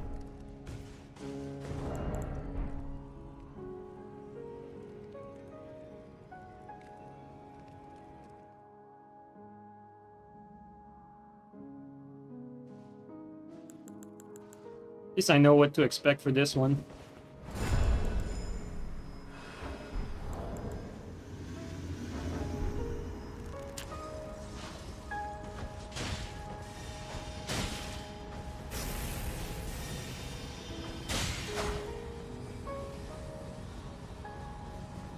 I was about to say, green is not gonna keep the fucking... what's it called? The Great Sword. He cares like way too much about this game.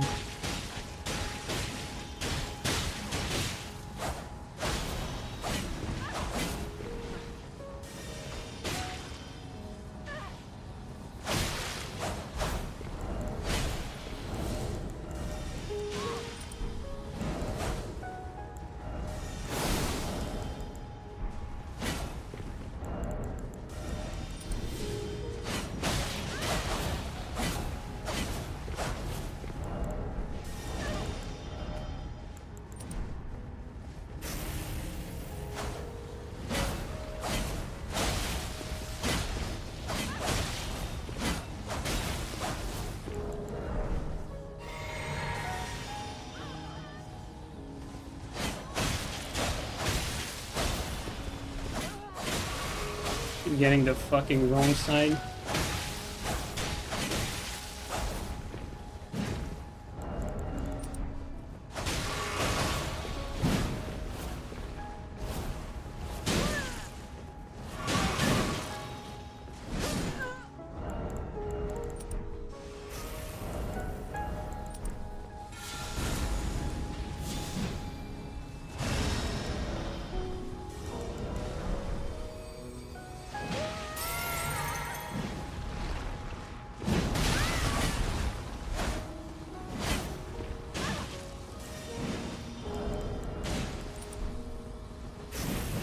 I play like green right now.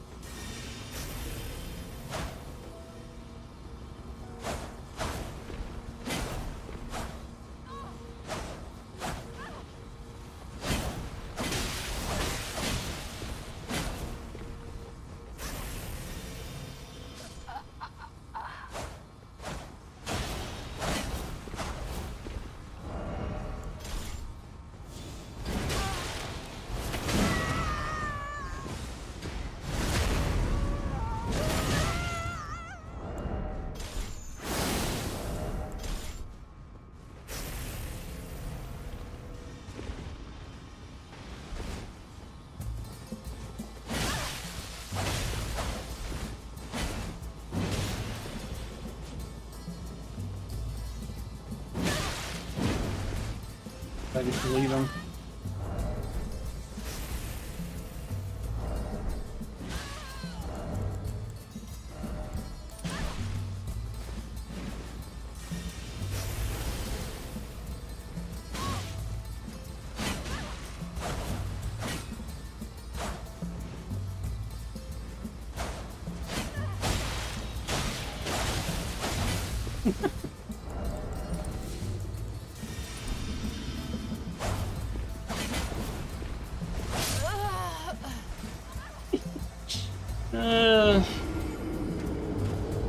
He doesn't deserve that. Like, it's just like running away like all the time.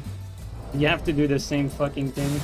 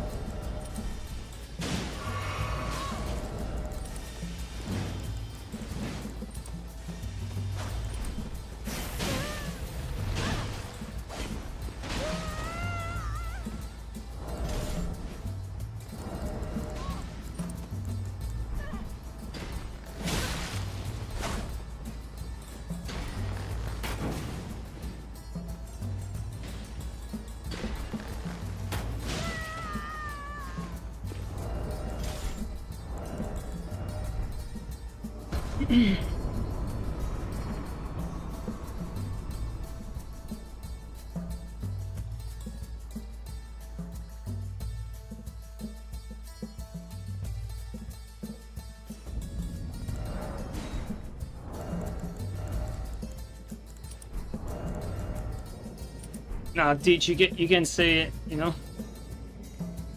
Grid is just running away the whole fight, so you're never gonna get any support. Unless he's on RTS, like, then he's gonna start pushing. If he's on red and blue, like, he knows he can just, like, out-trade and fucking regen like crazy.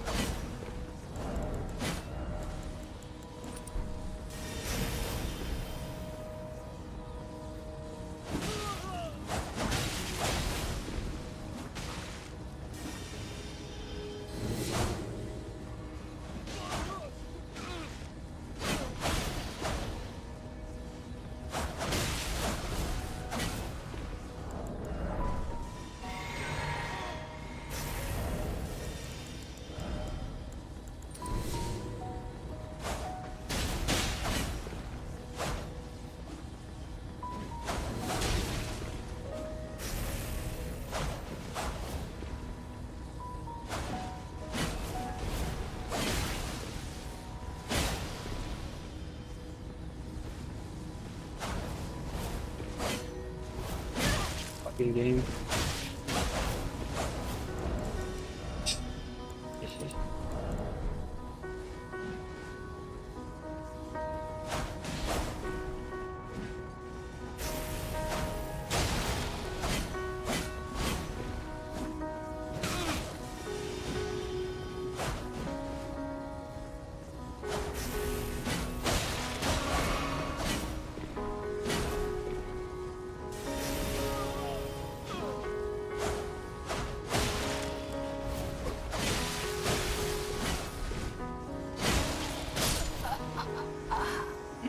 I got the eel.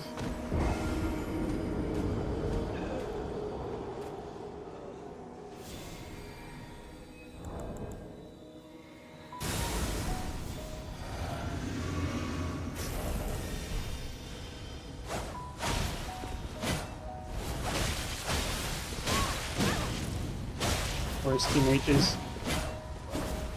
fucking jerking off in the corner.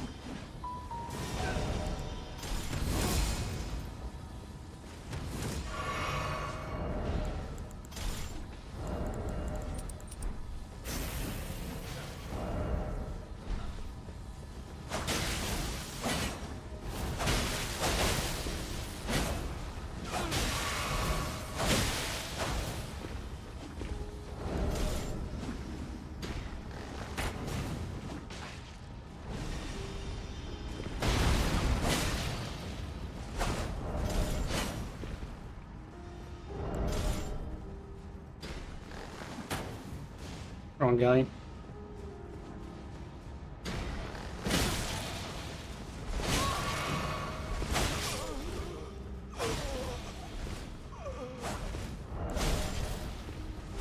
What I wanted.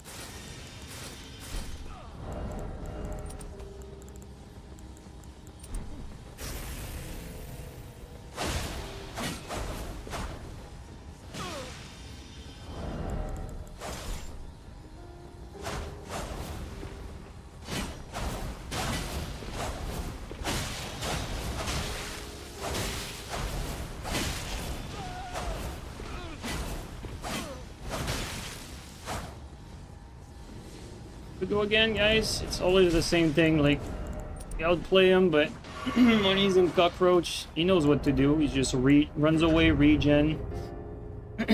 Doesn't really matter. Like, you have to outplay him like 3 times when he's in cockroach.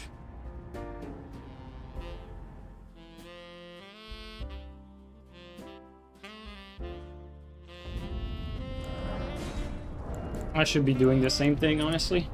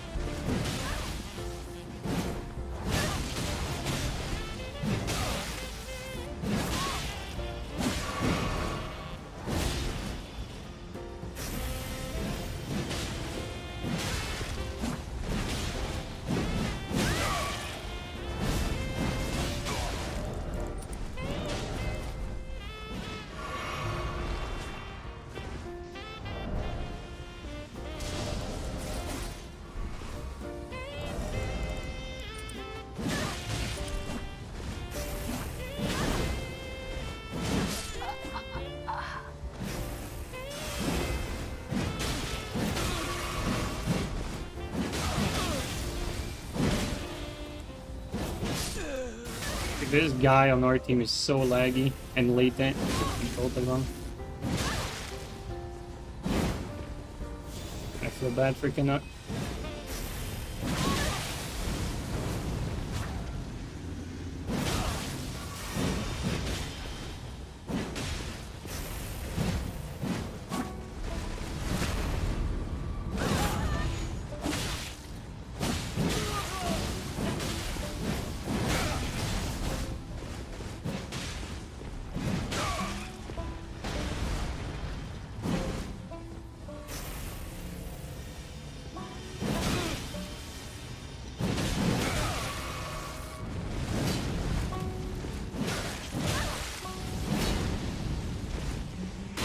That early hit.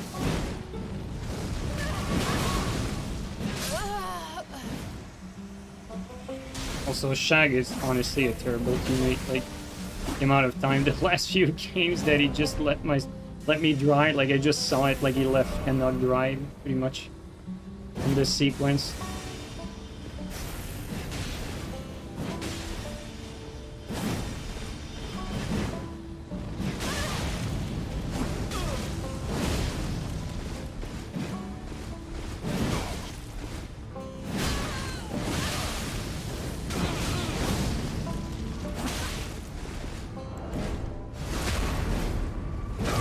Everyone looks the same too, though. That's kind of confusing.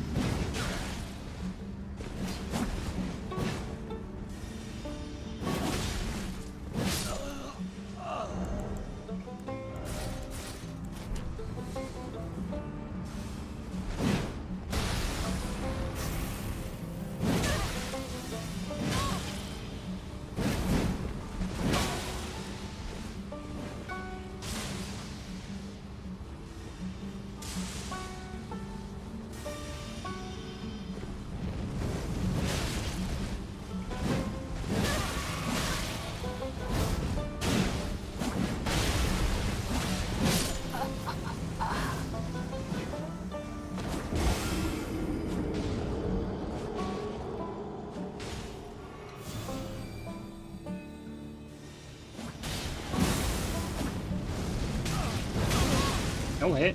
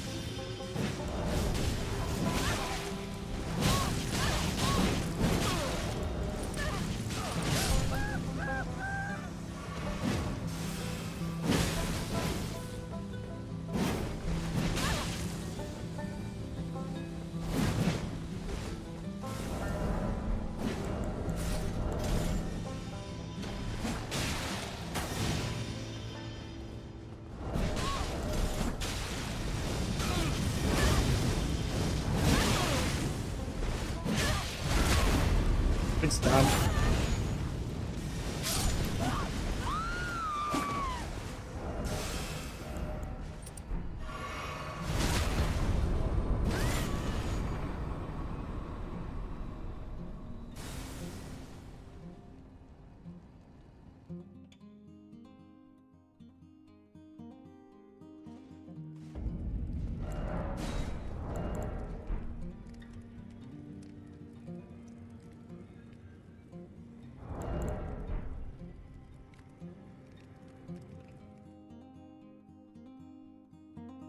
Yeah, what Silver said.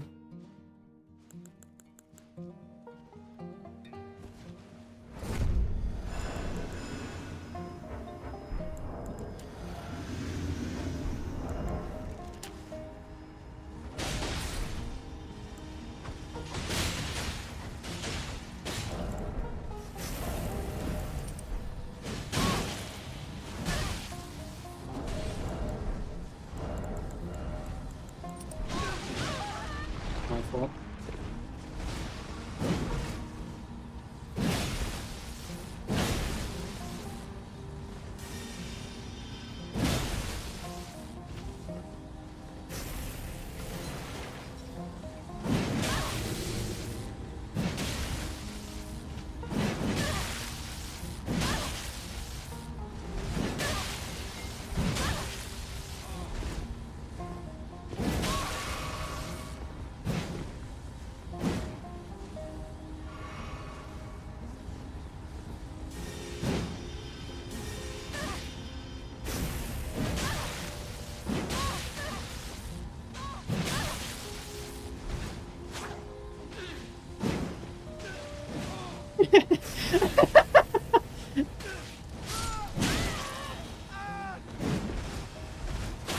Elden Ring moment.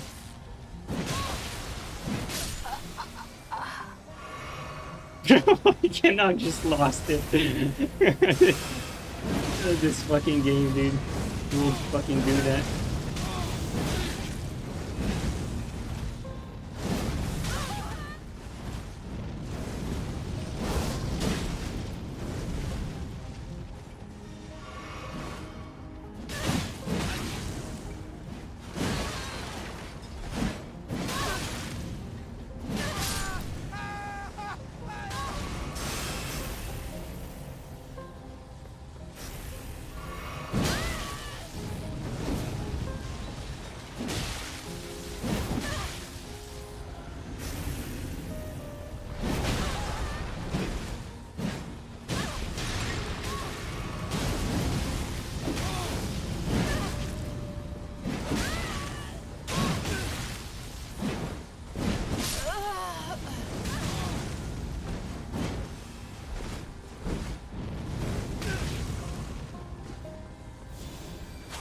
Elden Ring.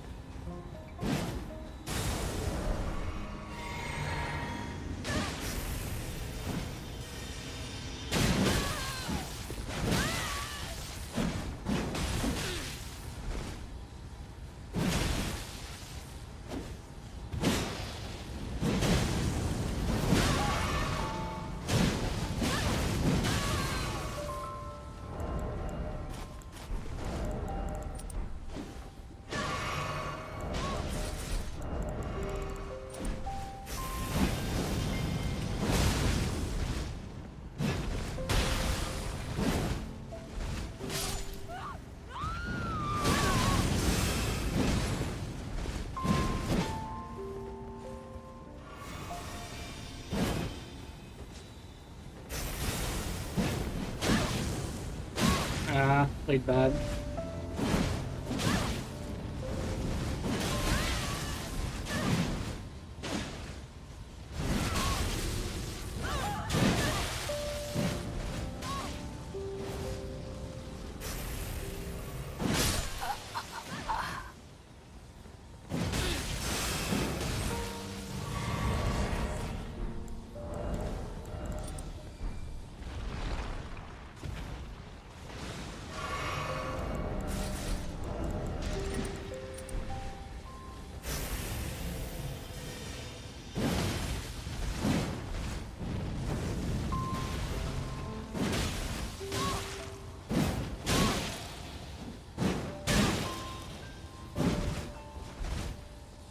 I mean, this game is stupid. The fact that I'm able to just, like, remove his pressure by...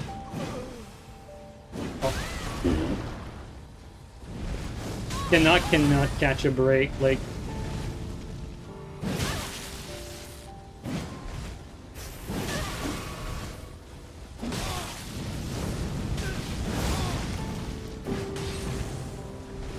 Oh, that's a good backstab.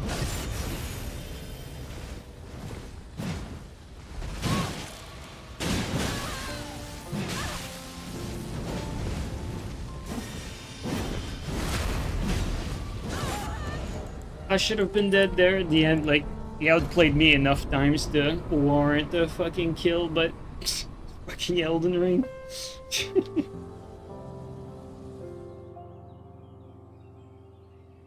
This game is so stupid.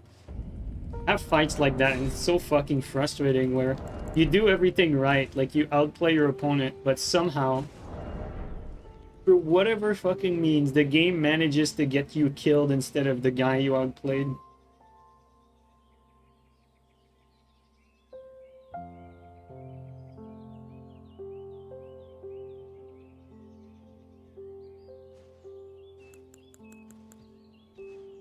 There you go, old fire crotch.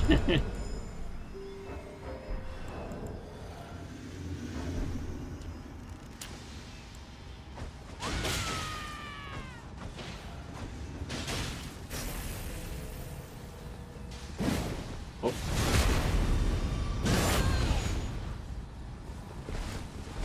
Thanks for the help there. Whoa, that's bad.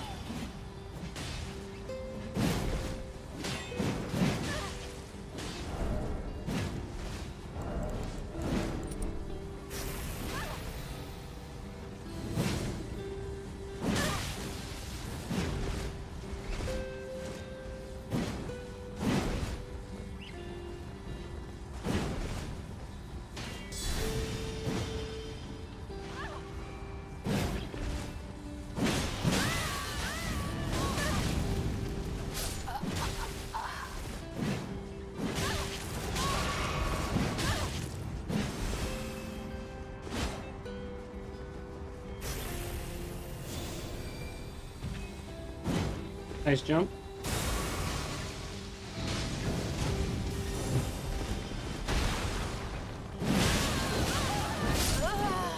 Good kill, actually.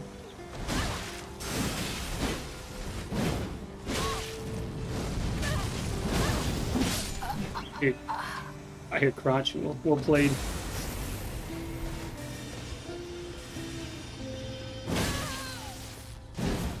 Oh, VHS now. I'm always thinking he's like DMing and he's just buffing himself.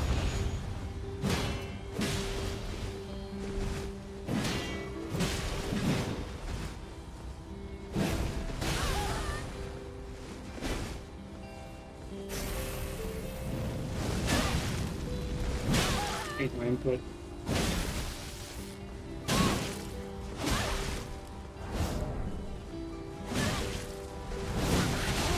Yo, it didn't land? That's crazy.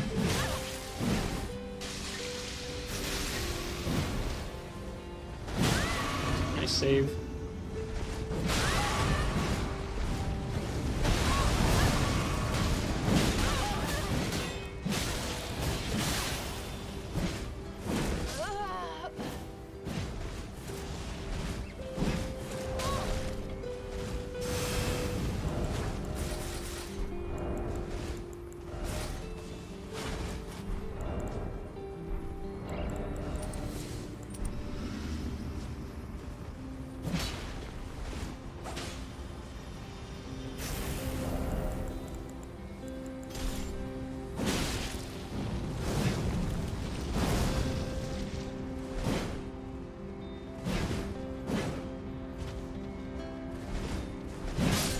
I just went for the panic. I was out of blue too.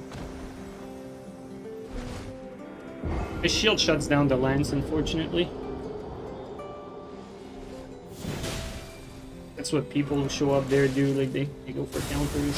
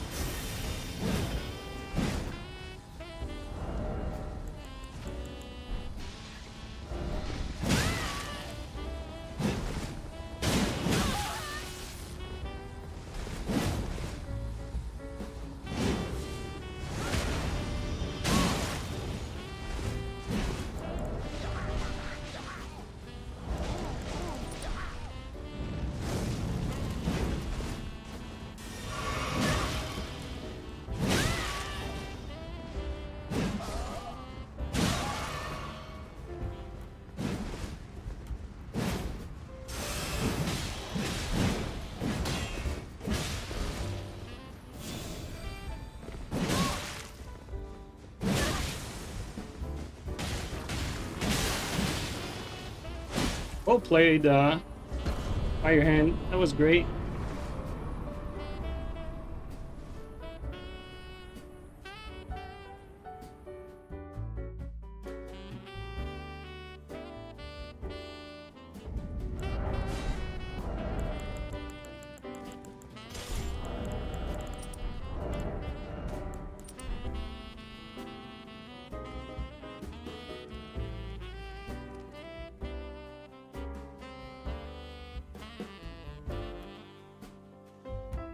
Oh, Elden Ring.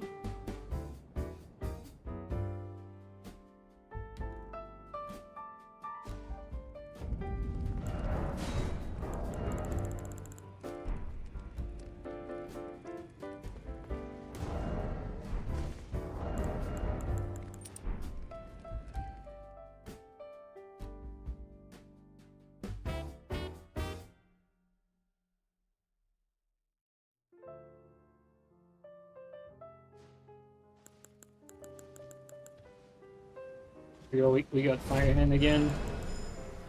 It's the same teams. Yep, same teams.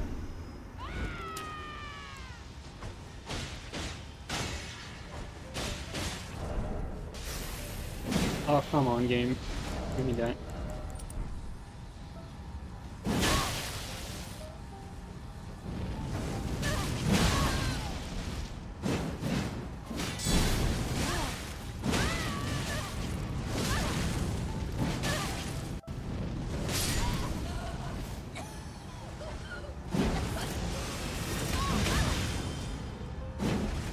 Good reaction there. Our hand's actually doing work here.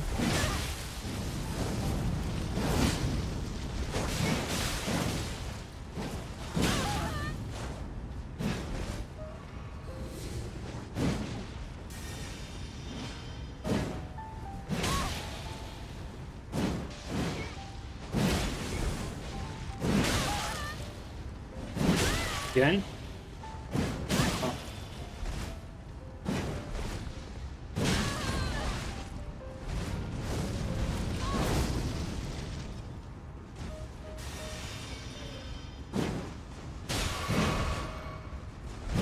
It's just spam R2, bro. It's just so brain dead. I played like fucking terrible, but that's what happens with this game. Like, this game has so much bullshit, even if you play terrible. Sometimes it's so, like, unexpected and just dumb stuff.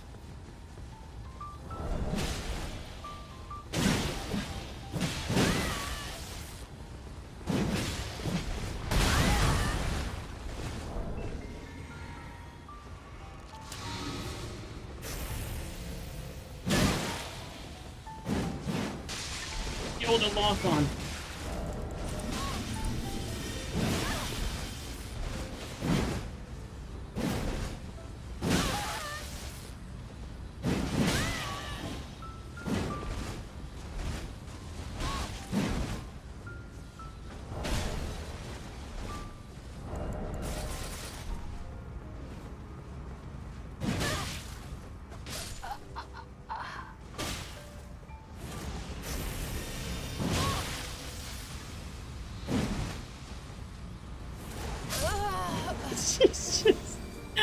It's just so fucking unlucky, dude. What the fuck? Oh, man.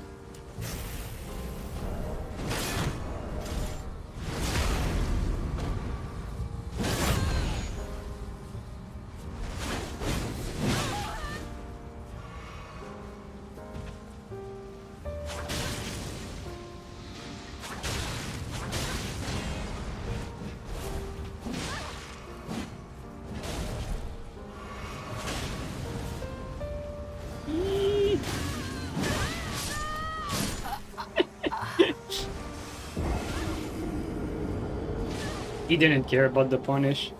That was actually well played, even if it looked like BM. That was a good play. Just stand there, just let your character slide around instead.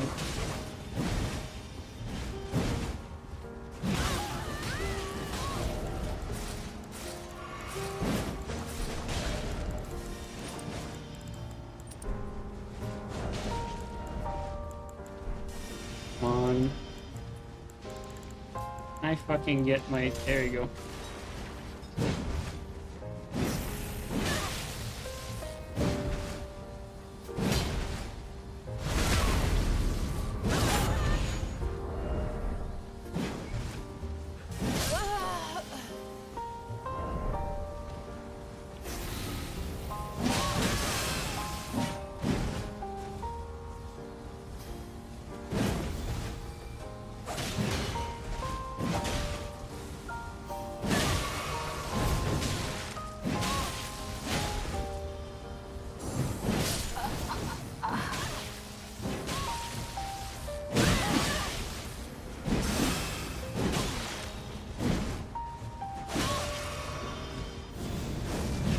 He ducked under it, the fuck?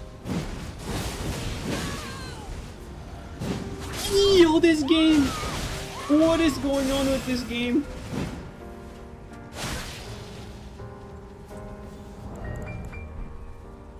Bro, Canuck, that was like so bullshit. I feel bad for you, man. You got robbed of so many fucking plays. It's not even fucking funny, dude.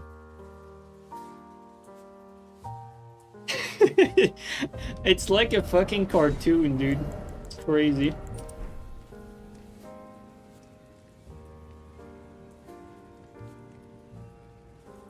Crazy fucking stuff.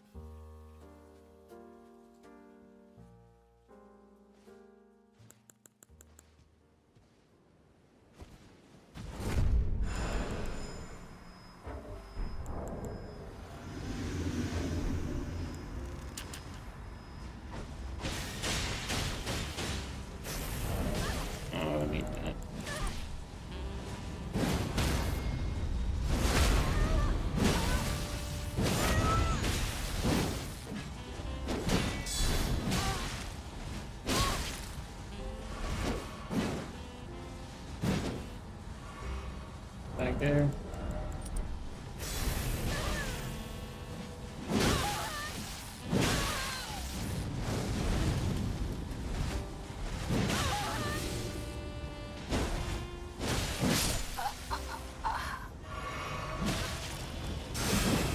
Lock on? Giving the opposite direction?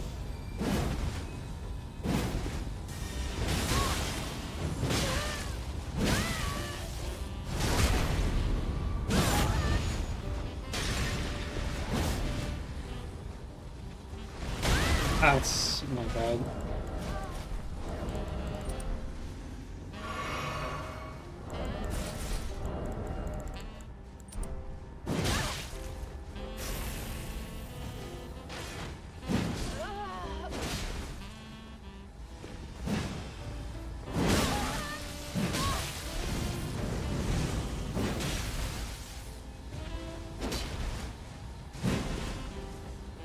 Cool little skip. Oh! You just left the guy, alright.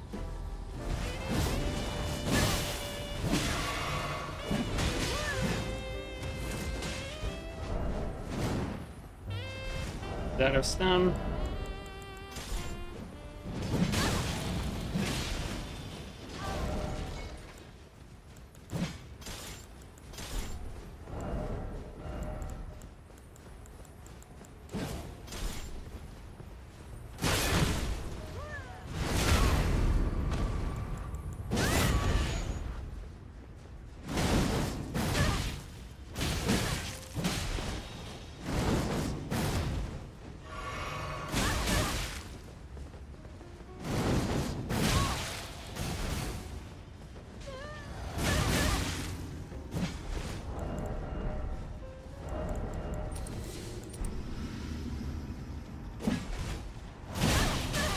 Oh, he poised it.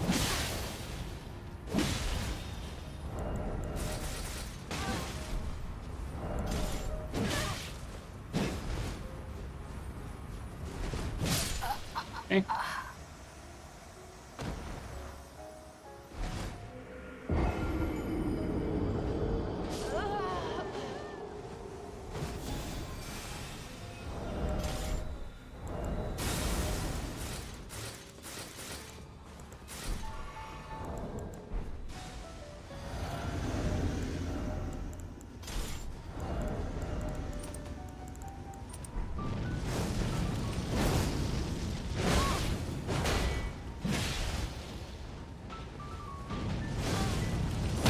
I even angled that. Apparently it doesn't matter.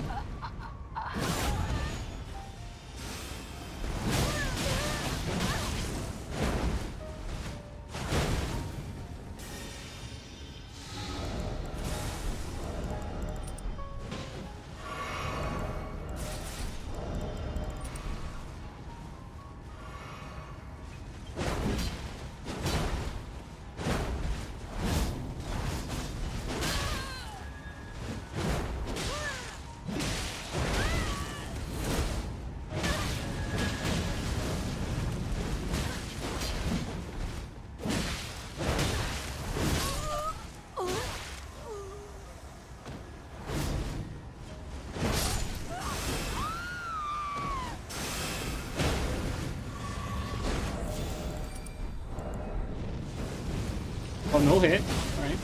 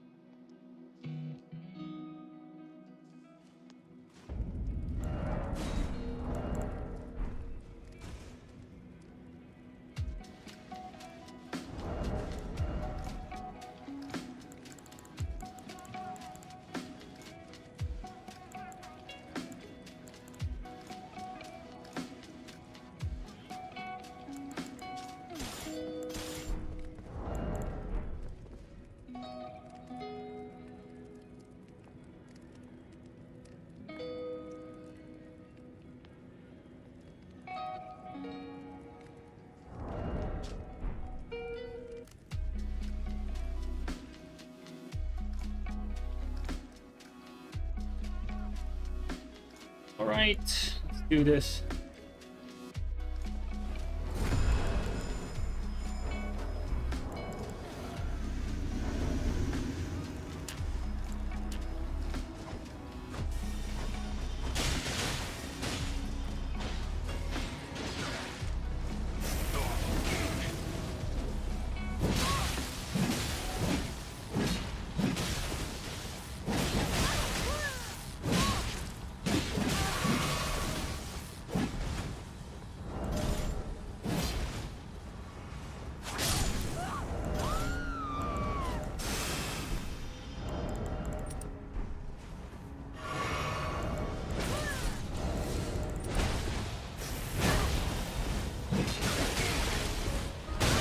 Save.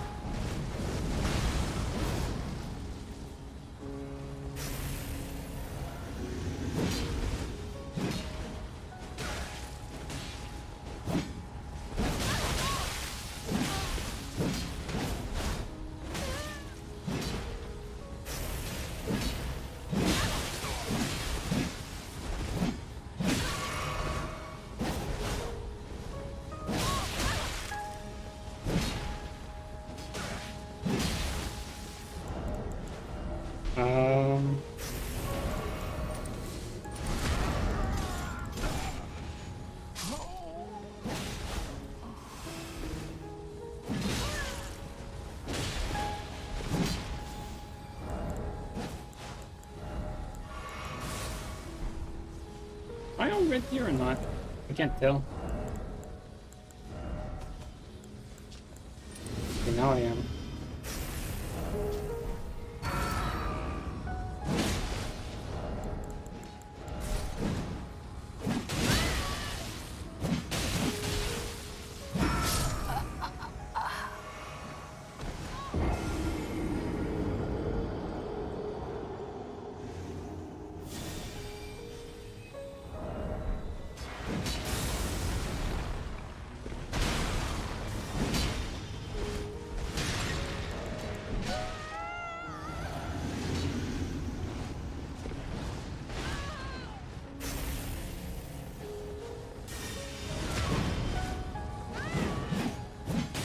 Same.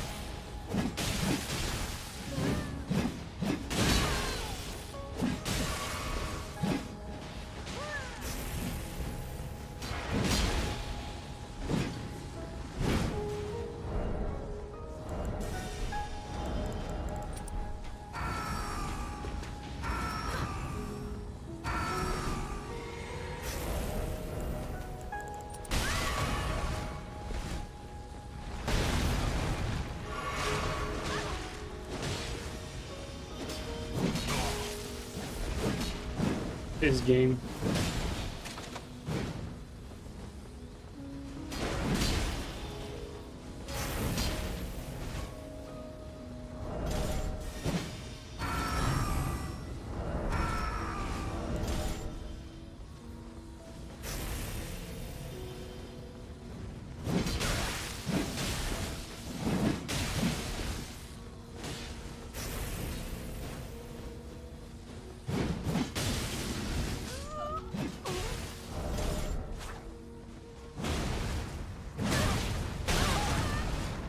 Save.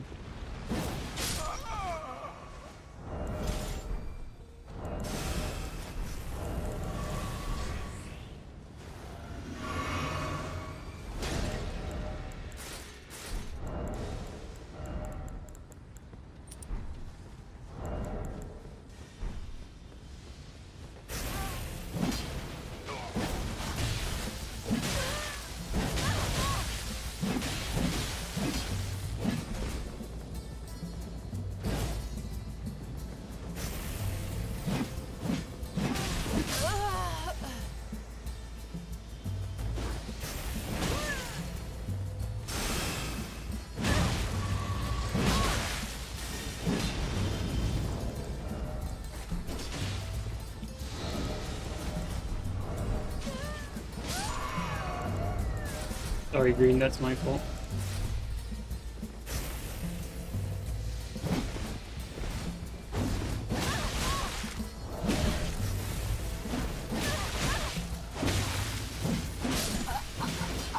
I'm not supposed to be fat rolling. Not sure what I wrongly swapped there. That might have thrown the fight, unfortunately. Yeah, that threw the fight.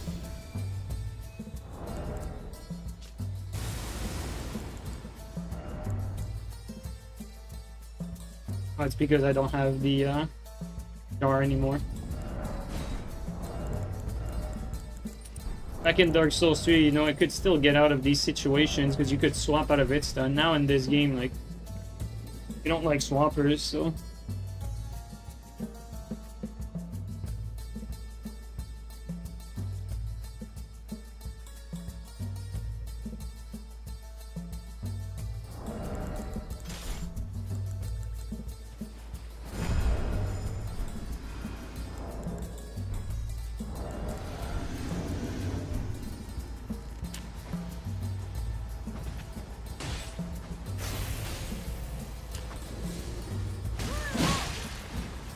Nice! Hate that.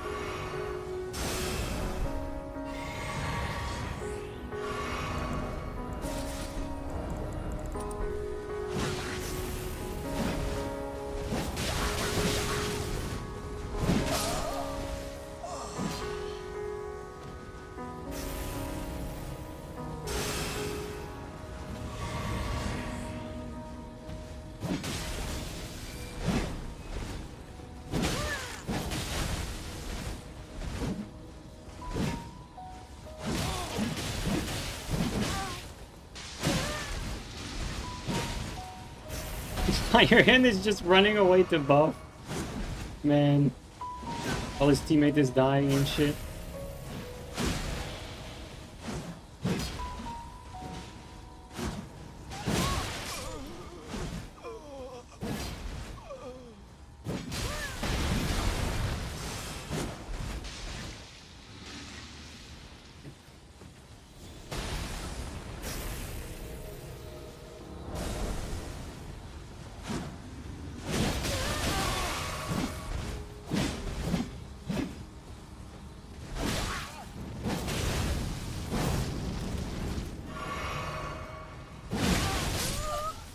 Firehand is being such a terrible teammate right now. Like, The amount of times he let his friend get 2v1 is nasty.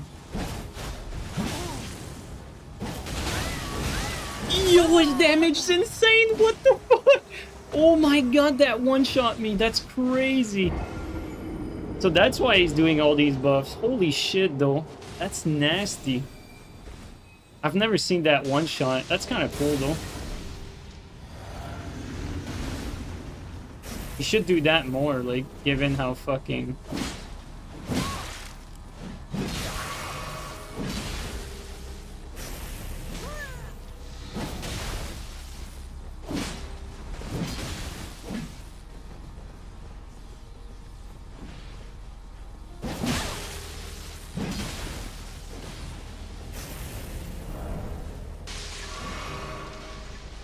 The triple poison buff? Yeah.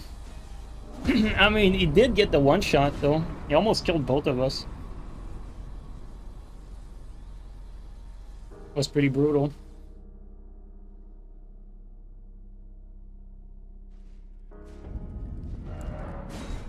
Alright, I'm gonna do a last one, guys. After that, I'm gonna go. That's enough PvP for today. I think I'm gonna have enough 2v2 footage for a little bit. Usually I use all the 2v2 fights unless someone disconnects.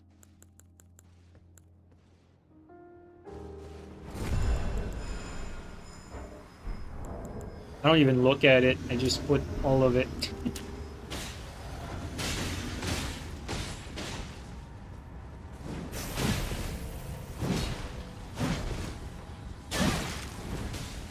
Oh, I didn't have that.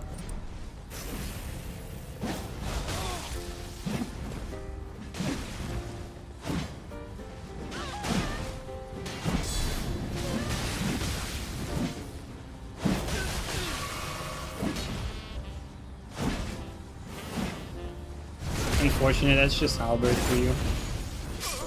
It does have pretty shitty tracking.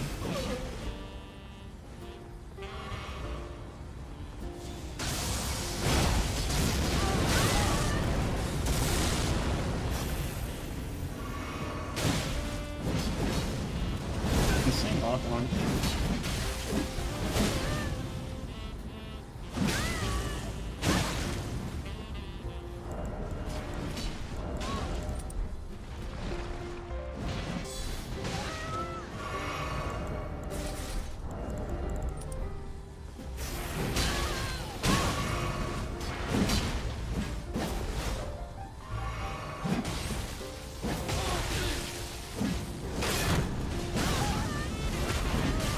That's halberd for you. Holy fuck, that's terrible.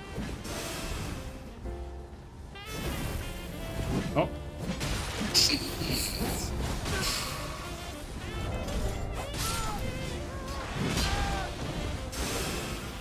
This game is so bad, dude. Oh man. This game's a crime.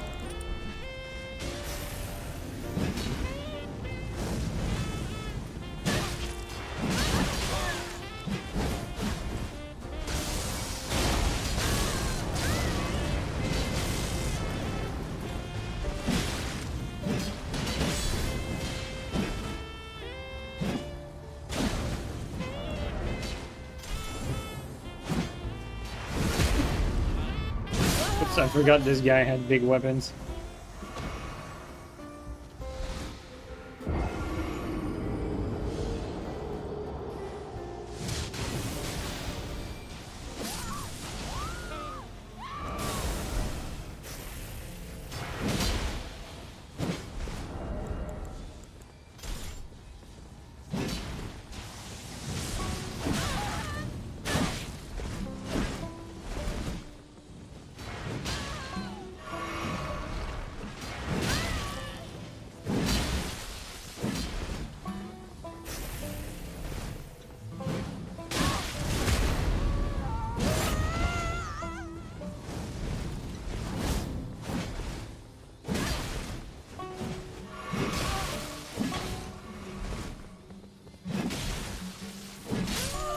Not sure what he was doing.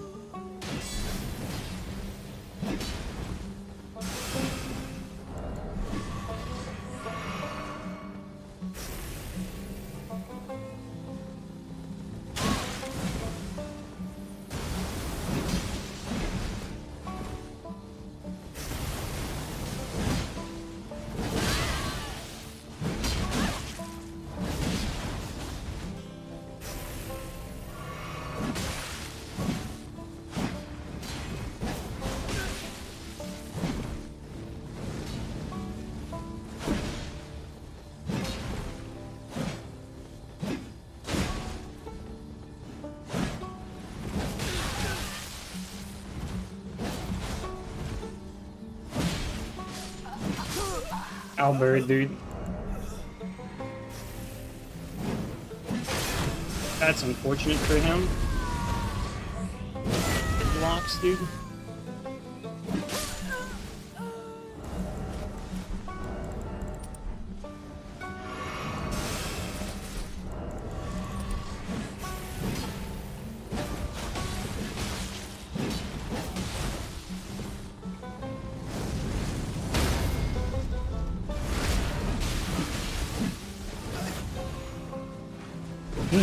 What the fuck was that?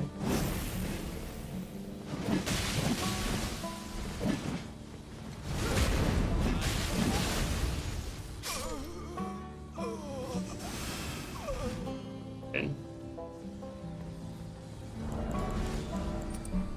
Alright guys. Thanks everyone for playing. Ugh.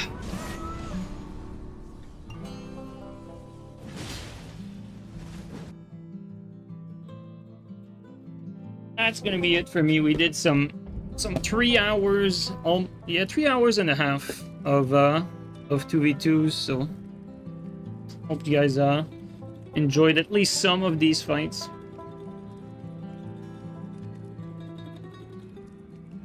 All right, take it easy, everyone. I'll catch you guys up next time. Let's see who we can raid. All right. We got... Alright, well, we got Fuji's on, so let's raid Fuji. Alright, take care, everyone.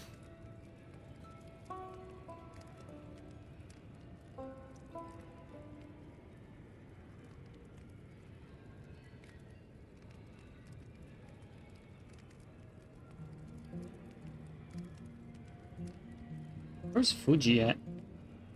What is that? Must be Den 5. Alright, take care, guys.